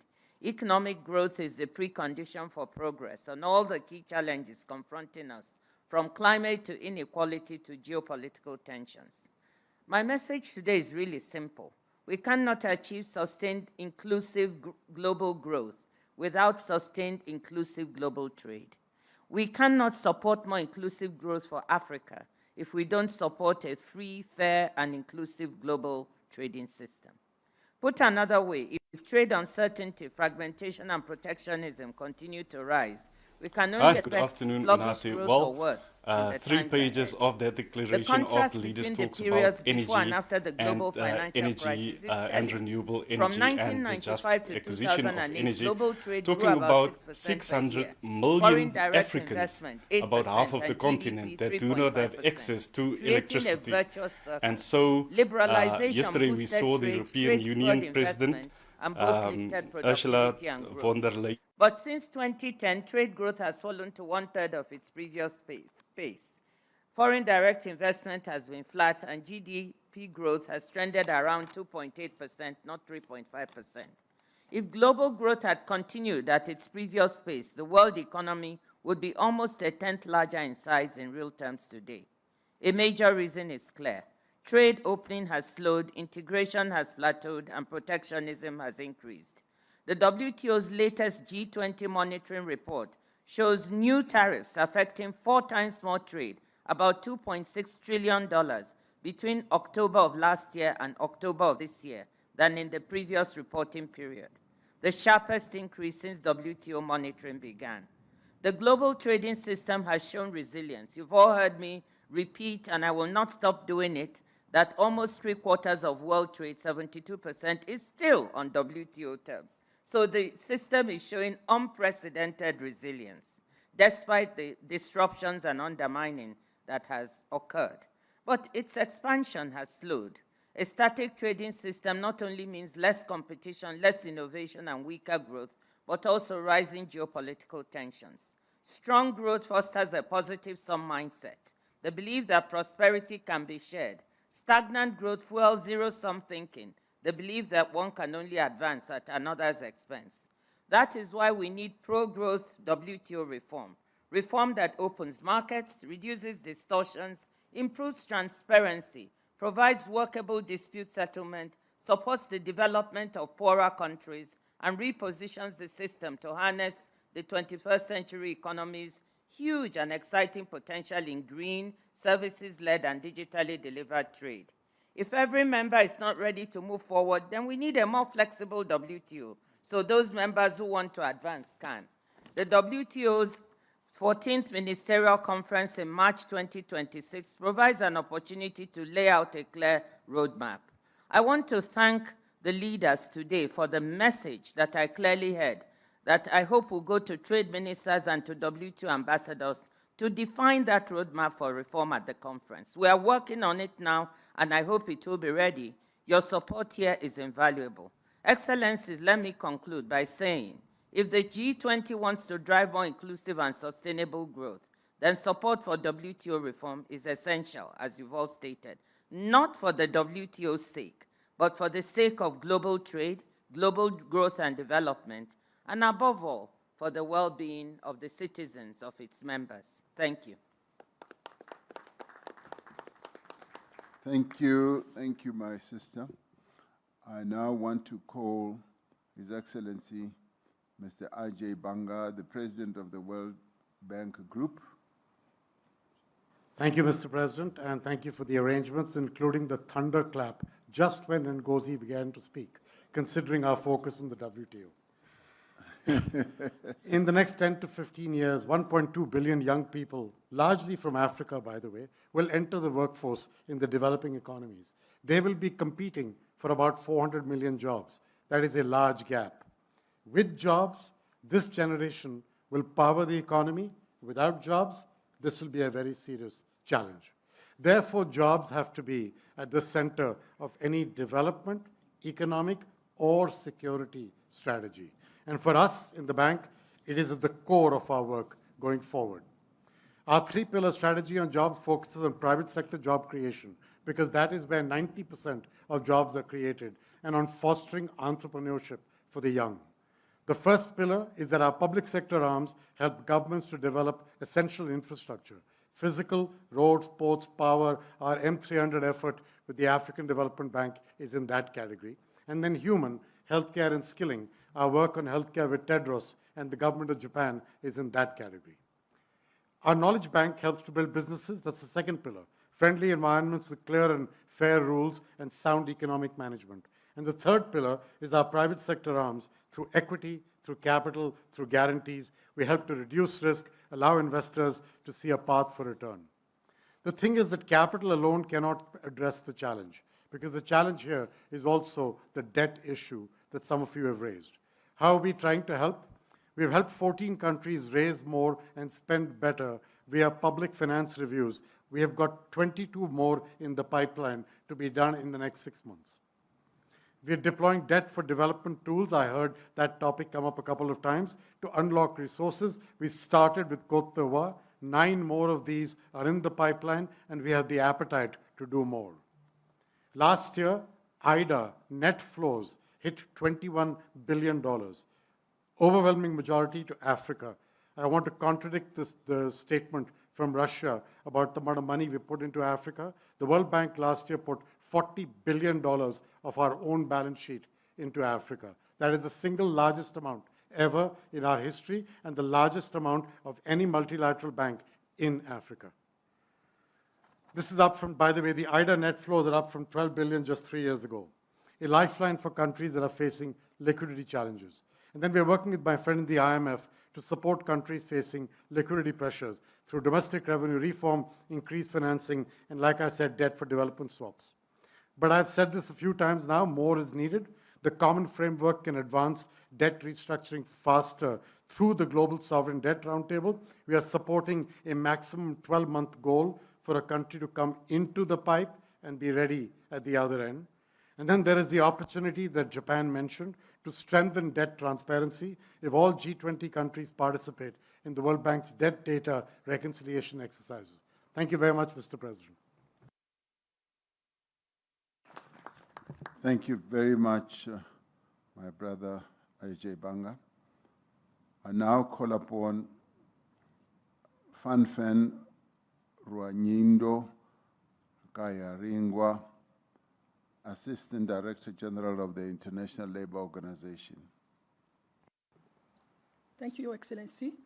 Excellency Cyril Ramaphosa, President of South Africa, Excellencies, distinguished delegates, the ILO commends G20 leaders for recognizing the significant threats that inequality, unemployment, underemployment, and informal employment pose to economic growth, development, and economic and social stability. Employment must be placed at the center of economic policies if these are to forge inclusive economic growth that leaves no one behind. We need to ensure that all can equally access to ladders of opportunity, delivering them out of working poverty and into decent work. Yet the reality today is that ILO estimates that 3.8 billion people don't have any form of social protection. In the face of multiple transformations underway, too many remain insecure and vulnerable, lacking sustainable pathways out of working poverty and into formal employment. The creation of productive opportunity for decent work and implementation of universal and adaptive social protection system, including floors, can serve as engines of inclusive growth, ensuring economic policies drive productivity and deliver a future with social justice. Thank you. Thank you very much. Last but one speaker is Her Excellency Ms. Ahuna Eziakonyo, Acting Administrator, UNDP. Your Excellency, in the interest of time, UNDP would like to align with the statement of our UN Secretary General. Thank you very much. Thank you.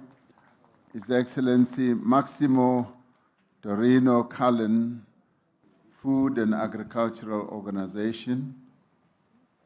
Thank you, President Cyril Ramaphosa and South Africa for your leadership and successful presidency. Excellencies, the spirit of Ubuntu, I am because we are, captures the mindset we need to end hunger and poverty. An urgency is essential. In 2024, 673 million people were chronically undernourished and 839 million lived in extreme poverty. These numbers demand a collective action at scale. FAO welcomes South Africa G20 presidency for building on Brazil's leadership through the Global Alliance Against Hunger and Poverty, and for placing inequality at the center of its food security agenda, and for underscoring the need for adequate and predictable financing. Without real action on inequality and financing, progress will remain fragile. The Extraordinary Committee of Independent Experts shows that inequality is structured and persistent. The rural-urban divide is decisive. The world's extreme poor live in rural areas, most dependent on agriculture. Climate variability threatens to widen this divide and could push up 132 million more people into extreme poverty in 2030. By 2030, the world will have 1.2 billion youth, with 500 million already working in the agri-food systems, often in vulnerable, low-productivity jobs. Rural youth unemployment is nearly double urban levels. Transforming the agri-food system is essential to create a decent work for young people and achieve SDGs 1 and 2. We welcome the G20 principles for inclusive growth and reducing inequality, the inclusion of agri-food systems in Principle 10, and the commitment to universal social protection. Excellencies, the world cannot afford just incremental change. FAO estimates that $1.1 trillion annually is required to transform agri-food systems. And this is achievable through greater efficiency, reduced duplication, and a stronger convergence of MDB support toward best practices and country needs. Through our hand-in-hand initiative, we channel investments where impact is greatest. The Compromiso de Sevilla is an important step towards mobilizing the scale required. Let us act, guided by Ubuntu, to build a more just, resilient, and food-secure world. Thank you very much. Thank you. Thank you. That concludes the inputs or the interventions in session 1. We did, in terms of our program, include presentations very briefly of the 2 reports that many of you have already referred to, which is the report of the Africa Expert Panel and the report on inequality. We're going to ask the presenters to take no more than just 3 minutes each, just introducing those reports. The reports are quite substantial, and they will be read at leisure by member states and members of various organizations. This is just an opportunity for the reports to be formally introduced. I thereafter want to move on to session 2, which member states are now getting ready to make interventions in. Let me then call Mr. Joel Nechitenje to table the report on the Africa Expert Panel, and thereafter get the other report to be tabled. Thank you, Your Excellency. I was checking, you gave us 3 minutes, and so I'll be very, very brief. Firstly, to indicate that the Africa Expert Panel was set up by the South African presidency in order to make a contribution to the finance stream with specific focus on Africa's conditions and interests. Its organizing framework is that the greatest opportunity for global prosperity in this century lies in African productivity and African progress. And it then argues that Africa is involved in the implementation of a variety of programs which are based on its visions and strategies. Vision 2063, Africa Mining Vision, Vision on Critical Minerals, and so on. So based on those visions and programs, Africa is engaged in its own activities to improve the conditions of life of Africa's people. And so it says to the G20 and to the global community, join Africa and partner it in realizing the objectives that it has set itself.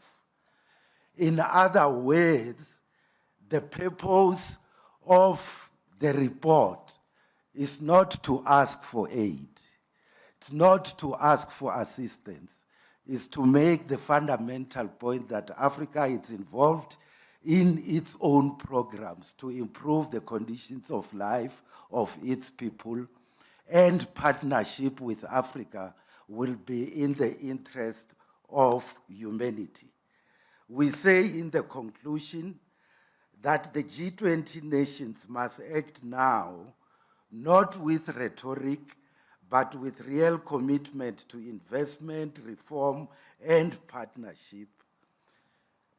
This is not a call for charity, it is a call for a new global compact that positions Africa as a pillar of a more balanced, prosperous, and resilient international order. Thank you, Your Excellency. Thank you, Mr. Joel Nachitenge. That was exactly less than 3 minutes. We'd like to thank you for that. The next report is on inequality, and I'd like to ask Professor Jayati Ghosh and Ms. Winnie Byanyima to present the report. And they also have 3 minutes.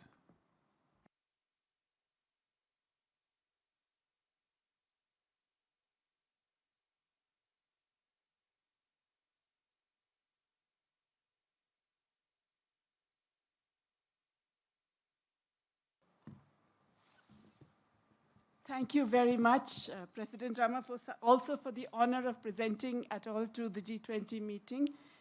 We will try and take 4 minutes, if you allow us, 2 for me and 2 for Winnie Byanyima, because we have some important points to make, very, very briefly, if you will forgive us.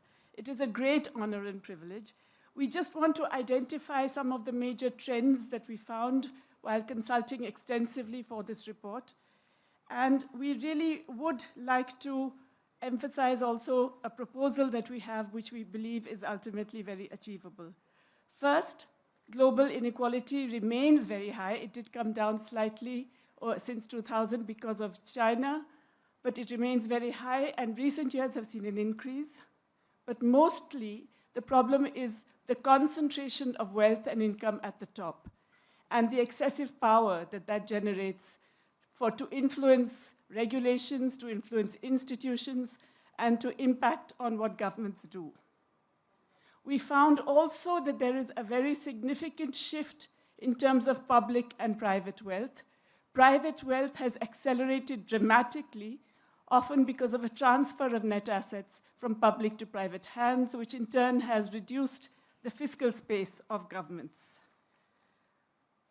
We found also that contrary to what was a common belief, inequality hampers growth. It actually inhibits better performance, and therefore, G20 leaders from across the political spectrum, if you want to see broad-based progress that benefits citizens, then you must take steps to address inequality. We also found that inequality undermines political stability and democracy, as has already been mentioned, and leads to very adverse social and environmental impacts, particularly through its multidimensional effects. I now pass on to Winnie Byanyima. Thank you, Jayati. Thank you, Excellency the President.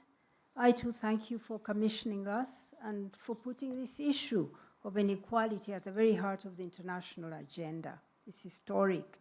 Jayati has set out the drivers of inequality. Our report considers different practical, pragmatic, and very possible ways to respond to these drivers of inequality, much of it based on what governments are doing or have done. Your Excellencies,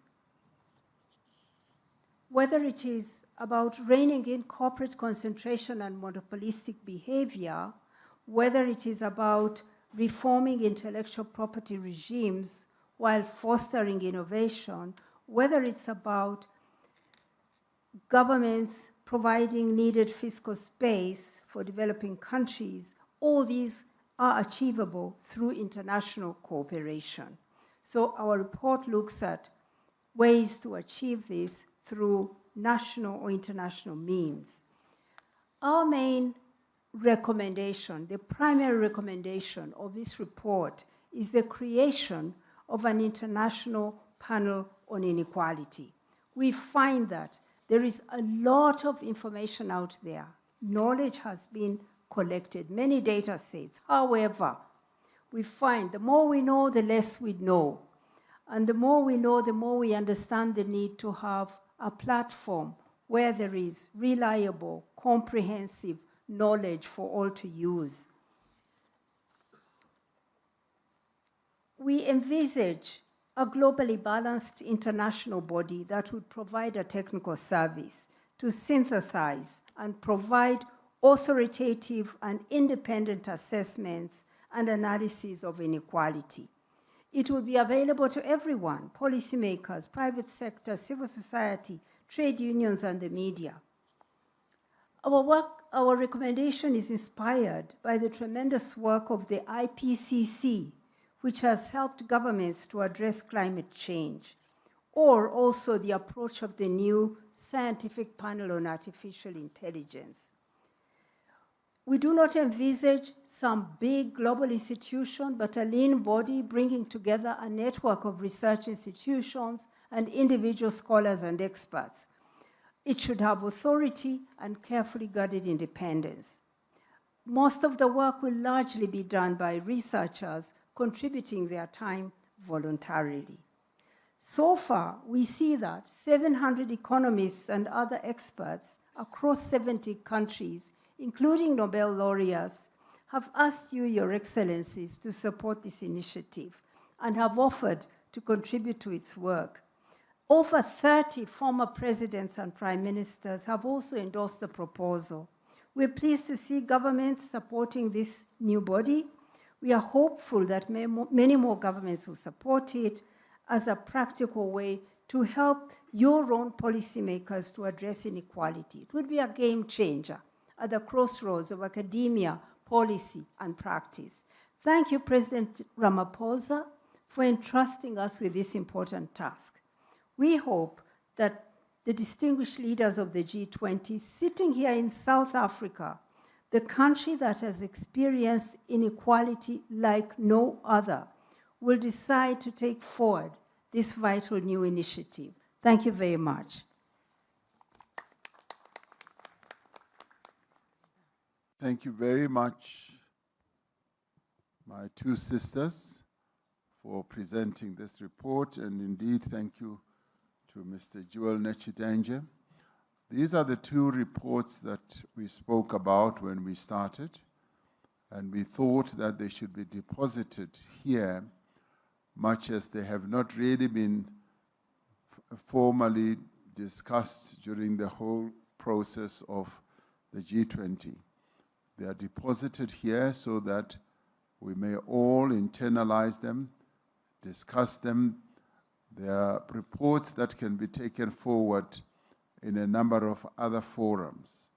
And we hope that having been introduced here, the G20, we will be able to interface with them in our various other organizations and as governments and organizations and see the best way of taking them forward. I do know, for instance, a suggestion has been made that the African Union, for instance, should take forward these reports, and I'm sure other organizations will do so as well. So thank you very much. These reports are important, and we thank you for presenting them. Your Excellencies, ladies and gentlemen, I now take you to the second session, A Resilient World, the G20's Contribution, Disaster Risk Reduction, Climate Change, just energy transitions and food systems. I will now allow inputs or interventions, and we had hoped that those who wish to make interventions on this topic should be able to do so, and those who feel that they would like to make interventions in the third session can forego whatever intervention they wish to make. I do have a list. We are working against time because the morning was rather important in terms of having the declaration adopted, but allowing those who were making interventions a little bit more time as they wanted to express themselves. Now, we want to limit inputs to strictly the minutes that are set out, 4 minutes each, and thereafter we will go to 3 minutes each for invited countries. I will make my intervention later, and I would now like to ask President Lula da Silva, the President of the Federative Republic of Brazil, to make his intervention in this regard.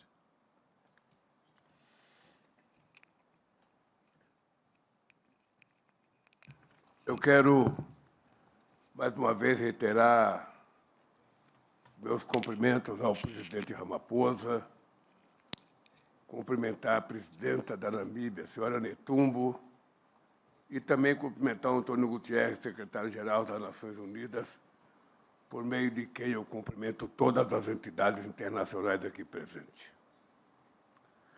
Esta oportuna sessão ocorre no mesmo tempo em que estamos por 2 palavras para concluirmos as negociações da COP30 no Brasil.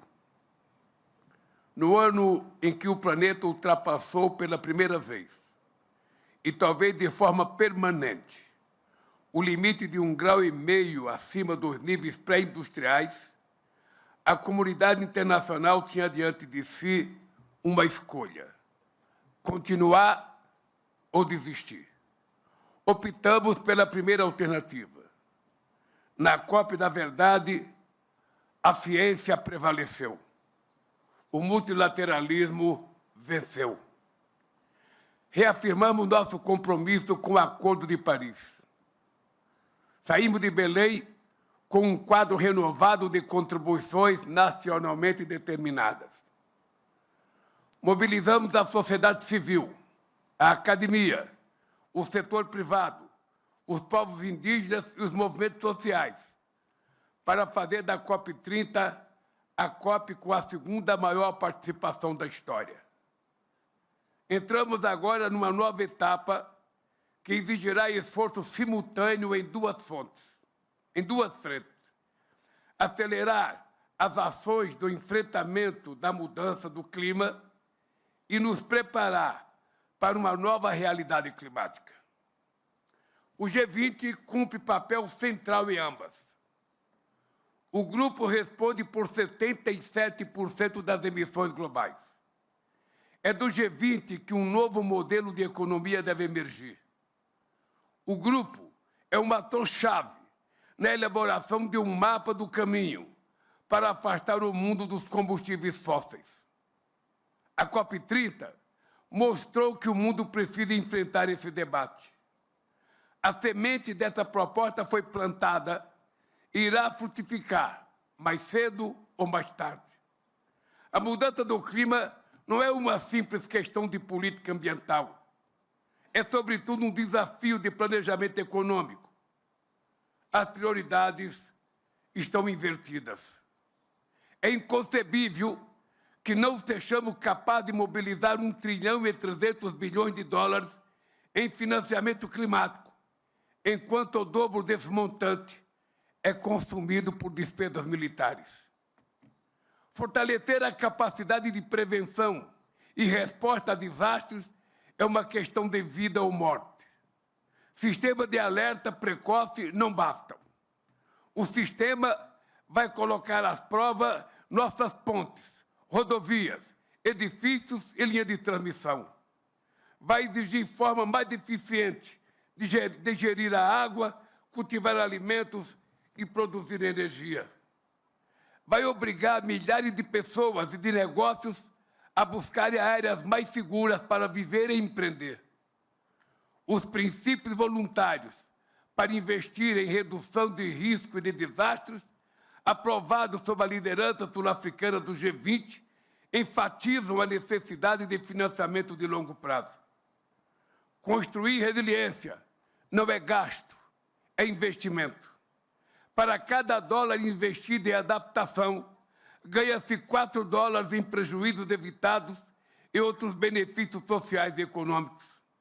Mas um mundo resiliente não se faz apenas com infraestrutura. Quando alguém é atingido por um evento extremo, são as políticas públicas do Estado que ajudam a se reerguer. Contudo, cerca da metade da população mundial não conta com proteção social. Quase 700 milhões de pessoas ainda sofrem com a fome. Vai contra nosso sentido mais elementar de justiça permitir que as maiores vítimas da crise climática sejam aquelas que menos contribuíram para causá-la. O Brasil lançou na COP30 a Declaração de Belém sobre fome, pobreza e ação climática, centrada nas pessoas. Nela, reforçamos 3 compromissos: fortalecer a proteção social, apoiar pequenos produtores e garantir alternativas de vida sustentáveis para comunidades que vivem nas florestas. O G20 pode proteger cadeias alimentares por meio de medidas como compras públicas e seguros rurais. Também pode remunerar quem preserva as florestas por meio do Fundo Florestas Tropicais para Sempre, lançado na COP30. Só haverá transição justa se o G20 liderar o caminho. Como nos ensinou Nelson Mandela, tudo parece impossível até que seja feito. A hora de fazer é agora. Muito obrigado.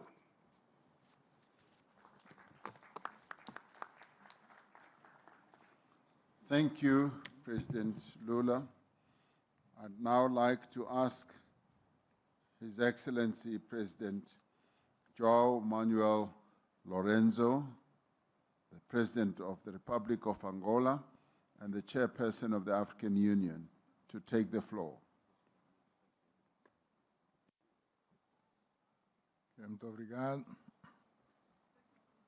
Sua Excelência Cyril Ramaphosa, Presidente da República da África do Sul e Presidente do G20, Suas Excelências, minhas senhoras, meus senhores, Excelências. A recuperação global após a pandemia da Covid-19 realçou a importância de um mundo resiliente. Contudo, o nosso planeta e as populações continuam a enfrentar efeitos e impactos catastróficos do aquecimento global.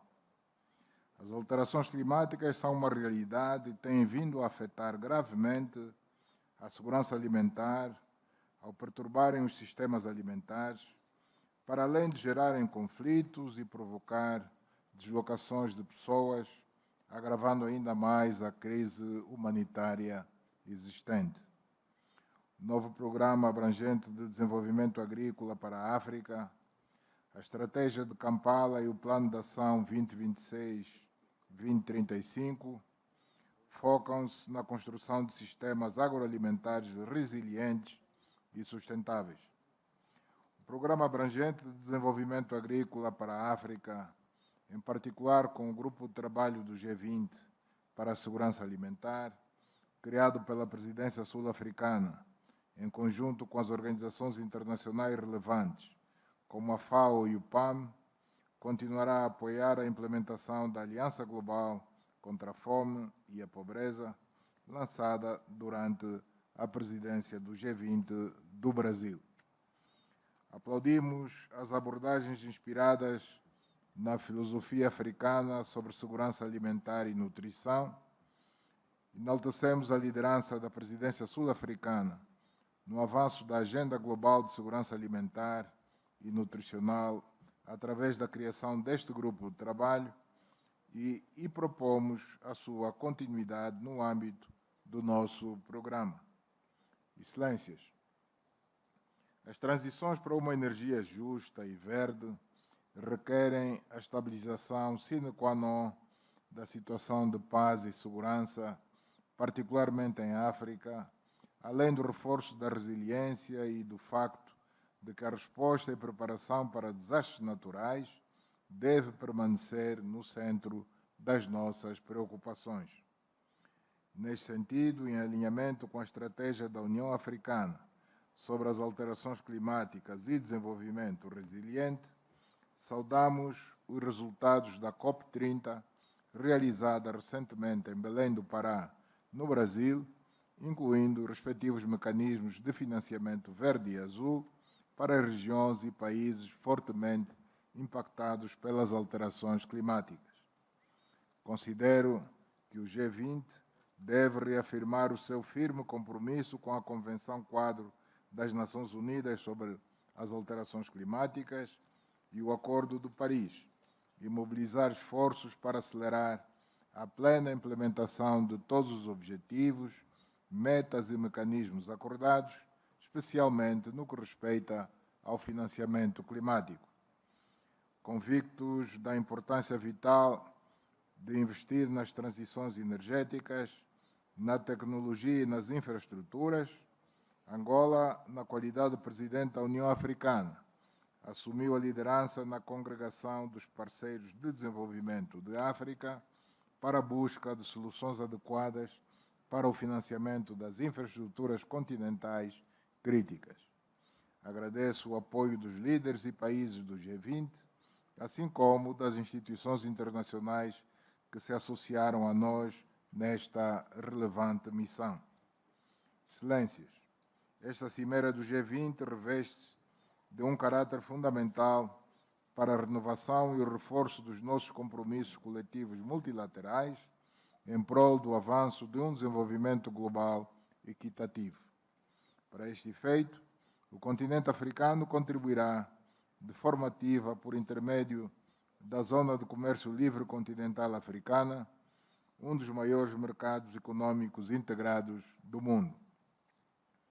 Em paralelo e tendo em conta a abundância de recursos naturais críticos e estratégicos de que dispõe, as vastas reservas de biodiversidade e o seu potencial demográfico, a África terá um papel incontornável nos contributos que prestará para impulsionar a transição verde à escala global.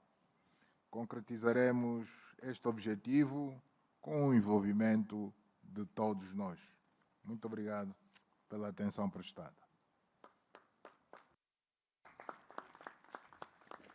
Thank you, President Lorenzo. We will start to pick up pace, as I will ask the interventions to stick to the time allocated. I now ask His Excellency Prime Minister of Australia, Anthony Albanese, to take the floor. Well, thank you very much, President Ramaphosa. Each and every one of our nations is home to unique natural treasures, and all of our citizens are living with the environmental reality of climate change. Australians have always known drought, floods and bushfires, but they're more intense and they're more frequent. And as we meet here today, there is a cyclone has hit Darwin with devastating impact on that community in Australia's north. The truth is that climate change carries a human toll for communities battling natural disasters and for those who depend upon the land for their livelihood. It has a devastating impact on our economies. So the argument that somehow you can take action on climate change or support economic growth is a false one. We need to deal with the challenge of climate change in order to ensure that our economies can grow. It is critical that we embrace clean energy, and this represents a generational economic opportunity. The G20 enables us to bring global ambition and global cooperation to this task.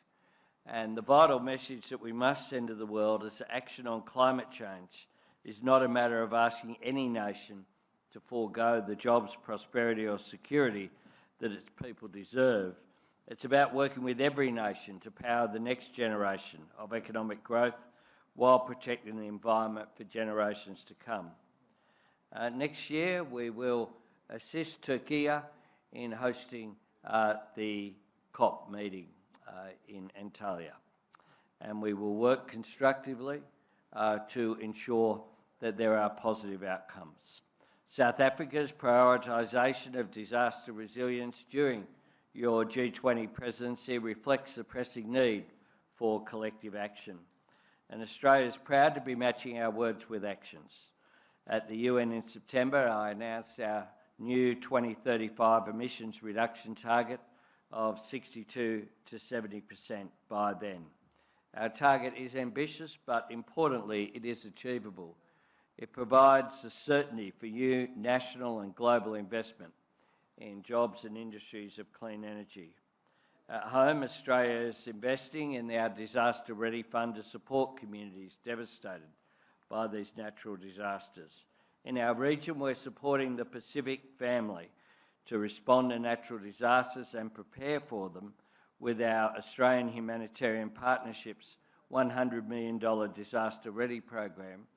And we've put in an additional $100 million into the Pacific Resilience Facility that will be so important going forward. We're also investing in climate-smart agricultural practices. And here on the African continent, the Africa-Australia Partnership for Climate-Responsive Agriculture aims to guard against food shortages. Colleagues, none of our nations are immune from the environmental challenges of climate change. All of our citizens can benefit from the opportunities of clean energy. As a forum and as leaders, we have a responsibility to our children and grandchildren and the generations to come to make sure that we choose to do the right thing, not choose between protecting our environment or securing our prosperity. We can do both, and indeed we must do both, because each depends on the other.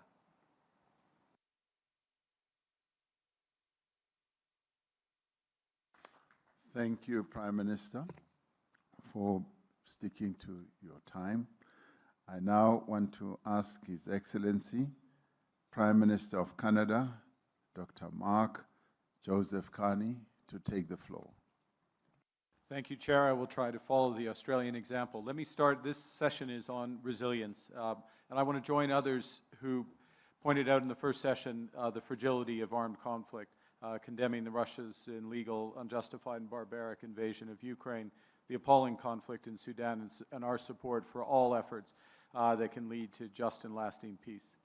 Now let me speak to climate change. It's been over a decade that we've realized that past is not prologue with respect to climate change. In other words, the tail risks of yesterday become the central scenarios of today. Tipping points are now being realized. And I want to give an example. 2 years ago, the forest fires in Canada alone made Canada the 4th largest emitter of carbon in the world. We have the example of the Darwin cyclone. Last year, or this year, forest fire damage forests bigger than Sierra Leone, to give orders of magnitude. So we need action on all levels: mitigation, adaptation, and resilience. International collaboration is crucial. I want to thank our hosts, South Africa, Mexico, and others who sent firefighters to Canada to help fight the fires. Coordination through early warning systems. The wildfire satellite system that we're putting in place as part of the G7 global public good, the work of the G20 in disaster risk reduction. Nature-based solutions. We're working towards our 30-30 commitment under the Montreal Kunming Protocol. I want to support the tropical forest financing facility of Brazil's COP, as well as the broader effort, and congratulate them on that. In terms of our own mitigation, I'll just frame it as follows. We view addressing climate change as a moral duty, but also a commercial imperative, as Prime Minister Albanese just intimated. So our strategy on reducing emissions is a climate competitiveness strategy because it will make our businesses stronger. I referenced in my earlier comments blended finance. I'll just reinforce those, the importance of those efforts, including through the World Bank and beyond. But I want to highlight a few other issues before my time is up. First, the importance of high-integrity, standardized carbon markets that have the potential to shift capital flows to those most affected by climate change, including being integrated with JETPs, such as the JETP here, changing the incentives and the financial calculations to decarbonize. I'd suggest that we can catalyze enormous private sector demand for these credits by committing AI data center development to be carbon neutral. We need a price on carbon. I salute my neighbor, the European Union, in pricing carbon and putting in place a CBAM. I'm going to conclude by drawing attention to the situation of one of the members around this table, and I hope Prime Minister Holness of Jamaica will allow me. The economic cost of Hurricane Melissa is about 40% of Jamaica's GDP. Now, through remarkable discipline, Jamaica had reduced their debt to GDP by over 50 percentage points in recent years. That is all gone with the explosive hurricane. This demonstrates the importance of investing in resilience in advance, the importance of catastrophic risk insurance, and the reality of what climate change is doing to our countries.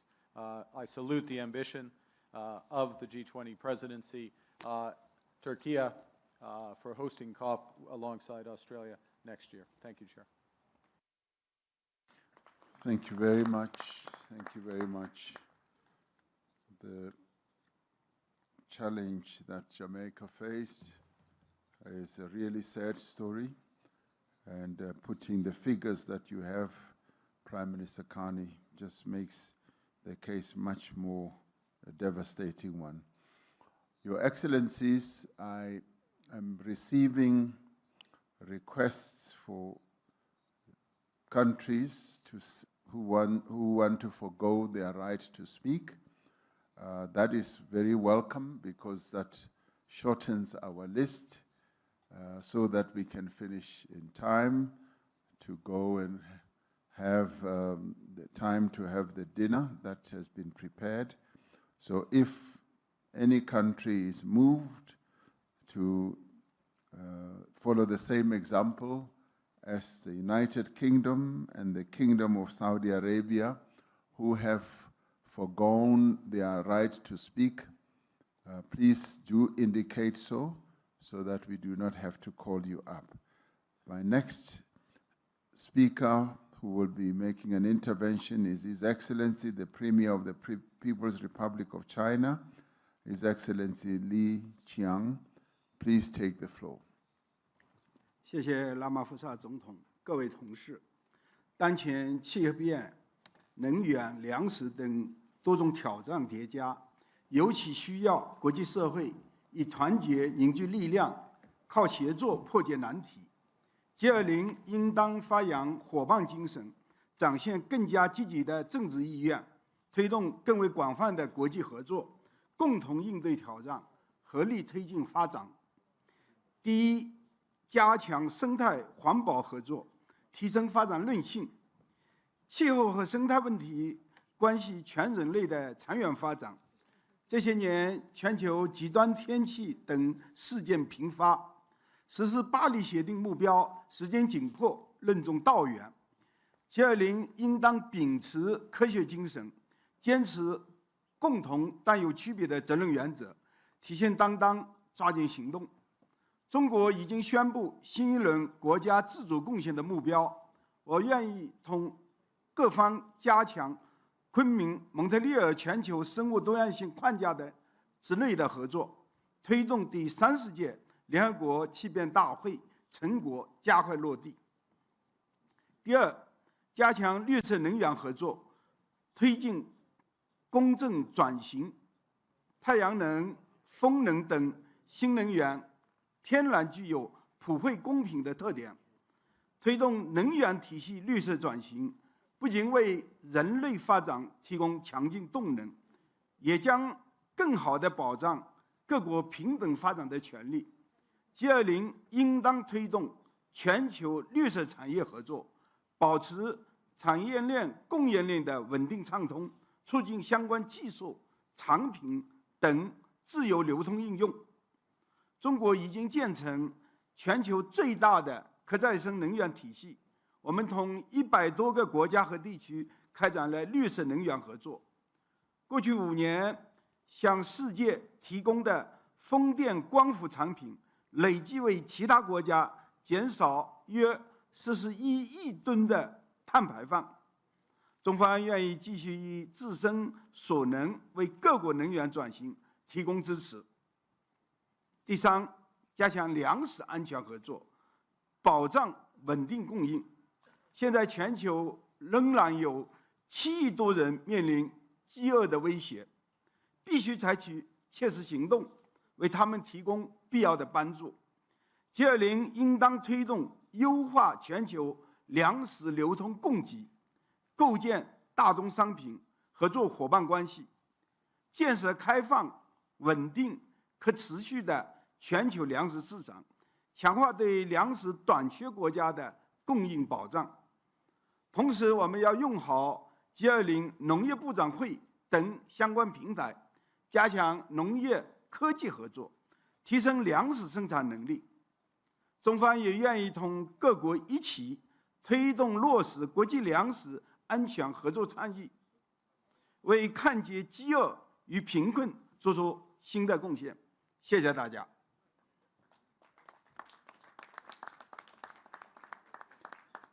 Thank you, Premier Lee. I now ask His Excellency Antonio da Costa, the President of the European Council, to take the floor. Thank you, Mr. President. Natural and man-made disasters are happening more and more often. They are increasing in intensity and having devastating consequences worldwide. The threat to our communities, our environment, and our prosperity is very real. Take the case of wildfires. In 2025 alone, the equivalent of 1/3 of land size of Argentina has burned down. The European Union strongly supports the approach, priorities, and efforts of the South African presidency of G20 on disaster risk reduction, the ex-post approach. But in this session, I choose to talk about root causes. Yes, climate change is real, and together with biodiversity loss and pollution, it can still be stopped. Despite progress, global pledges to cut emissions are not sufficient to limit the rise of temperatures to 1.5 degrees warming. The European Union is a global leader in this effort, and we are staying the course, fully committed to the Paris Agreement. A couple of weeks ago, we committed to an ambitious intermediate goal of reducing emissions by 90% by 2040. The European Union will remain a trusted partner in supporting the countries most exposed to climate change. Last year, the European Union provided 31.7 billion euros from public sources, and we mobilized 11 billion euros of private finance to support developing countries to reduce emissions and adapt to the impacts of climate change. As Union of Values, we will continue to support this agenda. But we cannot do this alone, and we invite all G20 members to join us in taking bold collective action to secure a sustainable future for all. Thank you, thank you. I now ask Her Excellency Dr. Ursula von der Leyen, President of the European Commission, to take the floor. Thank you very much, dear Cyril. This time I want to speak about the same topic like my friend Antonio Costa, climate change, but here focus on energy transitions. And it is a message of hope and opportunity that I want to bring to this G20 Summit. It's a message about clean energy technologies and clean energy transitions. Not only do they meet our urgent need to tackle climate change, they do much more than that. Clean energy transitions are cost competitive as never before. They create jobs at home. They open new ways to bring modern energy to the many million that remain without access. And they are a natural fit for many developing economies. The International Energy Agency says that 80% of energy consumption growth over the next decade occurs in regions with high-quality solar resources. And it's not only about solar. There are huge opportunities in Africa and beyond for other technologies, for wind, for geothermal, for hydropower, for new low-emission fuels, and of course for the investments in grids, storage, and other infrastructure that tie the energy system together. So this can be the growth story of the 21st century. And therefore, I would like to assure you of two things. First, I want to assure you of Europe's commitment to lead by example. We are firmly on track to meet our own 2030 target. We have an ambitious NDC for 2035, and we have the goal to be climate neutral by 2050, so Europe is staying the course.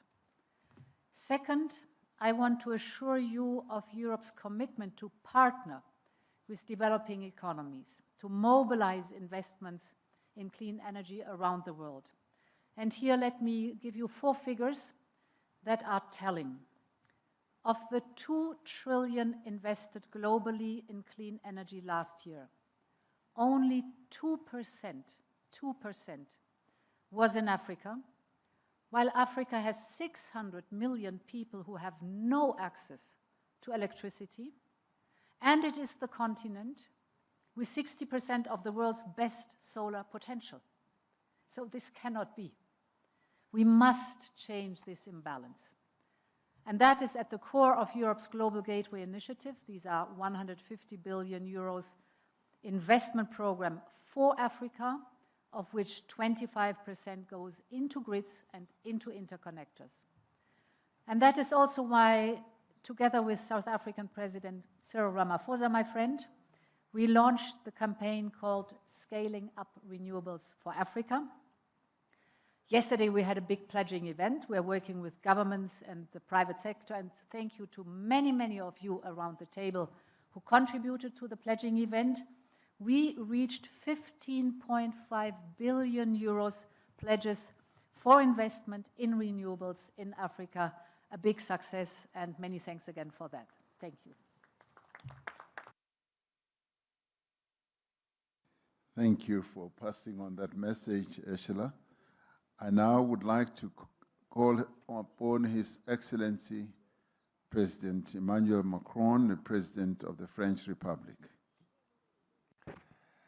So it's only me, Mr. President. I'm the finance minister. I'm going to give the introduction in the name of President Macron, who just is at a meeting now.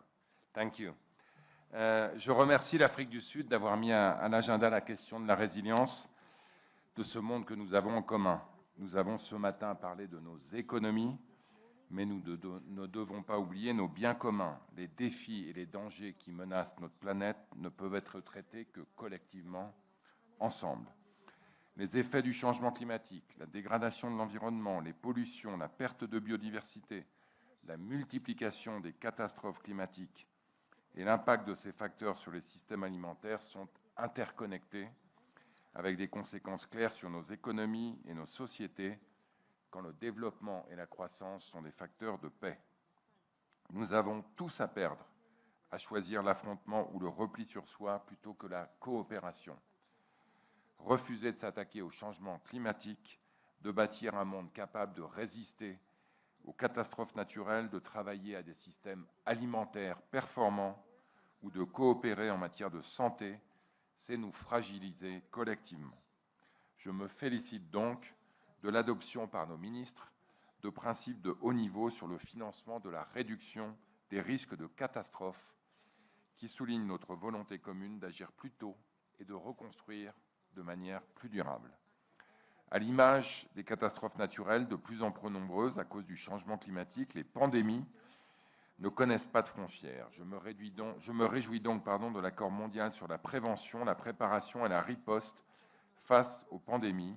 Cette adoption représente une victoire claire pour le multilatéralisme. C'est une avancée majeure pour notre sécurité sanitaire qui consacre pour la première fois dans le droit international l'approche une seule santé, One Health. Cette approche, elle doit être notre boussole pour promouvoir l'inclusion systématique des enjeux de santé animale et de santé de nos écosystèmes pour élaborer des politiques publiques vertueuses. L'engagement de la France se traduit par le One Health Summit que nous accueillerons à Lyon le 7 avril prochain. Ce sommet doit parvenir à des engagements ambitieux, des solutions innovantes et des initiatives concrètes pour répondre de façon durable aux problèmes prioritaires touchant la santé quotidienne de nos populations. La santé ne peut en effet plus se penser sans la sécurité alimentaire ni une alimentation saine, car l'obésité est en train de devenir une pandémie.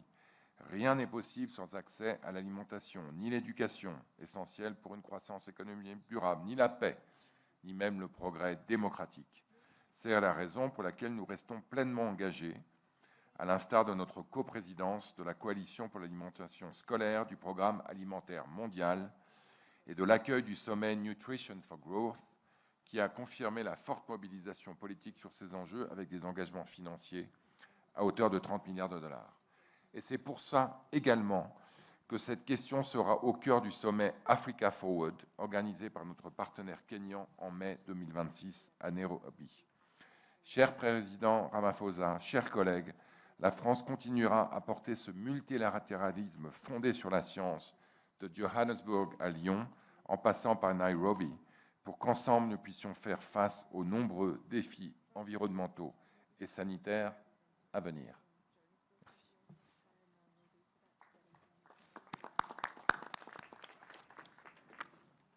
Thank you. I now want to give the opportunity to His Excellency Friedrich Merz, the Chancellor of the Federal Republic of Germany. Thanks, you, Chair. Unfortunately, the Chancellor's in a meeting, and also the Finance Minister of Germany is speaking. And thank you, President Ramaphosa, first of all, for putting resilience on the top of our agenda. 2025 has tested our resilience and global stability.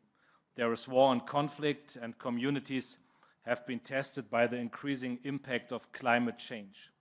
Wildfires and floods destroying homes in many of our countries. And heat waves threaten our health, food and water supplies, and energy security. It's a heavy burden both for our economies and societies, and even more in so fragile regions and the most vulnerable countries. This is why we need to act. Our actions need to make our world more resilient by unlocking growth and protecting the climate at the same time. We should create the right conditions to create more business cases for action. Protecting the climate and creating business opportunities can and must go hand in hand. To make this happen, we need to use all technologies available. And we need to give space for new technologies to emerge. With the right market framework, new technologies can become the most attractive option for providers and for consumers. Energy transition works best when businesses and end users benefit. For example, in the first half of this year, more than a third of global electricity was produced by renewables. Germany supports the transition towards secure, affordable, and clean energy at home and abroad. In this regard, I want to highlight our Just Energy Transition Partnership with South Africa. In this partnership, we exchange skills and technology. Over the last years, South Africa has emerged as a global leader in clean hydrogen. leveraging its huge energy potential and mineral resources.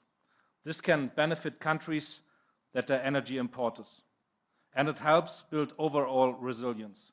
We are happy to further continue on this energy trajectory with other African countries.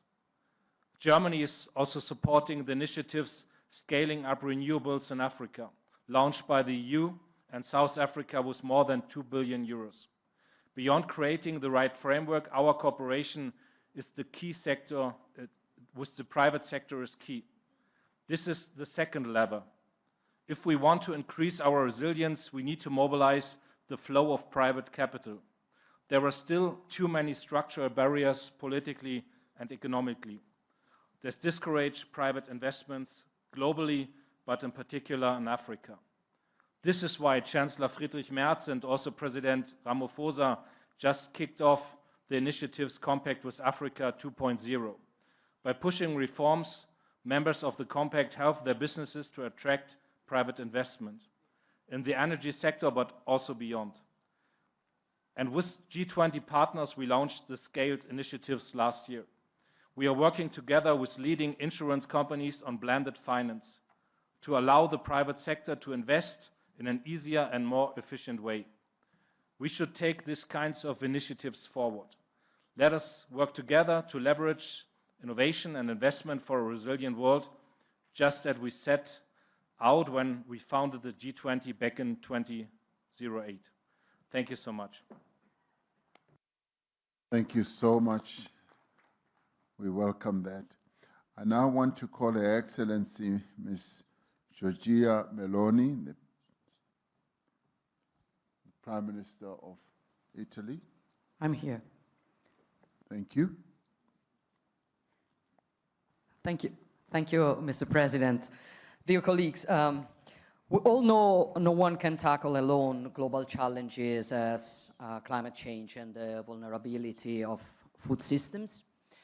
As members of the G20, we have a shared responsibility to find a way forward but we also know that way forward must be based on common sense. In my opinion, we must abandon once and for all the ideological dogmatism that is causing more harm than good. In Europe, for example, choices have been made in the past that have brought entire productive sector to their knees without producing any real benefit in terms of global emissions. And in Africa, dogmatic approaches imposed by foreign partners that do not take into account the specificities of African nations paradoxically risk reinforcing all patterns of dependency. This is a losing strategy. So a pragmatic balance must be found between the need to limit emissions and the risk of compromising the most advanced productive systems and preventing the weaker ones from establishing themselves. In our opinion, the challenge is to affirm the principle of technological neutrality, because there is no single solution capable of quickly building a solid alternative to fossil fuel supplies, but also because this spurs research, innovation, and virtuous competition. The energy mix must be balanced and must combine all available technologies: renewable gas, hydrogen, biofuels, CO2 capture systems, as well as research into nuclear fusion, which would change history by producing clean, safe, and unlimited energy. This is the approach that inspires Italy and to which we contribute with industrial expertise, technological capabilities, new financial instruments, and cooperation with other nations.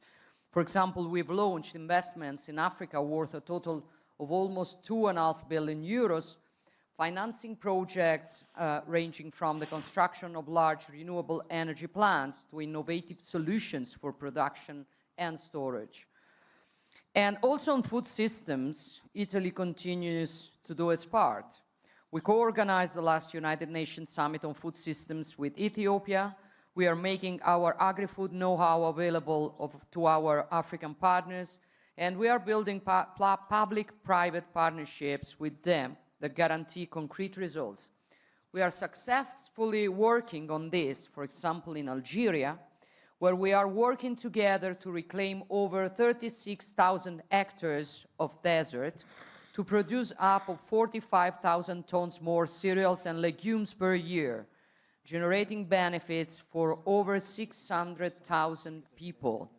And we are now replying this experiment in Senegal, Ghana, and Congo, and aim to involve other nations on the continent. But I want to be clear while closing my remarks. Our goal is not to create dependency. Our goal is to support self-sufficiency, because we believe in dignity of people, we believe in the freedom of nations, and we believe in the strength of genuine partnerships. Thank you, Mr. President. Thank you so much, my sister, Giorgia Meloni. I now ask His Excellency, President of the Republic of Korea, Mr. Lee Jae-myung, to take the floor.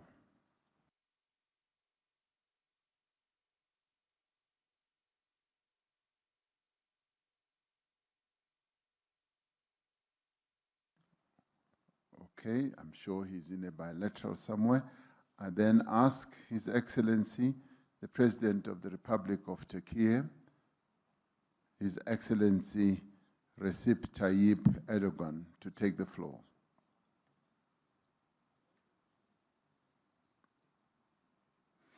There are lots of bilaterals taking place at this time, and now I move on to His Excellency, the Prime Minister of the Republic of India, His Excellency Narendra Modi. Excellency Erdogan is there. My apologies.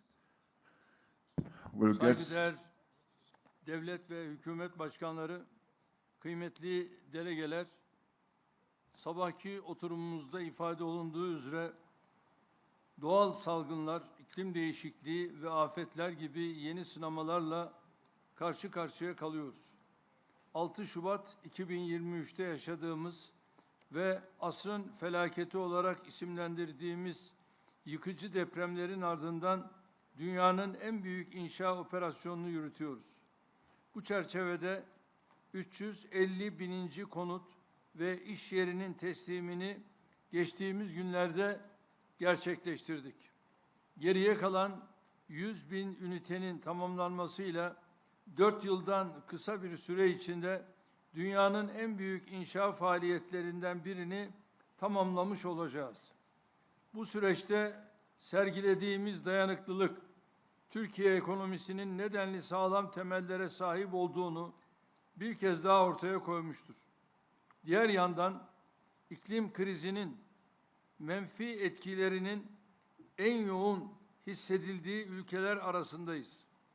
2025 yılında karşı karşıya kaldığımız zirai don ve ardından şiddetli kuraklık hem gıda fiyatlarında hem de enerji arzında büyük baskılar doğurdu. Yaşadığımız her acı tecrübe, iklim değişikliğiyle mücadeleye, sürdürülebilir kalkınmaya, gıda, su güvenliğini güçlendirmeye önem vermemiz gerektiğini gösteriyor. Geçtiğimiz aylarda kabul edilen iklim kanunumuz 2053 yılında net sıfır emisyona ulaşma ve yeşil kalkınma hedefimizi gerçekleştirme noktasında önemli bir dönüm noktasını teşkil ediyor. Kanun kapsamında ayrıca temiz teknoloji yatırımlarının artırılması ve tüm sektörler için adil dönüşümün finansman olarak desteklenmesini amaçlıyoruz. 2035 yılına kadar güneş ve rüzgar enerjisi kapasitemizi mevcudun 4 katına çıkarmayı öngörüyoruz. Şimdiden bu yıl itibariyle toplam kurulu güç içerisinde yenilenebilir enerjinin payını %60'ın üzerine çıkarmış durumdayız. Ayrıca Birleşmiş Milletler'in desteğiyle küresel bir çevre hareketine dönen sıfır atık projesiyle birlikte çevresel konularda çalışmalarımızı güçlendiriyoruz. Bu düşüncelerle Birleşmiş Milletler İklim Değişikliği Çerçeve Sözleşmesi 31. Taraflar Konferansı'nı önümüzdeki sene Kasım ayında Türkiye'de düzenlemeyi planlıyoruz. Son dönemde çok taraflılığın kaybettiği zemin dikkate alındığında bu hususta Avustralya ile sağladığımız mutabakatı çok daha anlamlı buluyorum. Ayrıca Güney Afrika Dönem Başkanlığı'nın gıda güvenliği konusundaki çalışmalarını takdirle karşılıyoruz. G20 olarak gıda güvenliğini tesis etme noktasındaki çabalarımızı önümüzdeki dönemde artırmamızın çok isabetli olacağına gönülden inanıyorum. Tabii tüm bu gayretlerin ekonomik maliyeti çok yüksektir. Bilhassa gelişmekte olan ülkelerin ihtiyaçlarına cevap verecek bir finansman sisteminin hayata geçirilmesi gerektiğine inanıyorum. Değerli dostlarım, Amerikan Başkanı Sayın Trump'ın girişimleri ve önde gelen bölge ülkelerinin katkılarıyla Gazze'de sağlanan ateşkesin devamı sadece Filistin halkı için değil, tüm dünyanın huzuru için azami önemlidir. Birleşmiş Milletler verilerine göre İsrail'in Gazze'de yol açtığı yıkım, Filistin'in kalkınma çabalarını asgari 70 yıl geriye götürmüştür. Gazze'de maalesef sadece üst yapının değil, çevrenin de yıkımına şahit olduk. 70 bini aşkın çocuk, kadın ve masum yetişkinin kaybının ise ne telafisi ne de gelecek nesillerin dimağında açtığı yaranın silinmesi mümkündür. Gelinen aşamada Gazze'de hem insani yardım faaliyetlerinin hızlandırılması hem de yeniden inşa faaliyetlerine gecikmeksizin başlanması esas olmalıdır. Birleşmiş Milletler kuruluşlarının Gazze'de insani yardımların koordinasyonundaki rolünü vazgeçilmez görüyoruz. Öte yandan kış şartlarıyla birlikte bilhassa barınma sorununun giderilmesinde zemin aleyhimize işliyor. Biz sahadaki ateşkesin sürmesine ve Gazze'nin yeniden inşasına katkı sunmaya şimdiye kadar olduğu üzere Filistin halkının yanında durmaya kararlıyız, hazırız. Kalıcı barışın yegane yolu olan iki devletli çözüm için uluslararası toplum olarak çabalarımızı sürdürmemiz gerektiğini bir kez daha vurguluyor. Bu düşüncelerle sizleri saygıyla selamlıyorum. Thank you. Thank you, President Erdogan. My apologies for ignoring you the first time. Now I ask the Prime Minister of the Republic of India, His Excellency Mr. Narendra Modi.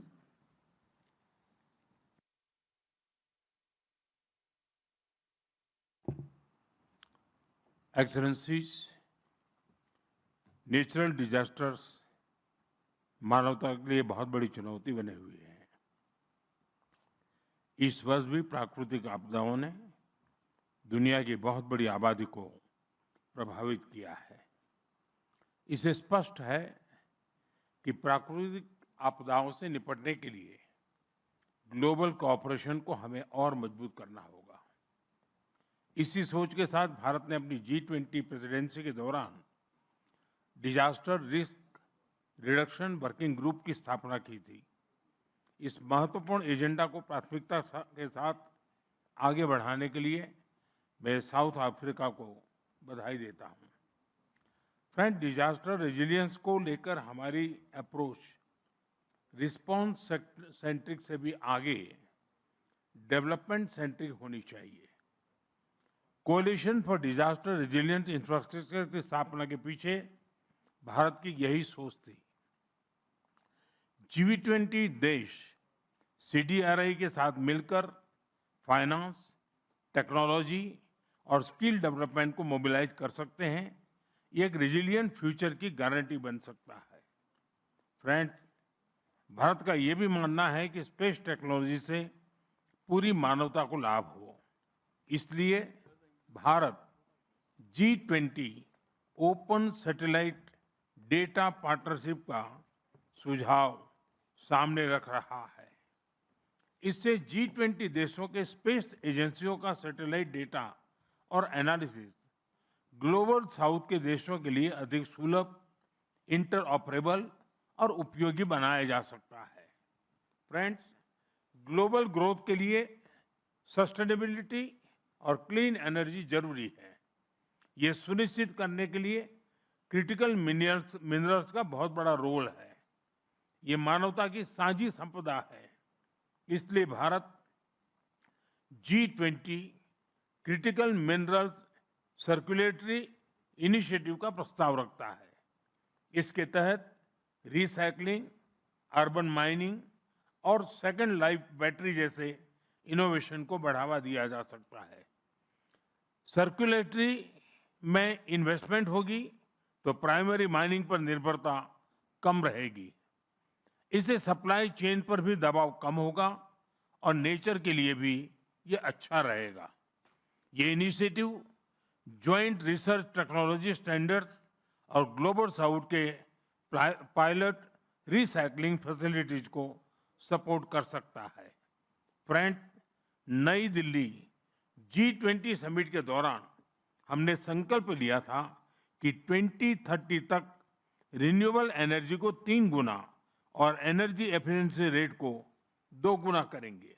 इस लक्ष्य को हासिल करने के लिए विकसित देशों को अफोर्डेबल क्लाइमेट फाइनेंस और टेक्नोलॉजी उपलब्ध कराने के लिए अपने कमिटमेंट्स को टाइम बाउंड तरीके से पूरा करना होगा। फ्रेंड्स, क्लाइमेट चेंज और अन्य चुनौतियों के कारण हमारे एग्रीकल्चर सेक्टर और फूड सिक्योरिटी पर खतरा और गंभीर होता जा रहा है। कई देशों में किसानों के लिए फर्टिलाइजर्स, टेक्नोलॉजी, क्रेडिट, इंश्योरेंस और मार्केट एक्सेस की चुनौती बढ़ती जा रही है। भारत अपने स्तर पर इन चुनौतियों से निपटने का प्रयास कर रहा है। भारत में हम विश्व का सबसे बड़ा फूड सिक्योरिटी और न्यूट्रिशन सपोर्ट प्रोग्राम चला रहे हैं। विश्व का सबसे बड़ा हेल्थ इंश्योरेंस प्रोग्राम और सबसे बड़ी फसल बीमा योजना भी भारत चला रहा है। हम श्री अन्न यानी मिलेट्स पर बल दे रहे हैं, जो पोषण और पर्यावरण दोनों के लिए सुपर फूड है। दिल्ली G20 के दौरान इन सभी विषयों पर हमने डेकन प्रिंसिपल्स पर सहमति बनाई थी। अब हमें इन प्रिंसिपल्स पर आगे बढ़ते हुए एक G20 रोड मैप बनाना चाहिए। Friends, resilience can not build in silos. G20 को ऐसी कॉम्प्रिहेंसिव स्ट्रेटेजी को बढ़ावा देना चाहिए जो nutrition, public health, sustainable agriculture और डिजास्टर प्रिपेयर्डनेस को जोड़कर एक मजबूत वैश्विक सुरक्षा बनाए। बहुत बहुत धन्यवाद।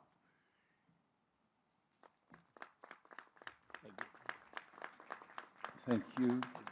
I now ask Mr. Masanao Ozaki from the Republic of Japan to speak on behalf of the Prime Minister.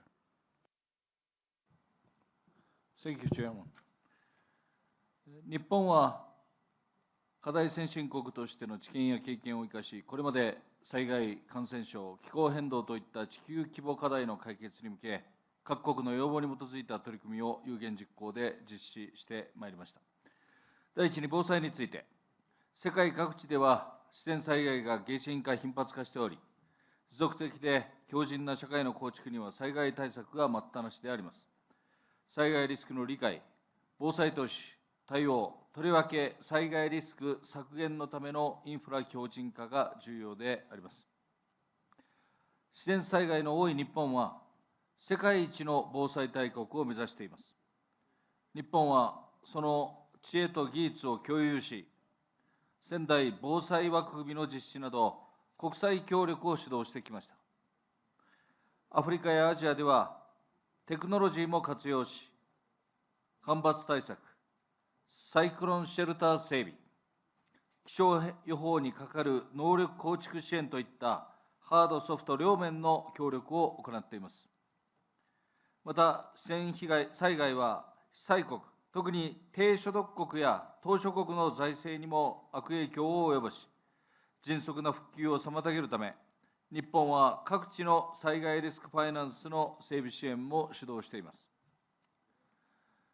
第2に、気候変動について、世界の気温上昇を工業化以前から 1.5 度以内に抑えるには、先進国のみならず、主要排出国をはじめ、国際社会が団結して取り組むことが必要であります。日本は引き続き、国内外の気候変動対策に取り組んでいきます。第3に、海洋の環境問題について、日本は G20 大阪サミットで、大阪ブルーオーシャンビジョンを提唱し、各国のプラスチック汚染対策を支援しています。プラスチック条約について、日本は多くの国が参加する実効的な条約の早期策定に向け、関係国の橋渡しを行っていきます。第4に、国際保険について、ワクチン支援を含む新型コロナ対応は、G20 との効果的な協力の代表例であります。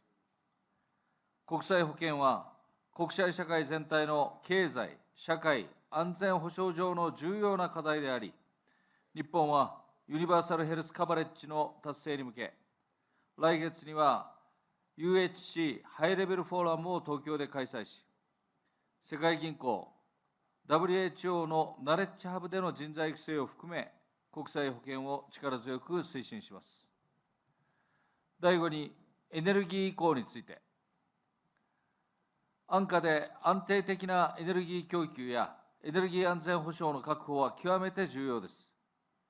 日本はアジアゼロエミッション共同体、AZEC など、脱炭素化、経済成長、エネルギー安全保障を同時に実現し、多様な道筋の下でネットゼロを目指す取り組みを力強く推進していきます。最後に、食料安全保障について、強靭で持続可能な農業・食料システムを構築するために、日本は各地域の実情に応じた生産力の強化に向けた支援を行ってまいります。日本は引き続き、各国と知見と経験を共有し、相手国の主体性を尊重した実用的な支援を行ってまいります。ご清聴ありがとうございました。Thank you. Thank you. I'd now like to call His Excellency Mr. Gibrian Raka Buming Raka, the Vice President of Indonesia.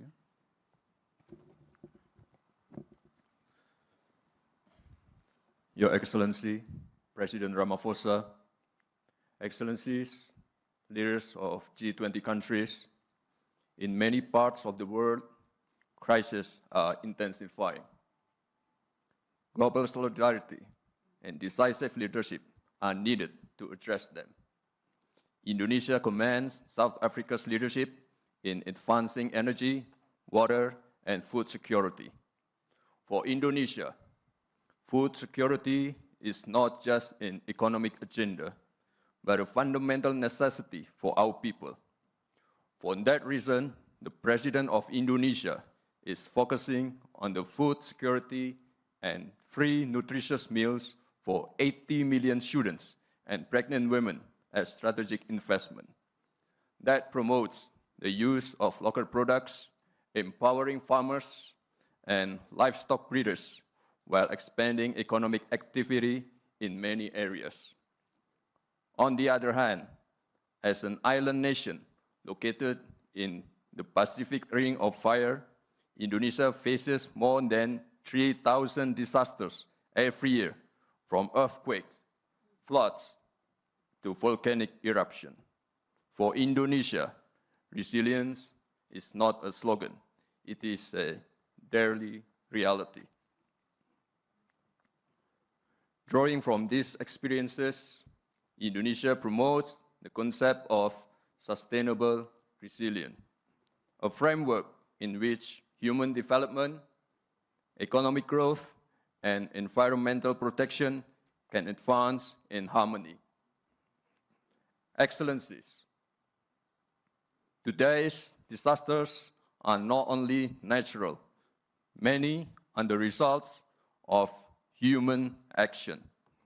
We see this in Gaza, Ukraine, Sudan, and the Sahel, and many other regions, where conflicts reduce homes to rubble, deprive people of hopes and livelihood. These tragedies remind us to put humanity at the heart of global governance. The world must not allow and normalize preventable human suffering from becoming the new normal. As a forum representing 85% of the world's GDP, the G20 carries a moral duty to lead by example, ensuring that growth and resilience become two sides of the same coin, driving hope, prosperity, and justice for all. Thank you.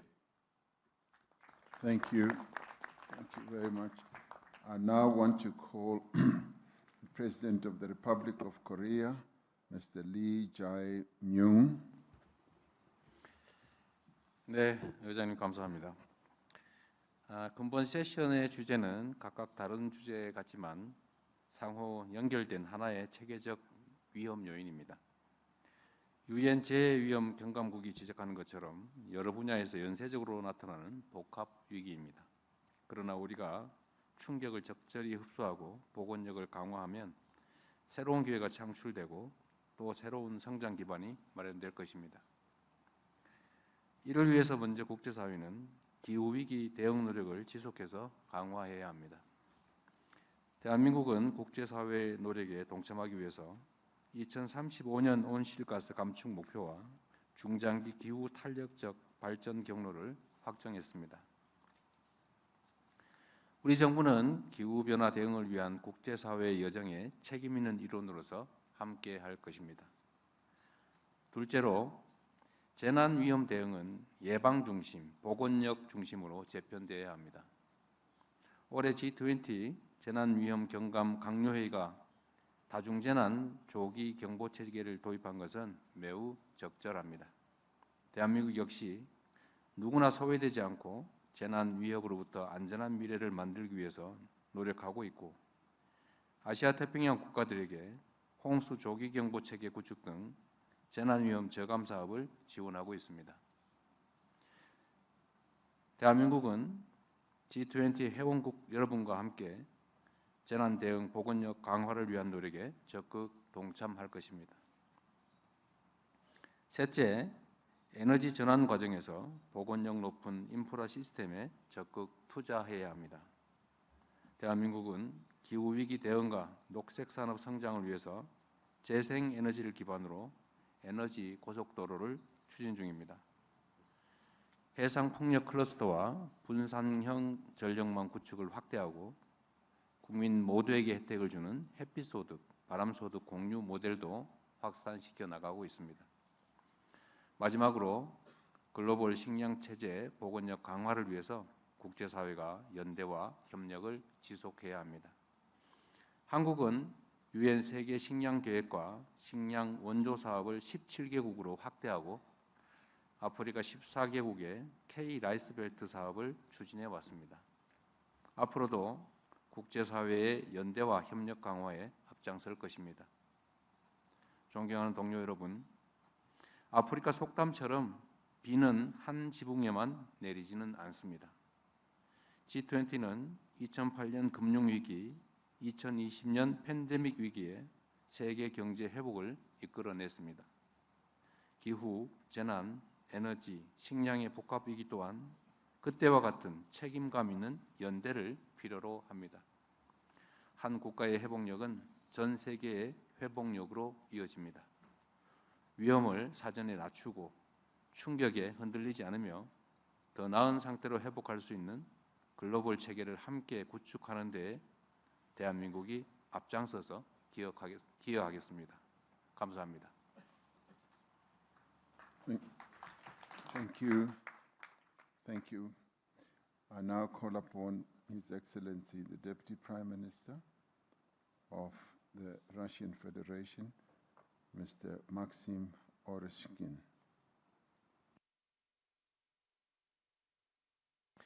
Thank you, President Ramaphosa. I will start with reminding a personal story of Bill Gates, the renowned Microsoft co-founder. He was an early and outspoken advocate for the urgency of climate change, investing billions in clean energy solutions. Recently, he softened his stance, emphasizing human welfare and balanced policy over alarmist views, where funding for health and development plays the leading role. It happens sometimes that the positions of key figures can change, and the country policy also can change amid evolving conditions and priorities. However, tactics should not dominate the strategy. We stand for long-term and balanced development, aiming at sustainable progress that benefits all equitably. Global climate policy should be reasonable, not dogmatized. It should be focused on ensuring access to technologies and finance. It should also be cost-effective. Energy transitions should be both clean and affordable. Zero and low-emission technologies, including natural gas, nuclear, and hydropower, play a pivotal role in energy transitions, especially here in Africa, where 500 million of people do not have access to electricity. Technologically neutral approach is needed to advance decarbonization without compromising economic growth and SDG 7, access to energy for all. CO2 removal solutions, natural sinks, are not less effective than mitigation, while most affordable and also scalable. Energy policies must ensure energy security and be aligned with structural shifts in global energy demand. The expansion of digital economy, including AI, blockchain, big data, is driving electricity demand comparable to heavy industry. We need to develop new generation capacities located near resource bases and consumers. Food systems, energy, climate change, and disaster resilience are integral parts of one global resilience platform. Global South and Global East play a crucial role in providing food and energy to the world due to their vast agricultural resources and abundant natural reserves, thus contributing to food and energy security. What is also needed for global food security is fair competition and open trade. Well-functioning markets are a key factor to eliminate hunger worldwide. Just to mention that despite illegitimate sanctions, Russia is among the world's major exporters of food and fertilizers, and about 97% of our supplies go to developing nations, of which more than 40% go to low-income countries. Even amidst the background of sanctions that indirectly affect even food supplies, Russia fulfills its mission of contributing to global food security. As for the G20's mission, it is not only to respond to shocks, but to design a future architecture that is balanced and shock resilient. So, global resilience today must go beyond crisis response. It also has to be platform-based. Climate change, disaster risk reduction, and energy transitions are intertwined and should be addressed collectively. Thank you. Thank you. Thank you. Thank you indeed. I now wish to call upon Minister of Foreign Affairs of Argentina, Pablo Quirno Magrain.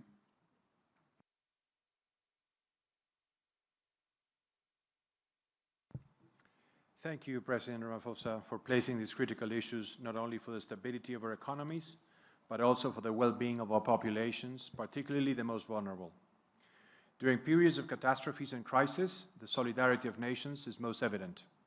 History has shown that despite diverse worldviews, the G20 has served as a platform for cooperation in the most challenging moments of recent history, successfully reaching consensus and coordinating actions and tasks collectively. Disaster prevention cannot be limited to statements. It requires concrete action and effective collaboration with the most vulnerable nations. It is essential to provide technology, materials, expertise, and skilled personnel to develop safe infrastructure and mitigate damage. An efficient approach is to share resources when and where they are needed, coordinating among countries in a practical, bureaucracy-free manner. Disasters tend to occur in predictable seasons and regions. Therefore, international agreements must move from words to clear commitments with specified contributions and shared responsibility, ensuring that solidarity goes beyond good intentions. Allow me to move on to my next point. Food security must be addressed through mechanisms that do not reduce global food production and investment. Argentina is a major food producer, and under market conditions, free from distortions caused by domestic and international policies, it could double and diversify its production. Many countries have implemented domestic policies aimed at lowering consumer prices, which have led to stagnation or declines in production. This effect is not only caused by domestic public policies, but also by international ones. Food markets are competitive, meaning there is a good balance between quality and price. Distorting them through subsidies or prohibitions only harms those who need food the most, because higher production would correspond to lower prices. For this reason, Argentina fights against market distortions, against barriers to food trade, and against subsidies that distort competition. That is why we promote long-term contracts to supply countries that regularly import food, as well as strategic partnerships that ensure food security.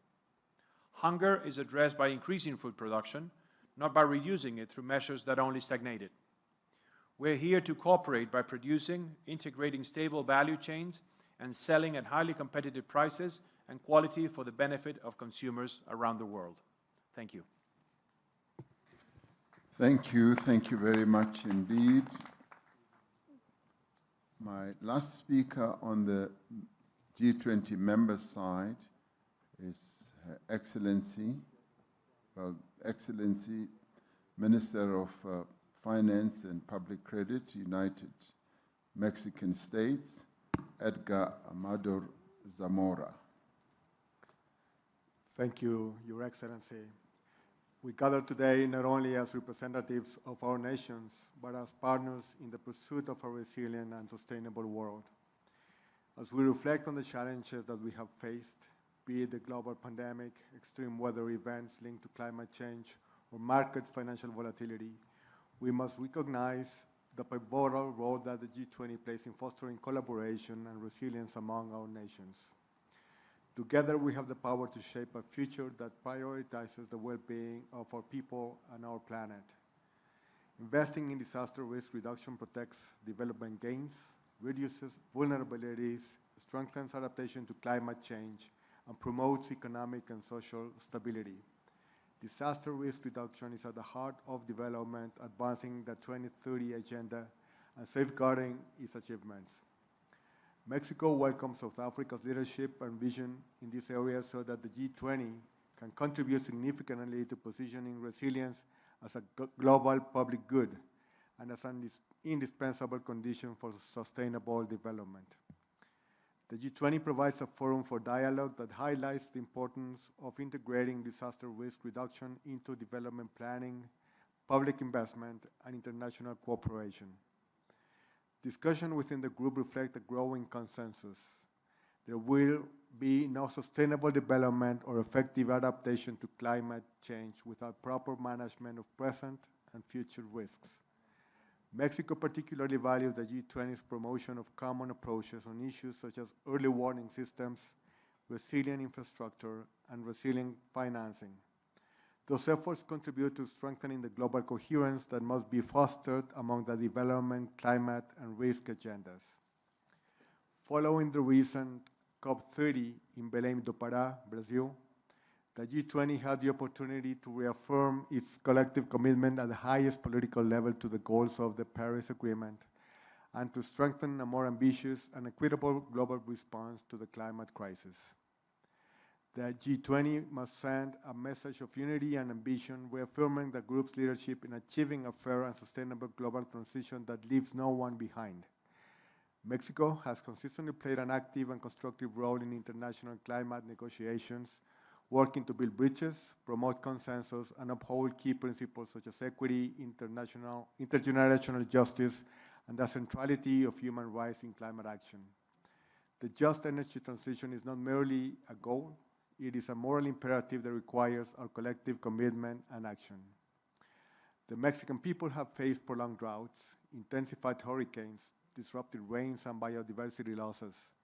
Through our updated nationally determined contribution, Mexico will strengthen its renewable energy and sustainable transport goals, expand nature-based solutions such as the restoration of forests, mangroves, and coastal systems, prioritize community-centered adaptation, and include security as an across-the-board issue linked to climate action. We believe that a just energy transition should encompass the following 4 key principles: inclusion, job creation and skills development, investment in clean technologies, and support for communities. To advance towards sustainable and resilient food system, Mexico has implemented technical support actions through farmer field schools to increase production with an agroecological approach. We also established new seed banks dedicated to the preservation of traditional food systems, which contributed to the selection, conservation, and safeguarding of native corn varieties. Finally, the efficient use of water in food production is a strategic issue.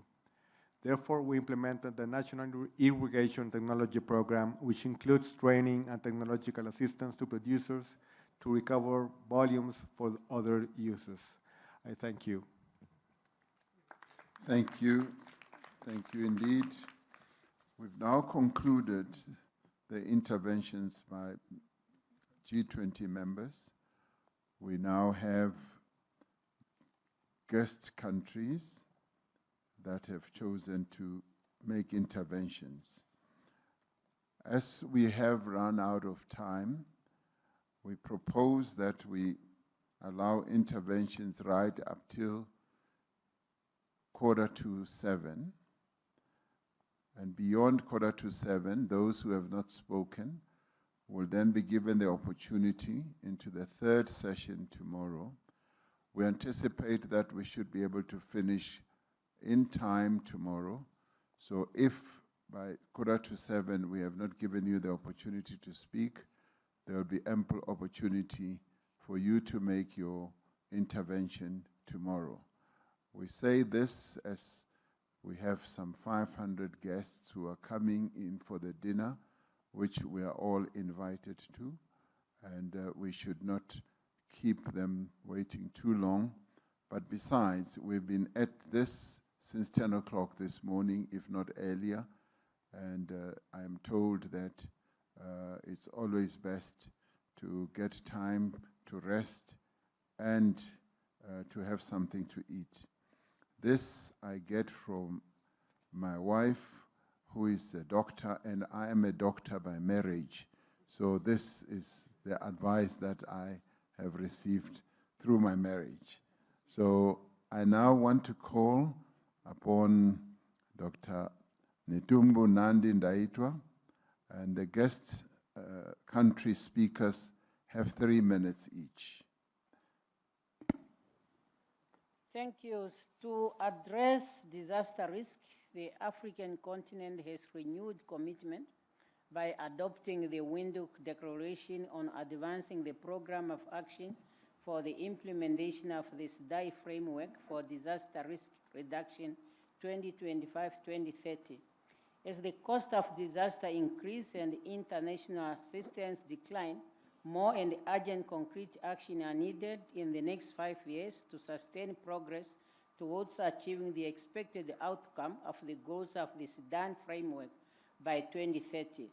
Our work on disaster risk reduction, climate change, and food security must be transformative.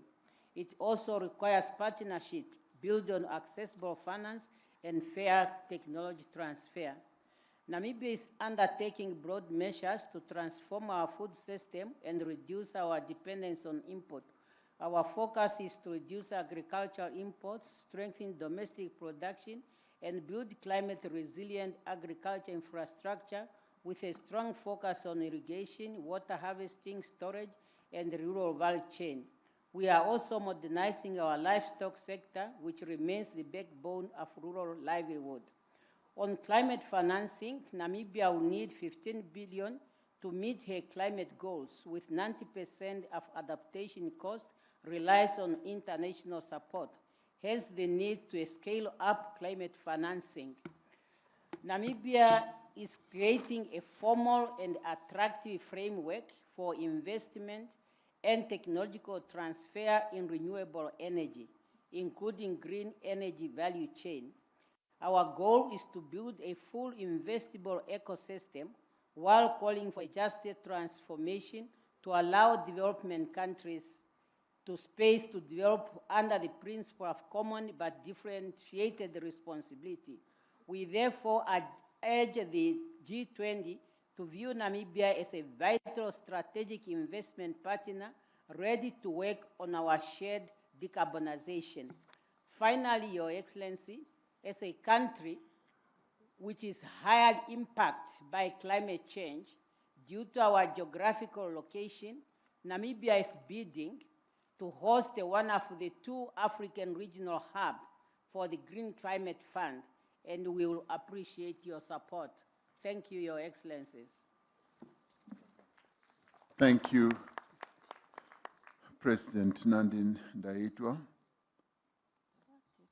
I now want to call upon His Excellency Dr. Julius Maada Bio, the President of the Republic of Sierra Leone and Chairperson of the Economic Community of West African States, ECOWAS.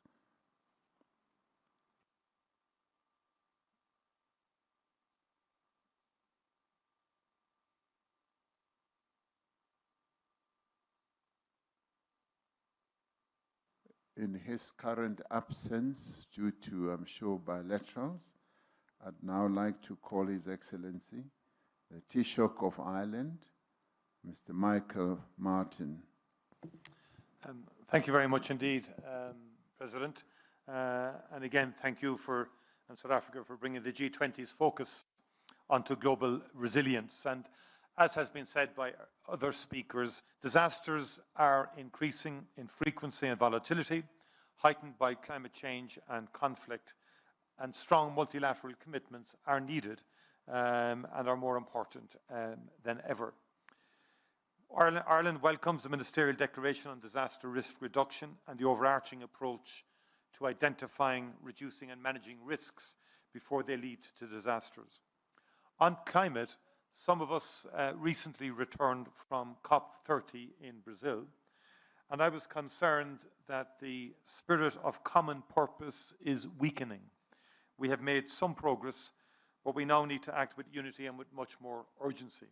And indeed, the discussions there are proving difficult as we speak to achieve consensus. International climate finance is a priority for Ireland, and we are on track to deliver our COP26 pledge of at least 225 million per year to developing countries by 2025. We will achieve that this year. Our focus is on the poorest and most vulnerable, especially those living in least developed countries and small island developing states, fragile states and communities. Adaptation is perhaps something we haven't given enough attention to. It is central and equally adequate and accessible climate finance is key to countries' adaptation endeavours, and we need to improve that access. In the European Union, as Antonio has said, our sights are on reducing collective emissions by 90% by 2040. In Ireland now, emissions are now lower than at any point since 1990, despite our population growing by 50% over that time period and having successive economic growth as well. On just energy transitions, Ireland is committed to ensure that no one is left behind. We are seeking to, again, as others have said, maximize employment opportunities, support persons and communities who may be negatively affected, and some will as we action a climate-neutral society by 2050. On food systems, the world is significantly behind on achieving Sustainable Development Goal 2. Transformation must be at the heart of our work to reinvigorate the 2030 agenda. Our collective commitments will be extremely important in the context of growing instability and economic and environmental crises. Ireland focuses on gender equality, climate action, and fragility through a range of partners, including the Food and Agriculture Organization, the World Food Programme, and the International Fund for Agricultural Development. Women's economic empowerment in the agri-food sector, improving access to finance, expansion of climate-resilient agriculture practices, and policy engagement are all critical channels for achieving gender equality. Ireland has provided funding to the African Union for the implementation of the new Comprehensive African Agriculture Development Programme. In Africa and beyond, Ireland remains committed to supporting inclusive, climate-resilient, healthy and nutritious food systems and to contributing to all of the Sustainable Development Goals. These efforts and the efforts of the G20 are integral to building a more resilient world. Thank you very much, President. Thank you. Thank you, Taoiseach Martin. I now ask His Excellency Mr. Sifi Grieb, the Prime Minister of the People's Democratic Republic of Algeria. Thank you, Mr. President. شكرا فخامة الرئيس سيريل رامافوسا. اسمحوا لي أن أتلو على مسامعكم كلمة رئيس الجمهورية السيد عبد المجيد تبون التي يوجهها لهذه الجلسة وهذا نصها. تعتبر الجزائر إحدى الدول الأكثر عرضة للآثار السلبية لتغير المناخ، حيث شهدت في الآونة الأخيرة تزايدا غير مسبوق للعديد من الظواهر التي تتسبب في خسائر بشرية ومادية جسيمة، فضلا عن التأثير على النظم البيئية المختلفة. واستجابة لهذا الواقع وضعت بلادي ترسانة قانونية ومؤسساتية للحماية من المخاطر الكبرى وتسيير الكوارث، بهدف تدعيم المنشآت التحتية وتعزيز القدرات التقنية والتكنولوجية، وإقامة وتحسين أنظمة الإنذار المبكر، فضلا عن تعبئة موارد مالية معتبرة للتكفل بالمتضررين. وعلى الصعيد الإقليمي والقاري، بادرت الجزائر بإنشاء آلية إفريقية للوقاية من أخطار الكوارث، كما تحتضن المركز العربي للوقاية من أخطار الزلازل والكوارث الطبيعية الأخرى، في مساهمة منها لتعزيز العمل المشترك في هذا المجال. السيد الرئيس، إن تحقيق الاكتفاء الذاتي وتعزيز الأمن الغذائي يشكلان أولوية للجزائر التي تعرف خلال السنوات الأخيرة نمواً استثنائياً للاستثمار الفلاحي، خاصة في الجنوب الجزائري، عبر شراكات مع دول شقيقة وصديقة. ومن هذا المنطلق ندعو دول المجموعة العشرين إلى عقد شراكات مع الدول الإفريقية لتطوير الإنتاج الفلاحي والحيواني والحد من ظاهرة الجوع والأزمات الغذائية. السيد الرئيس، تواجه القارة الإفريقية تحديات معتبرة بخصوص الانتقال الطاقوي، إذ أنها تأوي 18% من سكان العالم، بينما تسجل أقل من 6% من الاستهلاك الطاقوي العالمي، في حين لا تتجاوز نسبة الربط بالكهرباء 45%. وبالمقابل يفرض علينا التصدي لظاهرة تغير المناخ، التخفيف المكثف للانبعاثات، وخلق ظروف مواتية لضمان الانتقال السلس إلى أنماط إنتاج واستهلاك خالية من الكربون، مع مراعاة المبادئ الآتية: أولاً، إرساء آليات تسهيلية تسمح للدول النامية بالاستفادة من الدعم المالي الدولي ونقل التكنولوجيا. ثانياً، تبادل الخبرات الناجحة في تطوير الطاقات المتجددة وترشيد استهلاك الطاقة. تعزيز القدرات البشرية والمؤسساتية للدول النامية. وفي هذا الصدد تدعو الجزائر إلى عقد شراكات في مجال التحول الطاقوي في القارة الإفريقية، قصد تجسيد تحول ناجح يسمح بتحقيق أهداف التنمية المتعلقة بالطاقة النظيفة والمتاحة والعمل اللائق والنمو الاقتصادي والعمل من أجل المناخ. وتبدي الجزائر استعدادها لمشاركة تجربتها في مجال الطاقة مع البلدان الإفريقية ودول مجموعة العشرين، كما تجدد التزامها بالعمل بشكل حثيث لتجسيد مشاريع طموحة مع شركائها بغية تعزيز الطاقة الخضراء النظيفة والمساهمة في الجهد الجماعي لضمان انتقال طاقوي سلس. وشكرا على حسن الإصغاء. Thank you, Prime Minister. I now call upon Dr. Andrew Michael Holness, the Prime Minister of Jamaica and the Chair of the Caribbean Community, CARICOM.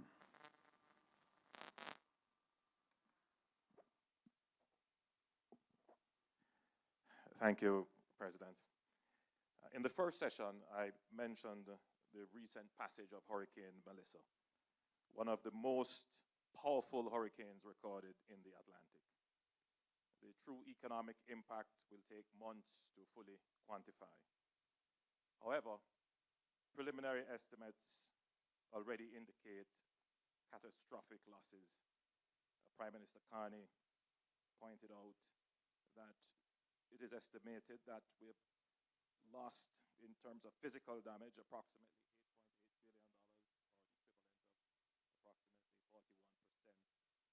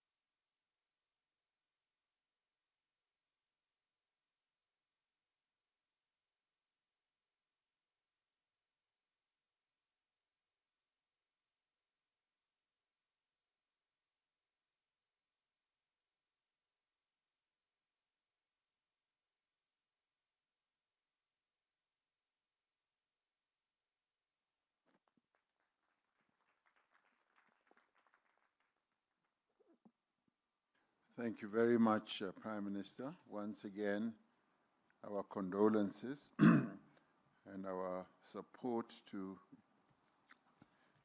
the people of Jamaica and the terrible disaster that befell them.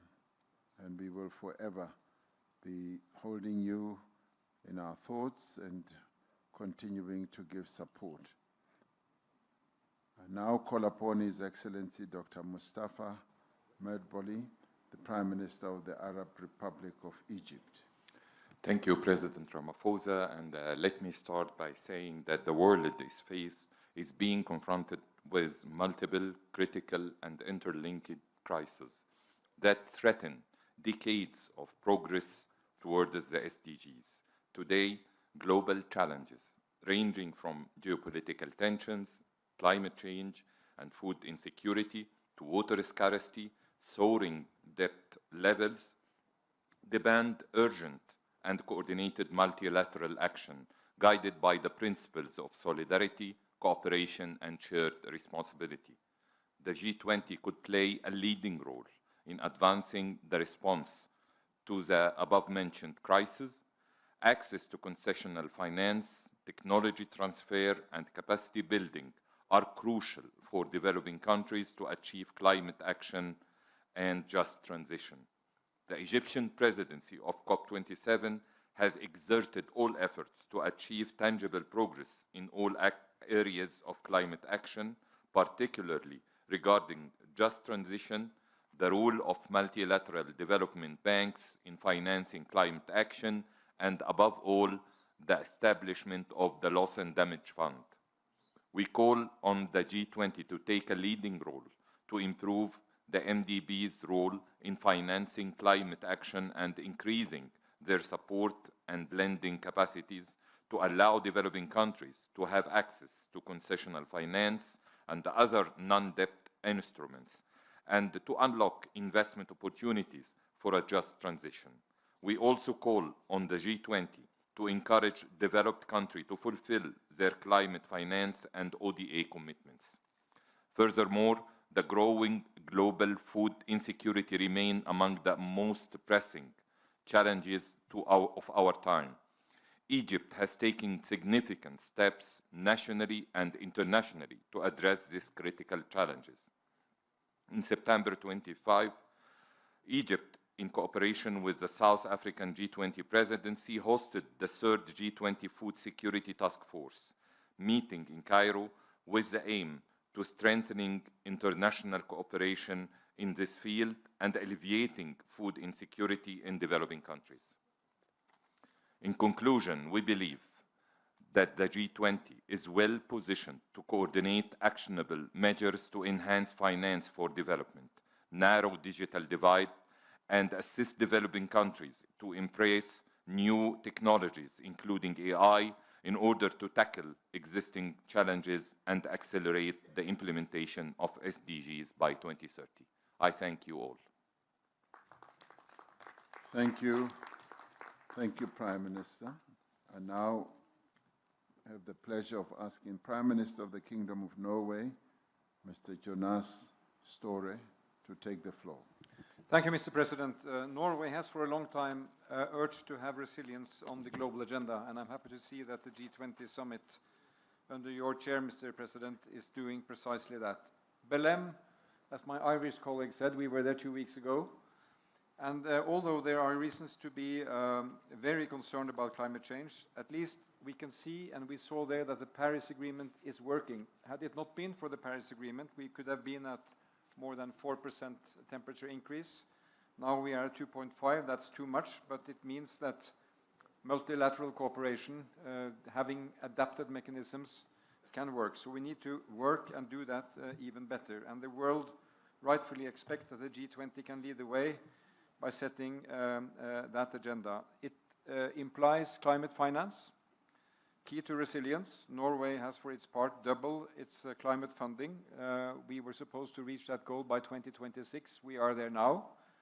And we still have our ODA at 1% of GDP. But the question is now, how do we invest our ODA? It is not the traditional mechanism that will work. It is if we work with the financial banks, with the development banks and the World Bank, we can move forward. On the energy transition, it is renewable that is now being the winner in terms of affordability, and that has now to be made available to people in development.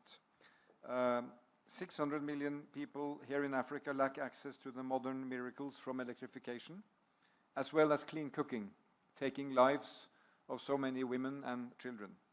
So to address this, we have over the last year worked to support Mission 300, the World Bank and African Development Bank-led initiative to provide electricity to 300 million people in Africa by 2030.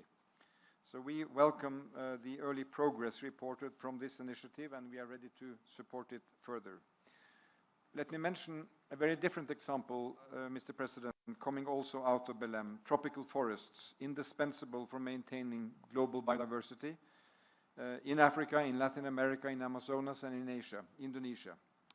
And the new Tropical Forest Forever facility, the TFFF, came out of a Brazilian COP, and I would like to commend President Lula and Brazil for having established this mechanism. Norway will contribute up to $3 billion over 10 years to support this mechanism, which is again an example of doing innovative things with our financial partners. Let me end on the third area, if I may. All G20 members are ocean nations, as we are, and Norway is in fact representing a country with the world's second largest coastline. The ocean offers many solutions to many issues on our G20 agenda, as long as the ocean is managed sustainably, as I work together with partners in the International Ocean Panel that I'm chairing with the President of Palau.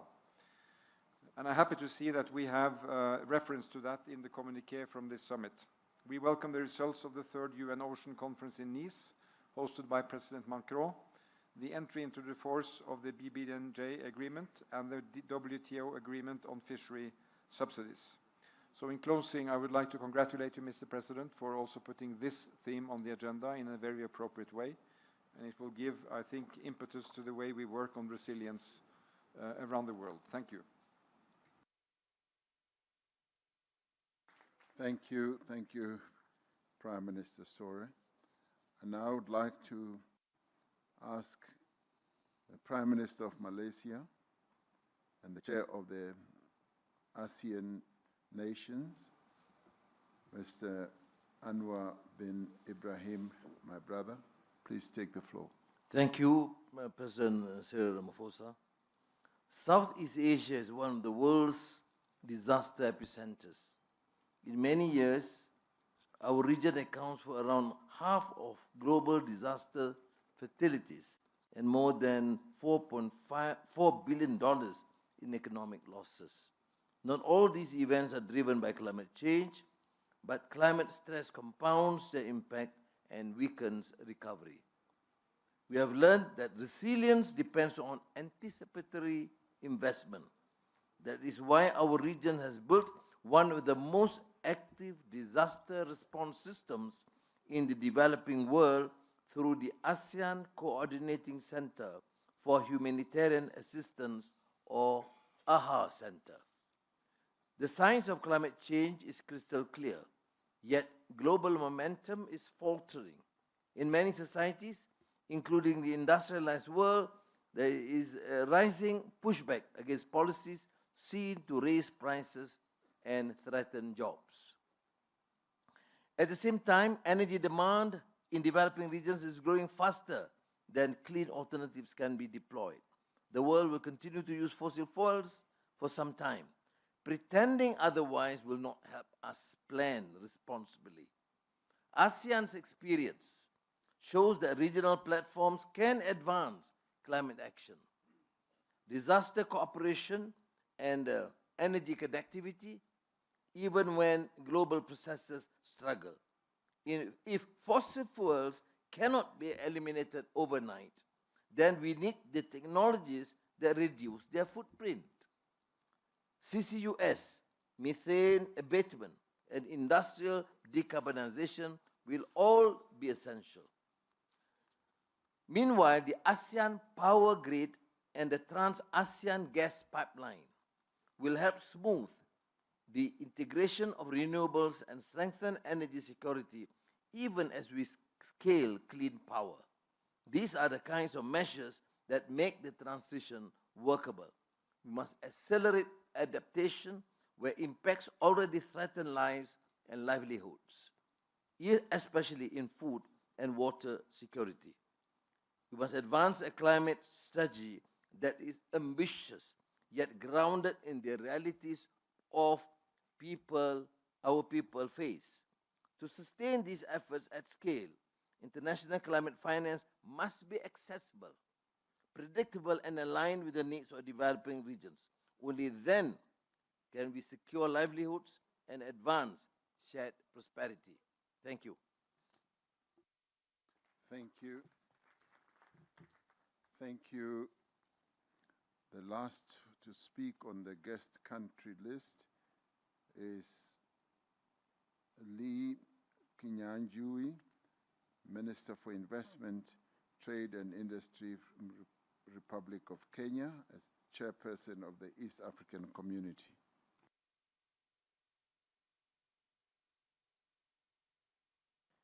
Your Excellency, President Cyril Ramaphosa, President of the Republic of South Africa, Excellencies, Heads of State and Government, ladies and gentlemen. Once again, apologies, Mr. Ali Kenyajui, the Cabinet Secretary, is not allowed, and I am taking his place. I'm the Kenya High Commissioner to the Republic of South Africa. We wish to commend South Africa for ensuring that African priorities are prominently reflected in the summit's agenda, particularly on resilience, sustainability, and equitable development. Excellencies, we recognize G20's efforts to strengthen global disaster risk financing, which remains essential for enabling timely and effective responses to climate-related and natural hazards. We also welcome the G20 focus on expanding inclusive early warning systems and enhancing capacity building in developing regions, which is vital for protecting lives and preserving development gains. Excellencies, the East African community encourages G20 to advance the provision of predictable, adequate, and accessible climate finance with strong attention to adaptation as a pressing priority for vulnerable countries. We underline the importance of honoring existing finance commitments while pursuing innovative and fair mechanisms that align with the needs of developing countries. Excellencies, COMESA is leveraging continental initiatives such as the Mission 300, which targets electricity access for 300 million Africans through its Accelerating Sustainable and Clean Energy Access Transformation Program.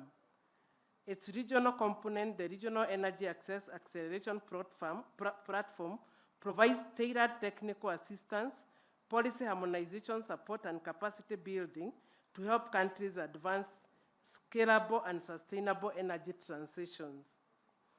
We emphasize that energy development is inherently regional.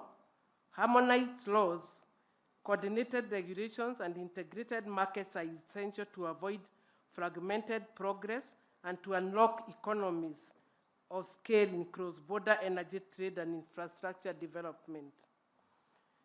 As we advance sustainable energy transitions, we must ensure they are just and inclusive, fully supporting women, youth, and indigenous communities and workers in carbon-intensive sectors.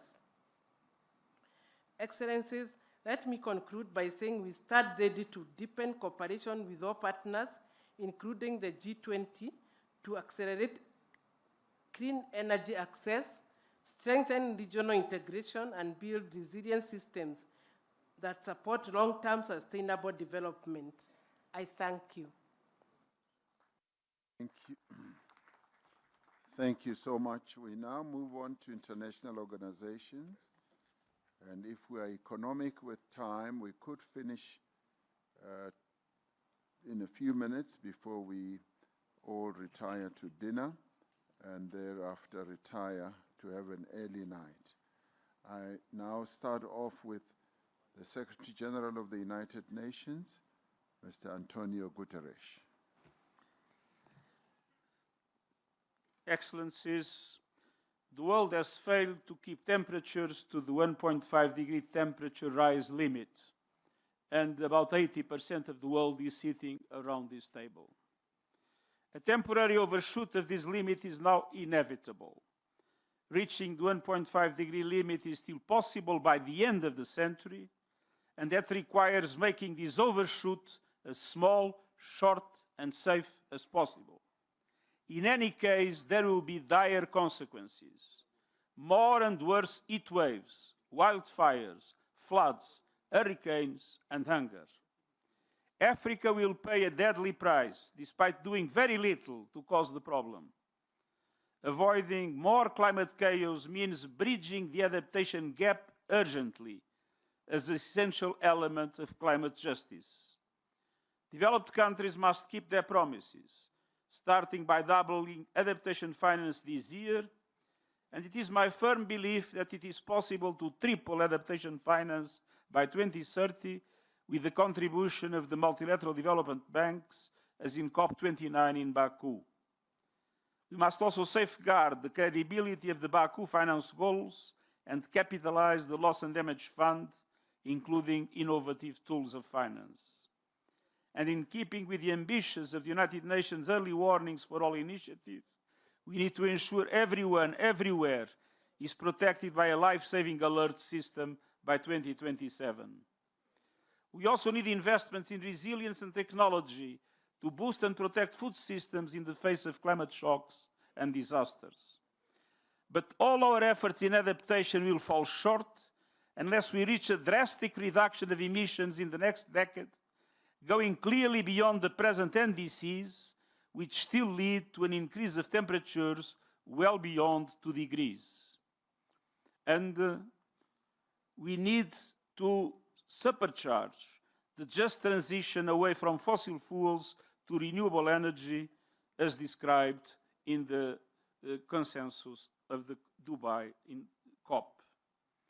Fortunately, the economics on our side. Last year, 90% of new power capacity came from renewables.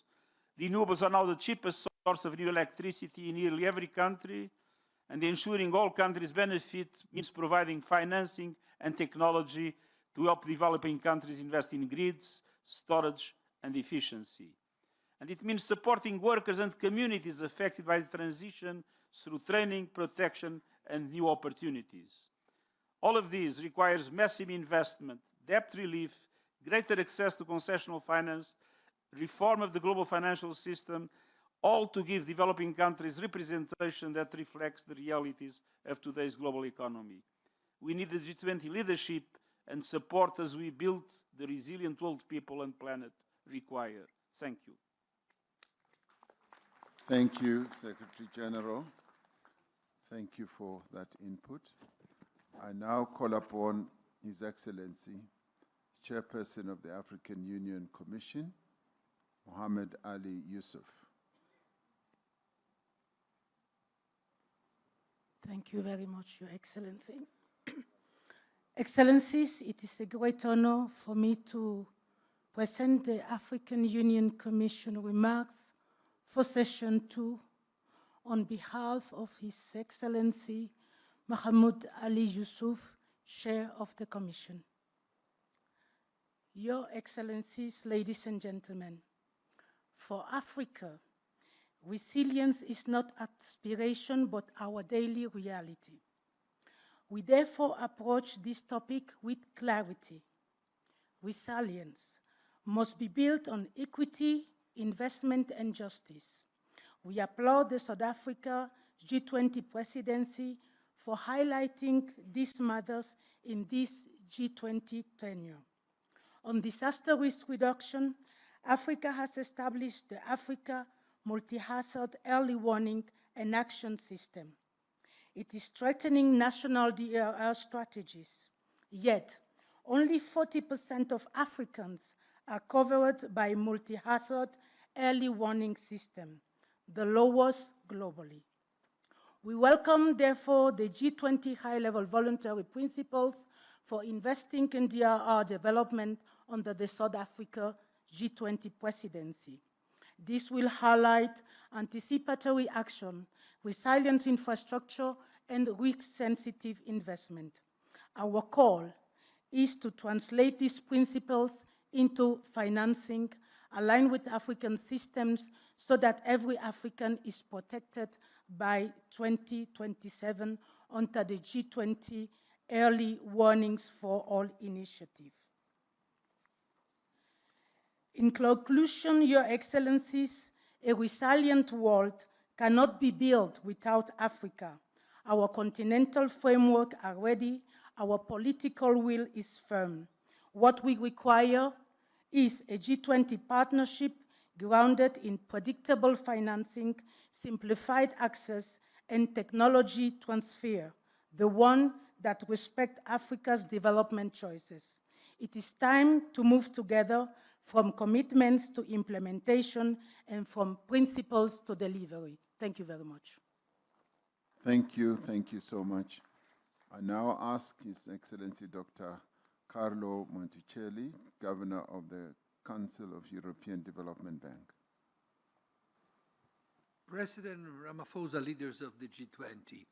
Throughout history, the world has repeatedly faced periods of profound technological and societal change, periods that have shaken established systems.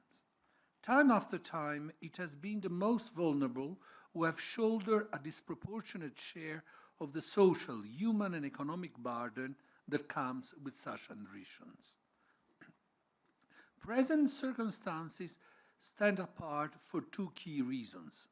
First, the pace at which the change is unfolding and its fully global reach have no precedent. Second, there is a growing recognition that transition must be just. Safeguarding the most vulnerable is essential as it preserves social fabric that enables transformation themselves to happen. One transition in particular is taking center stage, the shift to sustainable economic systems driven by escalating natural hazards and deepening climate crisis. Multilateral development banks have scaled up their collective ambitions to support member countries in navigating this transition.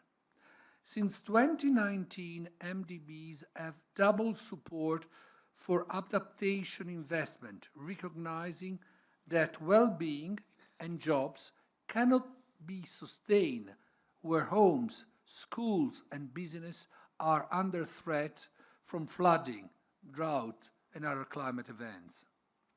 Solutions to respond to natural disasters are also developing. One example, in Seville, several MDBs joined the Debt Close Alliance, which, within this broader MDB ecosystem, the Council of Europe Development Bank plays a distinctive role as Europe's social bank.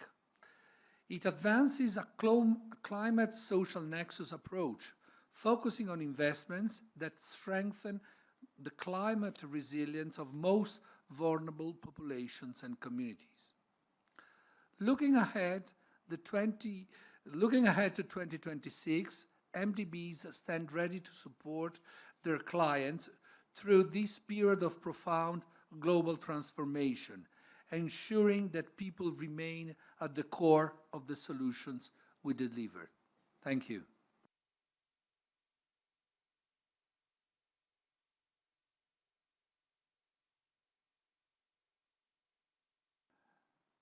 Thank you indeed.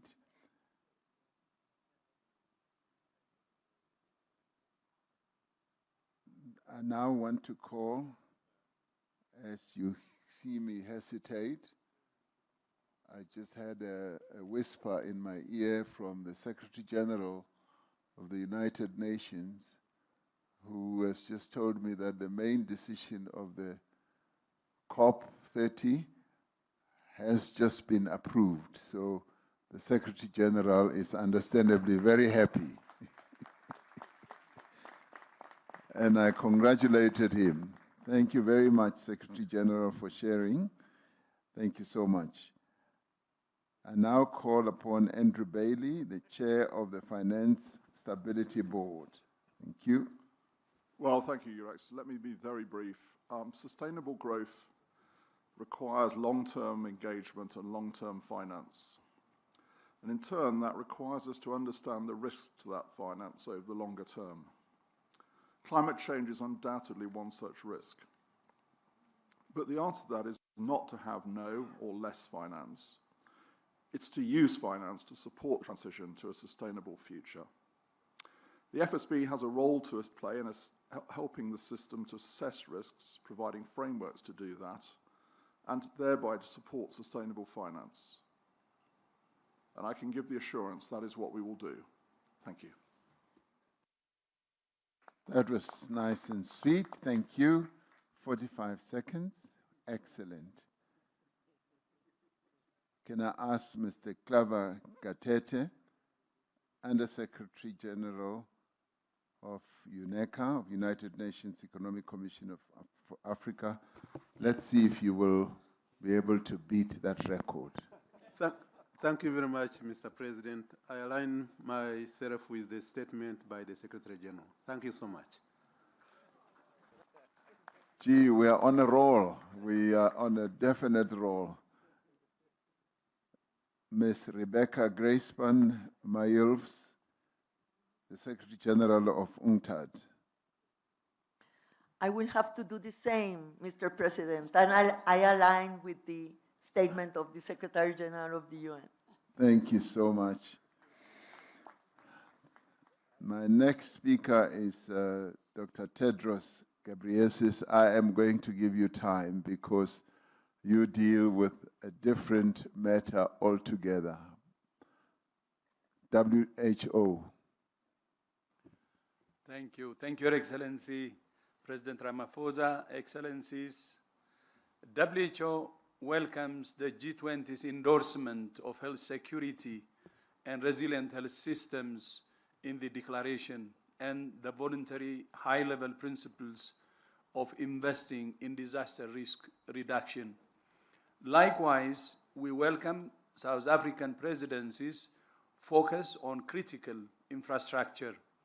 Strong health systems and early warning capacities are vital for preventing crises from becoming disasters. The COVID-19 pandemic exposed critical gaps in the world's health security defenses. We thank the G20 for its leadership in closing those gaps, including through the establishment of the Pandemic Fund and the Joint Finance and Health Task Force. In addition, WHO has also launched several initiatives for global health security based on COVID lessons.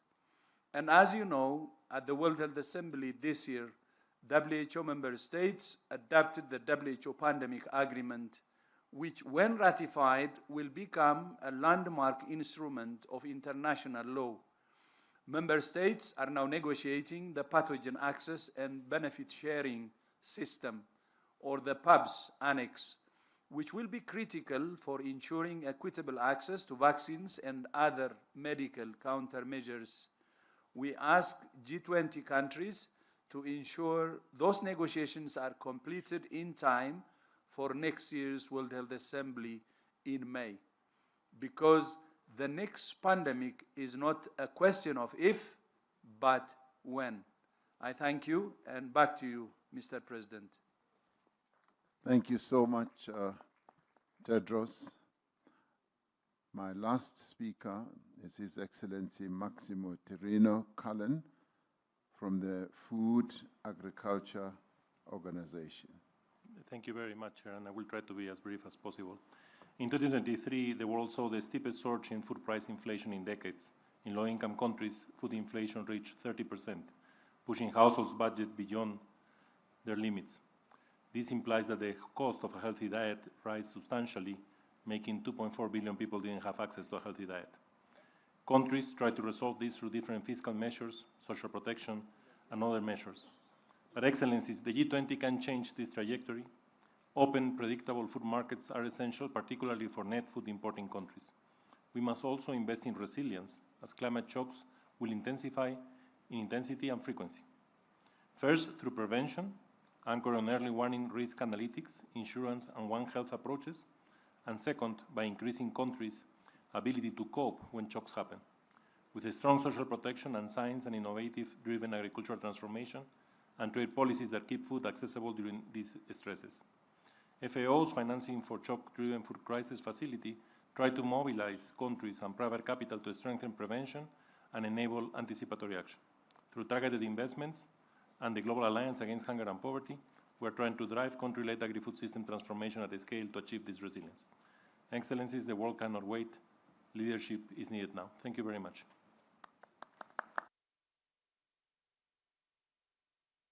Thank you very much. I'd like to extend my thanks and gratitude to you all. And by way of concluding this, we'd like to say as South Africa, the global community is faced by several formidable and related issues. And a number of them are poverty, unemployment, food insecurity, inequality, environmental degradation, and climate change. The complexity of these challenges does call for enhanced action. Resilience is not merely about recovery after a disaster or crisis. It is about foresight, shared responsibility, and sustainable development. A resilient world can only be achieved through inclusive economic growth, strengthening global partnerships, and reforming international institutions. It means we must be prepared. We must, as a matter of urgency, integrate disaster risk reduction into macroeconomic policies, climate financing, and sustainable infrastructure development. We must also ensure that vulnerable countries and communities have equitable access to technologies, to finance, and the capacity to anticipate and withstand future shocks. As we look ahead, South Africa believes that our collective efforts should focus on three imperatives. Firstly, we must strengthen global early warning systems. For many countries, this means scaling up of investments in data, in technology, and capacity to reach the most vulnerable communities that may be exposed to danger. Second, we must mobilize innovative finance for resilience. The G20 should champion accessible, practicable, and equitable disaster risk financing instruments. We need to pool risk, mobilize anticipatory funding, and forge public-private partnerships. And thirdly, we must mainstream disaster risk reduction into all sectors of economic planning, from energy and infrastructure to agriculture and urban development as well. Sustainable, balanced, and inclusive growth requires that we must take measures to address the severe imbalance in vulnerability to the increasing effects of climate change. Now, those countries most affected by severe weather events are often those that bear the least responsibility for climate change. This threatens to further deepen inequality between and within countries. Developing economies need resources and technical partnerships for effective adaptation. We need to make good on our commitments to fund loss and damage caused by climate change. And as 2025 marks the 10th anniversary of the Paris Agreement, we recognize its historic contribution to fostering universal climate action. And yet, global temperatures continue to climb. We have no choice but to fully effectively implement what we agreed to implement and its temperature goal. In doing so, We must hold fast to the principle of common but differentiated responsibilities and respective capabilities. Just transition pathways are key enablers for climate action. These should encompass a whole of economy and a whole of society approach. In the face of persistent hunger and escalating climate pressures, we face a sobering reality. According to the Food and Agricultural Organization, as many as 700 million people are experiencing hunger worldwide. Excessive food price volatility continues to undermine purchasing power, especially for low-income communities. But we must applaud the G20 for continuously keeping food security at the center of the developmental agenda. South Africa made food security one of the priorities of its G20 presidency, building on the excellent work of previous presidencies, including the Global Alliance Against Hunger and Poverty established under the Brazilian presidency.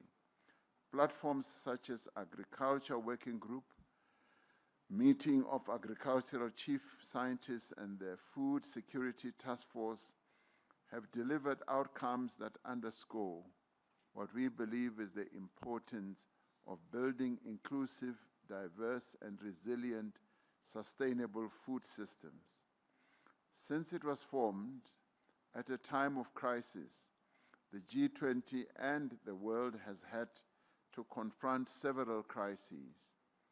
Unless we act now to build resilience and sustainability, the crises we face tomorrow will be more devastating, more damaging, and more lasting, as we have already heard from a number of speakers who stood to speak here. Now, that concludes our day today, and I think the day has gone extremely well, and we finished more or less on time. We left with one session, which is tomorrow, the third session, which is really a short session, just a half-day session. We now have an opportunity to have dinner together and to relax and to let our hair down. Those who have long hair and me, let my hair up so that we are able to mix and amongst each other and get to know each other rather well. We will now get an announcement of where we should go, and thereafter, that will be the end of the evening. We expect that this will just take 2 hours, and by 9 p.m. we should all be departing for the various places where we are going to rest.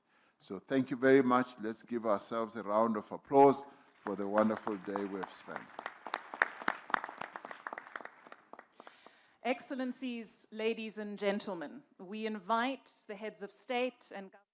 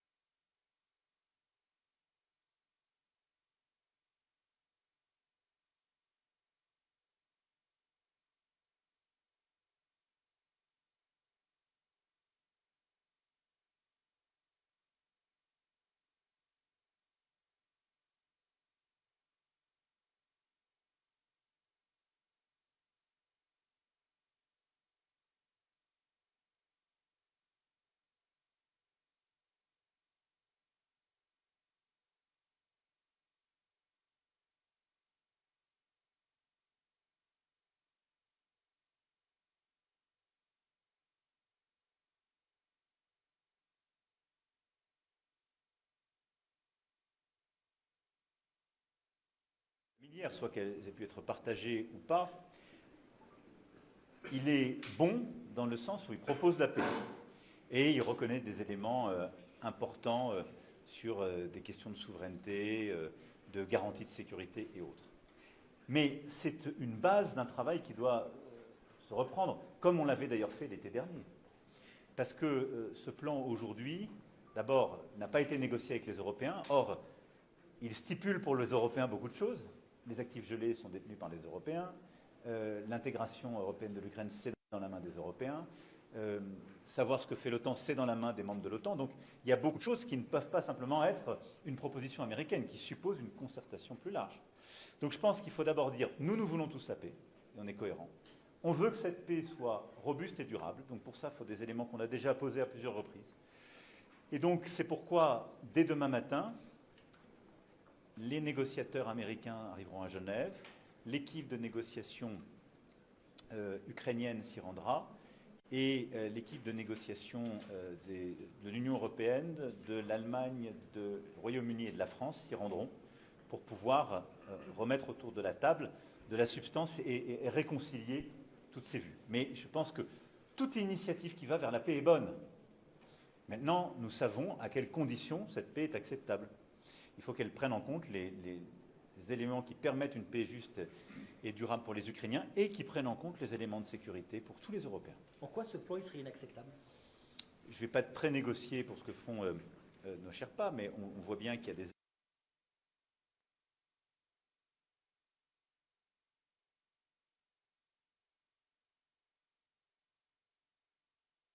Il y a un plan de paix qui est arrivé,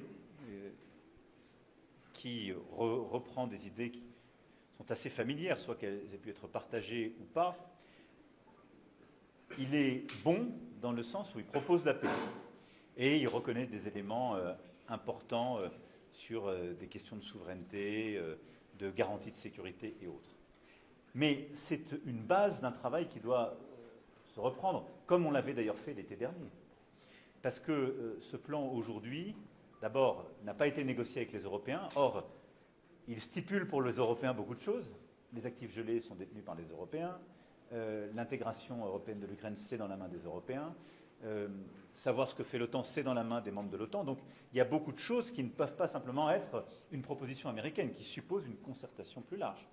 Donc, je pense qu'il faut d'abord dire, nous voulons tous la paix, et on est cohérent. On veut que cette paix soit robuste et durable. Donc, pour ça, il faut des éléments qu'on a déjà posés à plusieurs reprises. Et donc, c'est pourquoi, dès demain matin, les négociateurs américains arriveront à Genève, l'équipe de négociation ukrainienne s'y rendra, et l'équipe de négociation de l'Union européenne, de l'Allemagne, du Royaume-Uni et de la France s'y rendront pour pouvoir remettre autour de la table de la substance et réconcilier toutes ces vues. Mais je pense que toute initiative qui va vers la paix est bonne. Maintenant, nous savons à quelles conditions cette paix est acceptable. Il faut qu'elle prenne en compte les éléments qui permettent une paix juste et durable pour les Ukrainiens et qui prennent en compte les éléments de sécurité pour tous les Européens. Pourquoi ce plan serait inacceptable? Je ne vais pas pré-négocier pour ce que font nos Sherpas, mais on voit bien qu'il y a des éléments sur la limitation du format de l'armée ukrainienne, donc de sa propre souveraineté. On sait que s'il n'y a pas les éléments de la dissuasion, les Russes reviendront et trahiront leurs promesses. Nous l'avons vu à plusieurs reprises, et en particulier en ce qui concerne l'Ukraine en février 2022. Donc nous voulons la paix. Je pense qu'elle doit commencer par un cessez-le-feu. Et ça aussi, c'est des choses qu'on peut essayer d'avoir à court terme. Je constate que depuis mars, où le président Zelensky a donné son accord sur le cessez-le-feu, c'est la Russie qui a toujours dit non. Mais on a des éléments qu'on avait déjà retravaillés d'ailleurs, et au printemps-été, et après la rencontre qui s'était tenue à Anchorage. Donc voilà, on va recréer un moment de reconvergence pour essayer d'avoir un texte commun. Monsieur le Président, de l'Afrique, de l'Europe en Afrique, vous avez organisé la conférence pour la paix humanitaire en République démocratique du Congo, mais depuis, même dans ce sommet, vous n'en avez pas parlé. Qu'est-ce qui bloque? Vous êtes à quel niveau? Combien collecté? Ou bien qu'est-ce que les acteurs doivent faire? Alors, je me permets de juste corriger votre propos. J'ai parlé, en parlant des crises, des Grands Lacs et du Soudan. Donc je veux rassurer le continent africain qu'on ne doit pas oublier les guerres qui s'y jouent, et donc j'ai bien parlé de ce qui se passe, de manière aussi rapide que pour l'Ukraine et le Proche-Orient, parce que ça n'était pas l'objet premier de la discussion de ce matin, mais j'ai pu l'évoquer. À Paris, nous avons avancé avec cette conférence humanitaire qui a donné d'abord qui a mobilisé de l'argent dans un plan qui n'était pas financé. On a largement dépassé le milliard d'euros. On était à 1,5 milliard, merci Monsieur le Ministre précisément. Avant le sommet, on était à 150 millions d'euros. Donc on a fait x10 sur le soutien à l'humanitaire en République démocratique du Congo. C'était une nécessité, il faut qu'on continue d'avancer, la situation est terrible dans tout l'Est et dans les Kivu. Maintenant, on avait aussi posé des points opérationnels comme la réouverture de l'aéroport de Goma, les conditions pour le permettre. Je note qu'aujourd'hui, l'effort n'a pas été fait par les M23 et ceux qui détiennent l'aéroport de Goma pour pouvoir le rouvrir, alors même que les conditions administratives ont été prises par la République démocratique du Congo. Donc je demande vraiment instamment à toutes les parties prenantes sur le sujet humanitaire de savoir avancer. Ensuite, s'est tenue, comme vous le savez, une réunion de médiation à Doha, qui a permis aussi d'avancer sur l'aspect politique et la discussion avec le M23. Nous, on continue d'avancer. Et je pense qu'il faut unir tous les efforts de l'Union africaine et du président Faure Gnassingbé, qui a été mandaté par le président Lorenzo, les efforts des États-Unis d'Amérique, et ce qui a été signé l'été dernier, les efforts du Qatar, et la médiation qui vient de marquer un pas important, et on s'en est réjoui, et ce que la France a pu apporter. On doit absolument continuer, la situation est trop grave pour qu'on la laisse, et donc c'est cet effort conjoint que nous allons poursuivre. Sur l'Ukraine, pourquoi l'Afrique du Sud n'a pas été conviée aux discussions sur l'Ukraine aujourd'hui? On est en Afrique du Sud, c'est un pays médiateur dans la crise, et ils n'étaient pas là, ils n'ont pas été conviés. Alors c'est une manière très simple, parce qu'on parle de la sécurité de l'Europe, et donc ça a été une coordination entre Européens pour préparer les réunions de demain de nos Sherpas. Et donc, pour être très clair, comme il y a quelques pays européens qui sont actifs dans la discussion par souci d'efficacité, c'est tout à fait normal qu'on se coordonne. Et d'ailleurs, on a coordonné les Européens et aussi les partenaires de la coalition qui étaient présents et qui sont non européens. Marc Carnet était là, la première ministre du Japon, pour ne citer que quelques exemples. Nous avons aussi acté, au-delà du processus, une décision, et nous allons organiser, en lien avec Keir Starmer, une réunion par vidéoconférence de la coalition des volontaires, que vous le savez, nous avons bâti depuis février dernier à la réunion de Paris qui s'était tenue. Cette coalition des volontaires qui a plus d'une trentaine de pays, européens mais aussi alliés. Donc nous tiendrons une réunion mardi après-midi pour nous coordonner sur ce point et voir les avancées qui se seront faites pendant les négociations des prochains jours à Genève et pouvoir prendre de nouvelles initiatives. I will perhaps finish in French and I will switch in English, don't worry. Excusez-moi. Qu'effectivement, il y a des points qui paraissent à ce stade inacceptables. Les négociations démarrent demain, elles vont être compliquées. Est-ce qu'on est devant un risque majeur de rupture avec les États-Unis? Non, je ne ferai pas ici de politique fiction et je pense qu'à chaque fois, on a su reconverger. Les États-Unis d'Amérique jouent un rôle important dans le soutien à l'Ukraine. Et nous avons besoin de leur soutien pour cette guerre de résistance. Ils ont fait des propositions et je pense que tous ceux qui sont trop critiques ont tort de négliger le rôle que jouent aujourd'hui les États-Unis. Mais on doit ensuite reconverger parce que les États-Unis ont aussi besoin des Européens pour régler ce conflit. Et c'est très clair d'ailleurs dans les 28 points qui sont mis sur la table. Donc c'est cette négociation qui va se tenir. Et en vrai, les gens qui vont se réunir demain à Genève, ce ne sont que des gens qui veulent la paix, il ne faut pas se tromper. La tension, elle est avec la Russie. C'est la Russie qui a déclenché une guerre d'agression. C'est la Russie qui, depuis mars, ne veut pas le cessez-le-feu. Donc je pense qu'il faut tous qu'on ait beaucoup de calme et de sang-froid.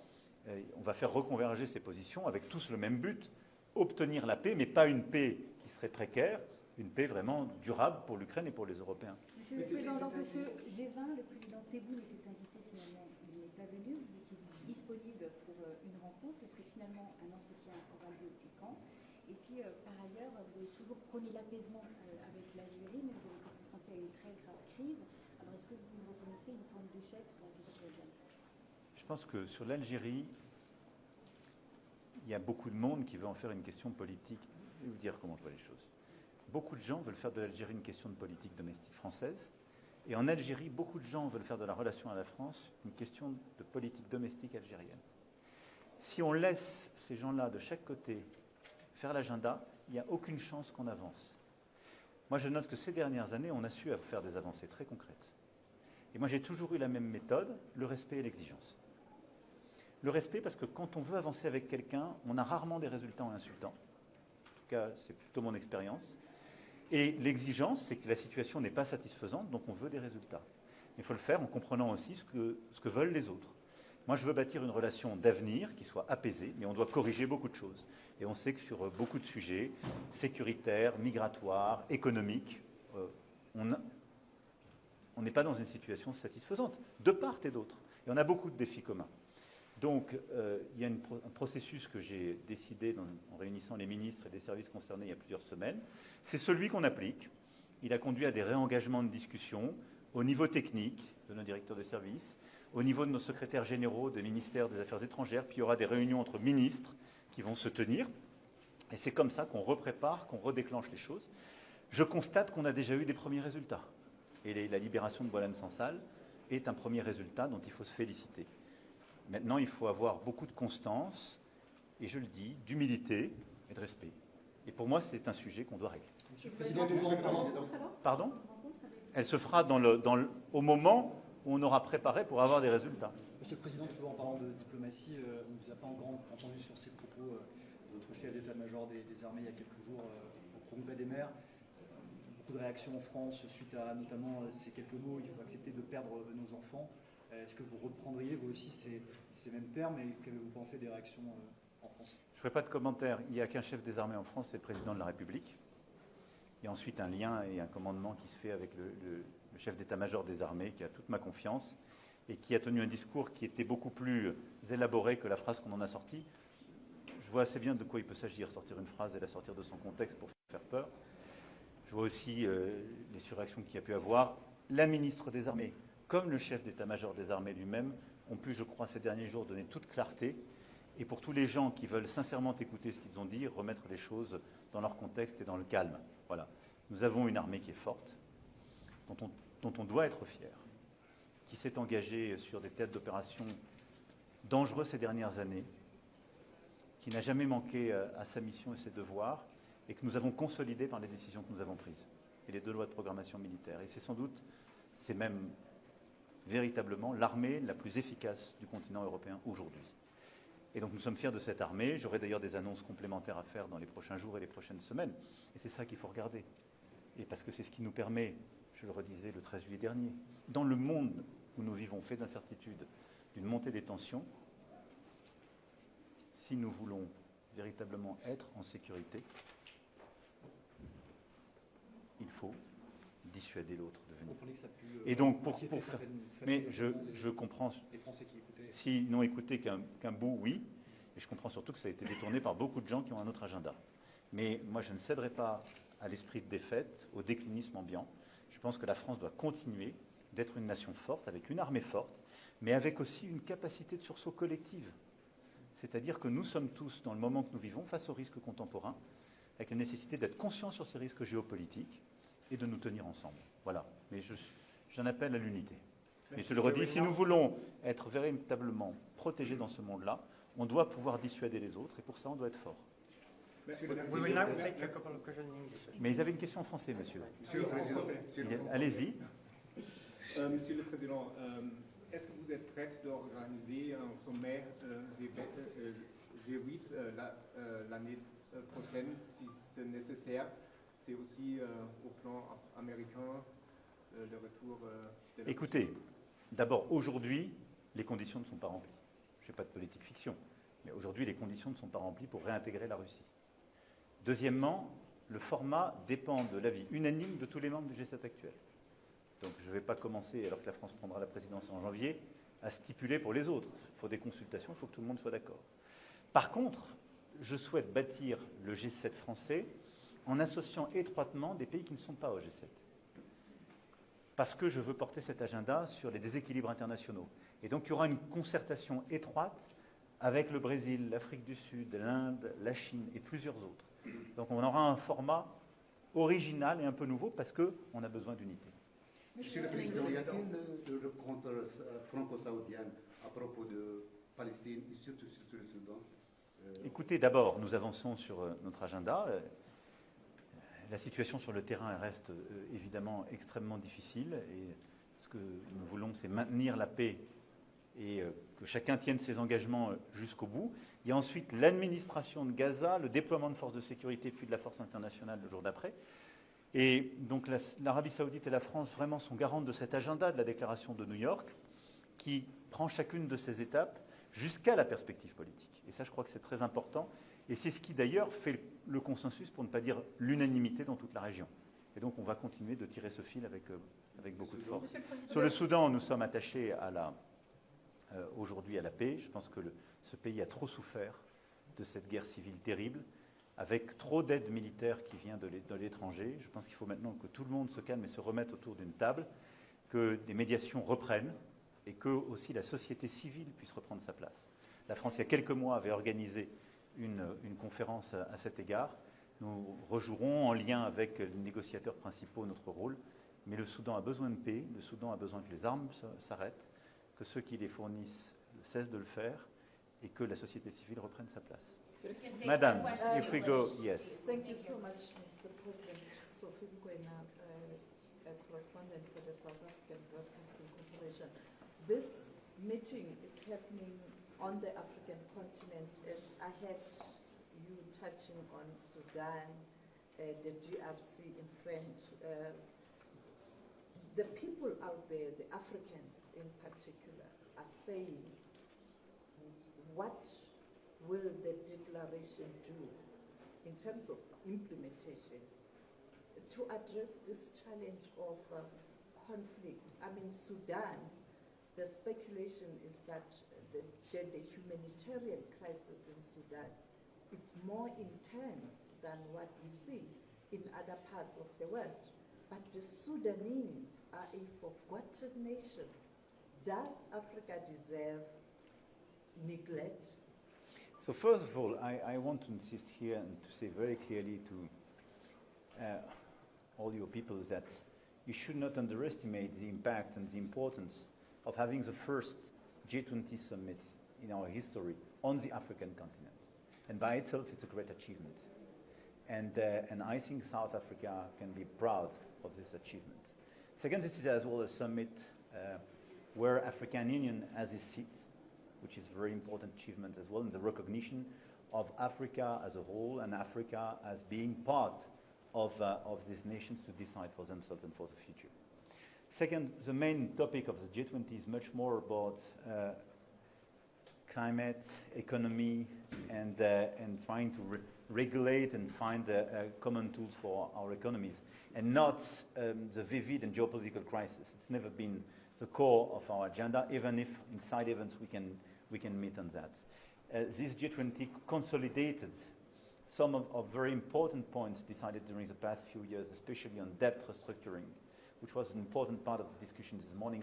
And this is very important in real terms for the African countries, because a lot of them, too many of them, are overwhelmed by the debt service and have to sacrifice health, education because of that.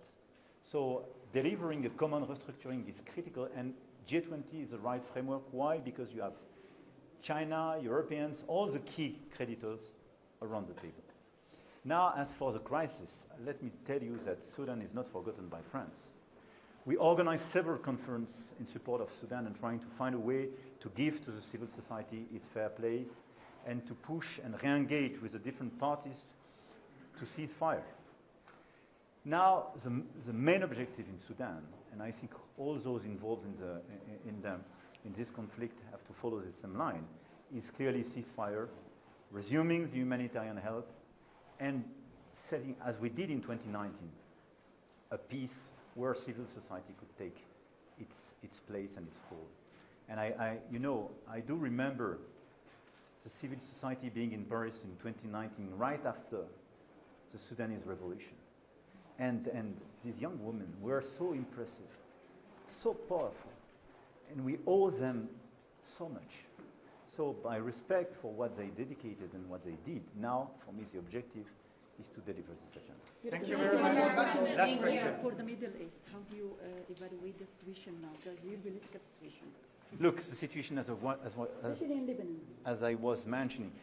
So in Lebanon, the situation remains extremely fragile. I think President Aoun made a very important speech today, and I want to say that he reflected what we have in mind, meaning being very firm and efficient vis-à-vis Hezbollah, and delivering our plan, which is clearly to restore Lebanese sovereignty in the south, and fighting actively against the terrorist groups.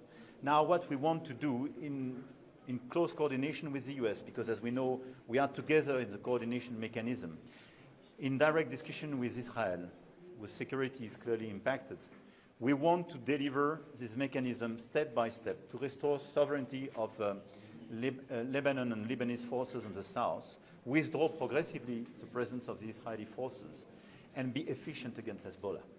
So the weeks and months to come will be absolutely critical in this achievement, but I think that the commitments taken today by President Aaron were very important, and we will follow up. And in the meanwhile, we will organize as well our conference to support the recovery of Lebanon in France, and our Saudi friends will organize a conference for the financing of the Lebanese armed forces in close link with us. And these two pillars are very important to deliver this concrete results. Thank you very much. Thank you. I have to rush. Ukraine. I have to rush. Last question. Just regarding Ukraine, I mean, what do you all, as European leaders, plan to do in order to convince President Trump of some of the issues you all have? And is Europe in a position to support Ukraine should the U.S. withdraw its support? I will not try to figure out some scenario. Where we are is clear. Ukraine, the US, and the Europeans want peace, but we want a robust and long-standing peace. I think it's very good that the US proposed something to go to a ceasefire and peace, and we have to commend these efforts. But at the same time, as what is at stake is obviously Ukrainian sovereignty and European security. It's normal to have both the Ukrainians and the Europeans on the table to finalize this plan. So this is exactly what we will do tomorrow and the days after in order to make a common plan. Now, we just have one problem, and our problem is not the US on this negotiation at this point. Our unique problem, all of us, is Russia, which started this war.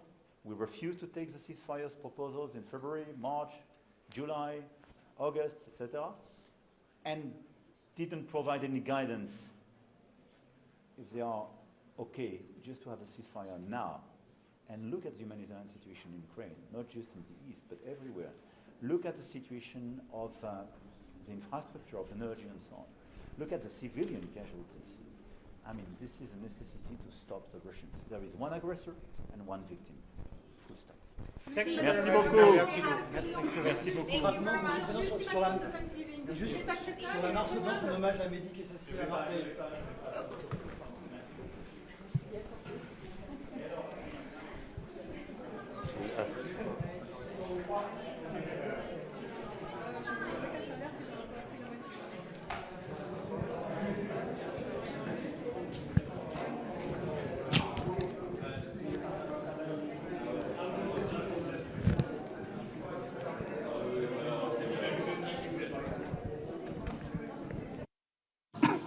The upgrade cited stronger growth prospects, improved fiscal consolidation, and reduced contingent liabilities, particularly reflecting improvements in the energy sector.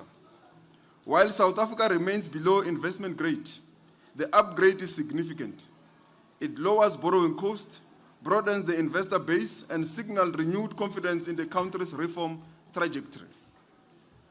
Our creative industries are receiving awards across the globe. From Tyler, Black Coffee, the list of our opera singers is unbelievable. The Leaders Summit is a culmination of all the working groups meetings that have taken place throughout our country, from Table Mountain in Cape Town to the Kruger National Park in Mpumalanga, Limpopo, and to some of the game reserves across the country. Our visitors who came to attend the working groups have explored them. Hluhluwe in KwaZulu-Natal, Pilansberg in Sun City, and Sun City in the Northwest Province. We are this week concluding the G20 presidency in Johannesburg. This is the city built by men and women from all over our continent and beyond, from the near and from far. Migrant workers came here in search of their pot of gold. To many of the ordinary people who built this city, it is simply known as Egoli, the place of gold. Welcome to Egoli. Just up the hill stands our constitutional hill, a symbol of our human rights culture, democracy, and dignity. Not far from here lies Soweto, a home to the only street in the world that has housed two Nobel Peace laureates, Nelson Mandela and Archbishop Desmond Tutu. In between Soweto and Johannesburg North stands our soccer city, where the first final of the World Cup was hosted. During the dark days of apartheid, where the first final of the World Cup hosted on African soil was hosted, that is Soccer City. During the dark days of apartheid, the venue you are in today, Nasrec, was a rare bridge connecting Johannesburg South, home to Soweto, with Johannesburg North then reserved for white citizens, and Soweto only reserved for black citizens under the Group Areas Act. Even in those times, Nasrec offered glimpses of unity where people of all races will gather for events like the Rand Easter Show, defying barriers of segregation. This facility remains a symbol of commitment to bridge the spatial and economic divides of our past. It was in Soweto in 1955 that South Africans of all races gathered not only to express their rage against the system of apartheid, but also to declare that the rage was not enough, there must be action. They declared that South Africa belongs to all who live in it through the Freedom Charter. They declared that we want a different society and a different world. This is what it should look like. To the east of this city, we negotiated our transition from apartheid to democracy. That is where OR Tambo is located, and most of you, I believe, landed there. This was a remarkable human achievement that showed in very concrete ways that peaceful resolution of conflict is possible. Sworn enemies met around the table and wrote a new story for our country. A story written in large part with the support of the international community and the unwavering solidarity extended to our people. It is against this background that the success of South Africa's G20 presidency is an affirmation of multilateral institutions, with the UN at the pinnacle of all multilateral institutions. The adoption of the Leaders' Declaration today by the world leaders is a triumph of multilateralism. It's also work towards building a bridge between the global north and the global south. The declaration has adopted progressive resolutions on climate change, financing, a framework for critical minerals, value addition at source. This will boost the global south and in particular the African continent that has got 30% of the minerals needed for artificial intelligence, for new technologies, greener economies, and so forth. As we stand at the final stages of our historic G20 presidency, the first ever on the African soil, we do so with pride and purpose. Of the 133 official G20 meetings, 130 have already taken place, with the Sherpa meeting, Social Summit, and the Leaders Summit which have already concluded. Negotiations were led by our Sous Sherpa, whom we have brought here today, so that I know that you are going to ask us about some of the deliberations there. The declaration has been anchored on 4 overarching priorities, namely strengthening disaster resilience and response, ensuring debt sustainability for low-income countries, mobilizing finance for a just energy transition, and harnessing critical minerals for inclusive growth and sustainable development. In addition to this, there has also been more issues related to inclusive economic growth, industrialization, employment, reduced inequality, food security, artificial intelligence, data governance, and innovation for sustainable development. As you are aware, we have just walked from concluding the compact with Africa, where now 50 African countries have signed the compact, which will now lead us to the implementation of the outcomes of the South Africa's G20 presidency and also in the African continent. And Ethiopia highlighted the successes of what the compact with Africa means. If you go to Addis today, it's a different place. It's a beautiful city. Things are changing. So they do speak about how the compact with Africa work. So we're glad that you are here and we are ready to take questions. Thank you very much. Okay, thank you very much, Minister Lamula. Nelson and the team are ready with roving mics. We will take, because of how vast the room is, we'll take one round of questions and we'll make it 10 questions. in the order of the hands that I see. Only one round. We'll start here. Ask your question. Please state the media house that you're from and give us your name as well. Thank you very much. Kosnati Shazi, Power FM News. Minister, just one question. We've received reports that South Africa has chosen to conduct the G20 handover process at the DIRCO headquarters next week. Now, of course, this is a low-level handover ceremony, considering that it was supposed to take place tomorrow. My one and only question, are these reports true? And if it is true, sir, can you please just take us into confidence why that decision was taken? Thank you very much. Thank you. Let's also try our best not to repeat questions. So if you feel that your question has been asked, kindly sacrifice for other people to ask a question. Thank you. You there, sir, with your hand up. Yeah. Mr. Minister, I'm Letu Kanya Zulu from UCT Radio. Piggybacking off of my colleague from Power FM's question, given the fact that this would be a more low-leveled handover, how might this affect South Africa-US relations, seeing that it was already volatile before, but this might have a negative effect towards it? Okay, let's go over here. Thank you, Your Excellency. Victor Anakin from Sputnik Africa. Your Excellency, you mentioned the G20 declaration containing information about critical minerals.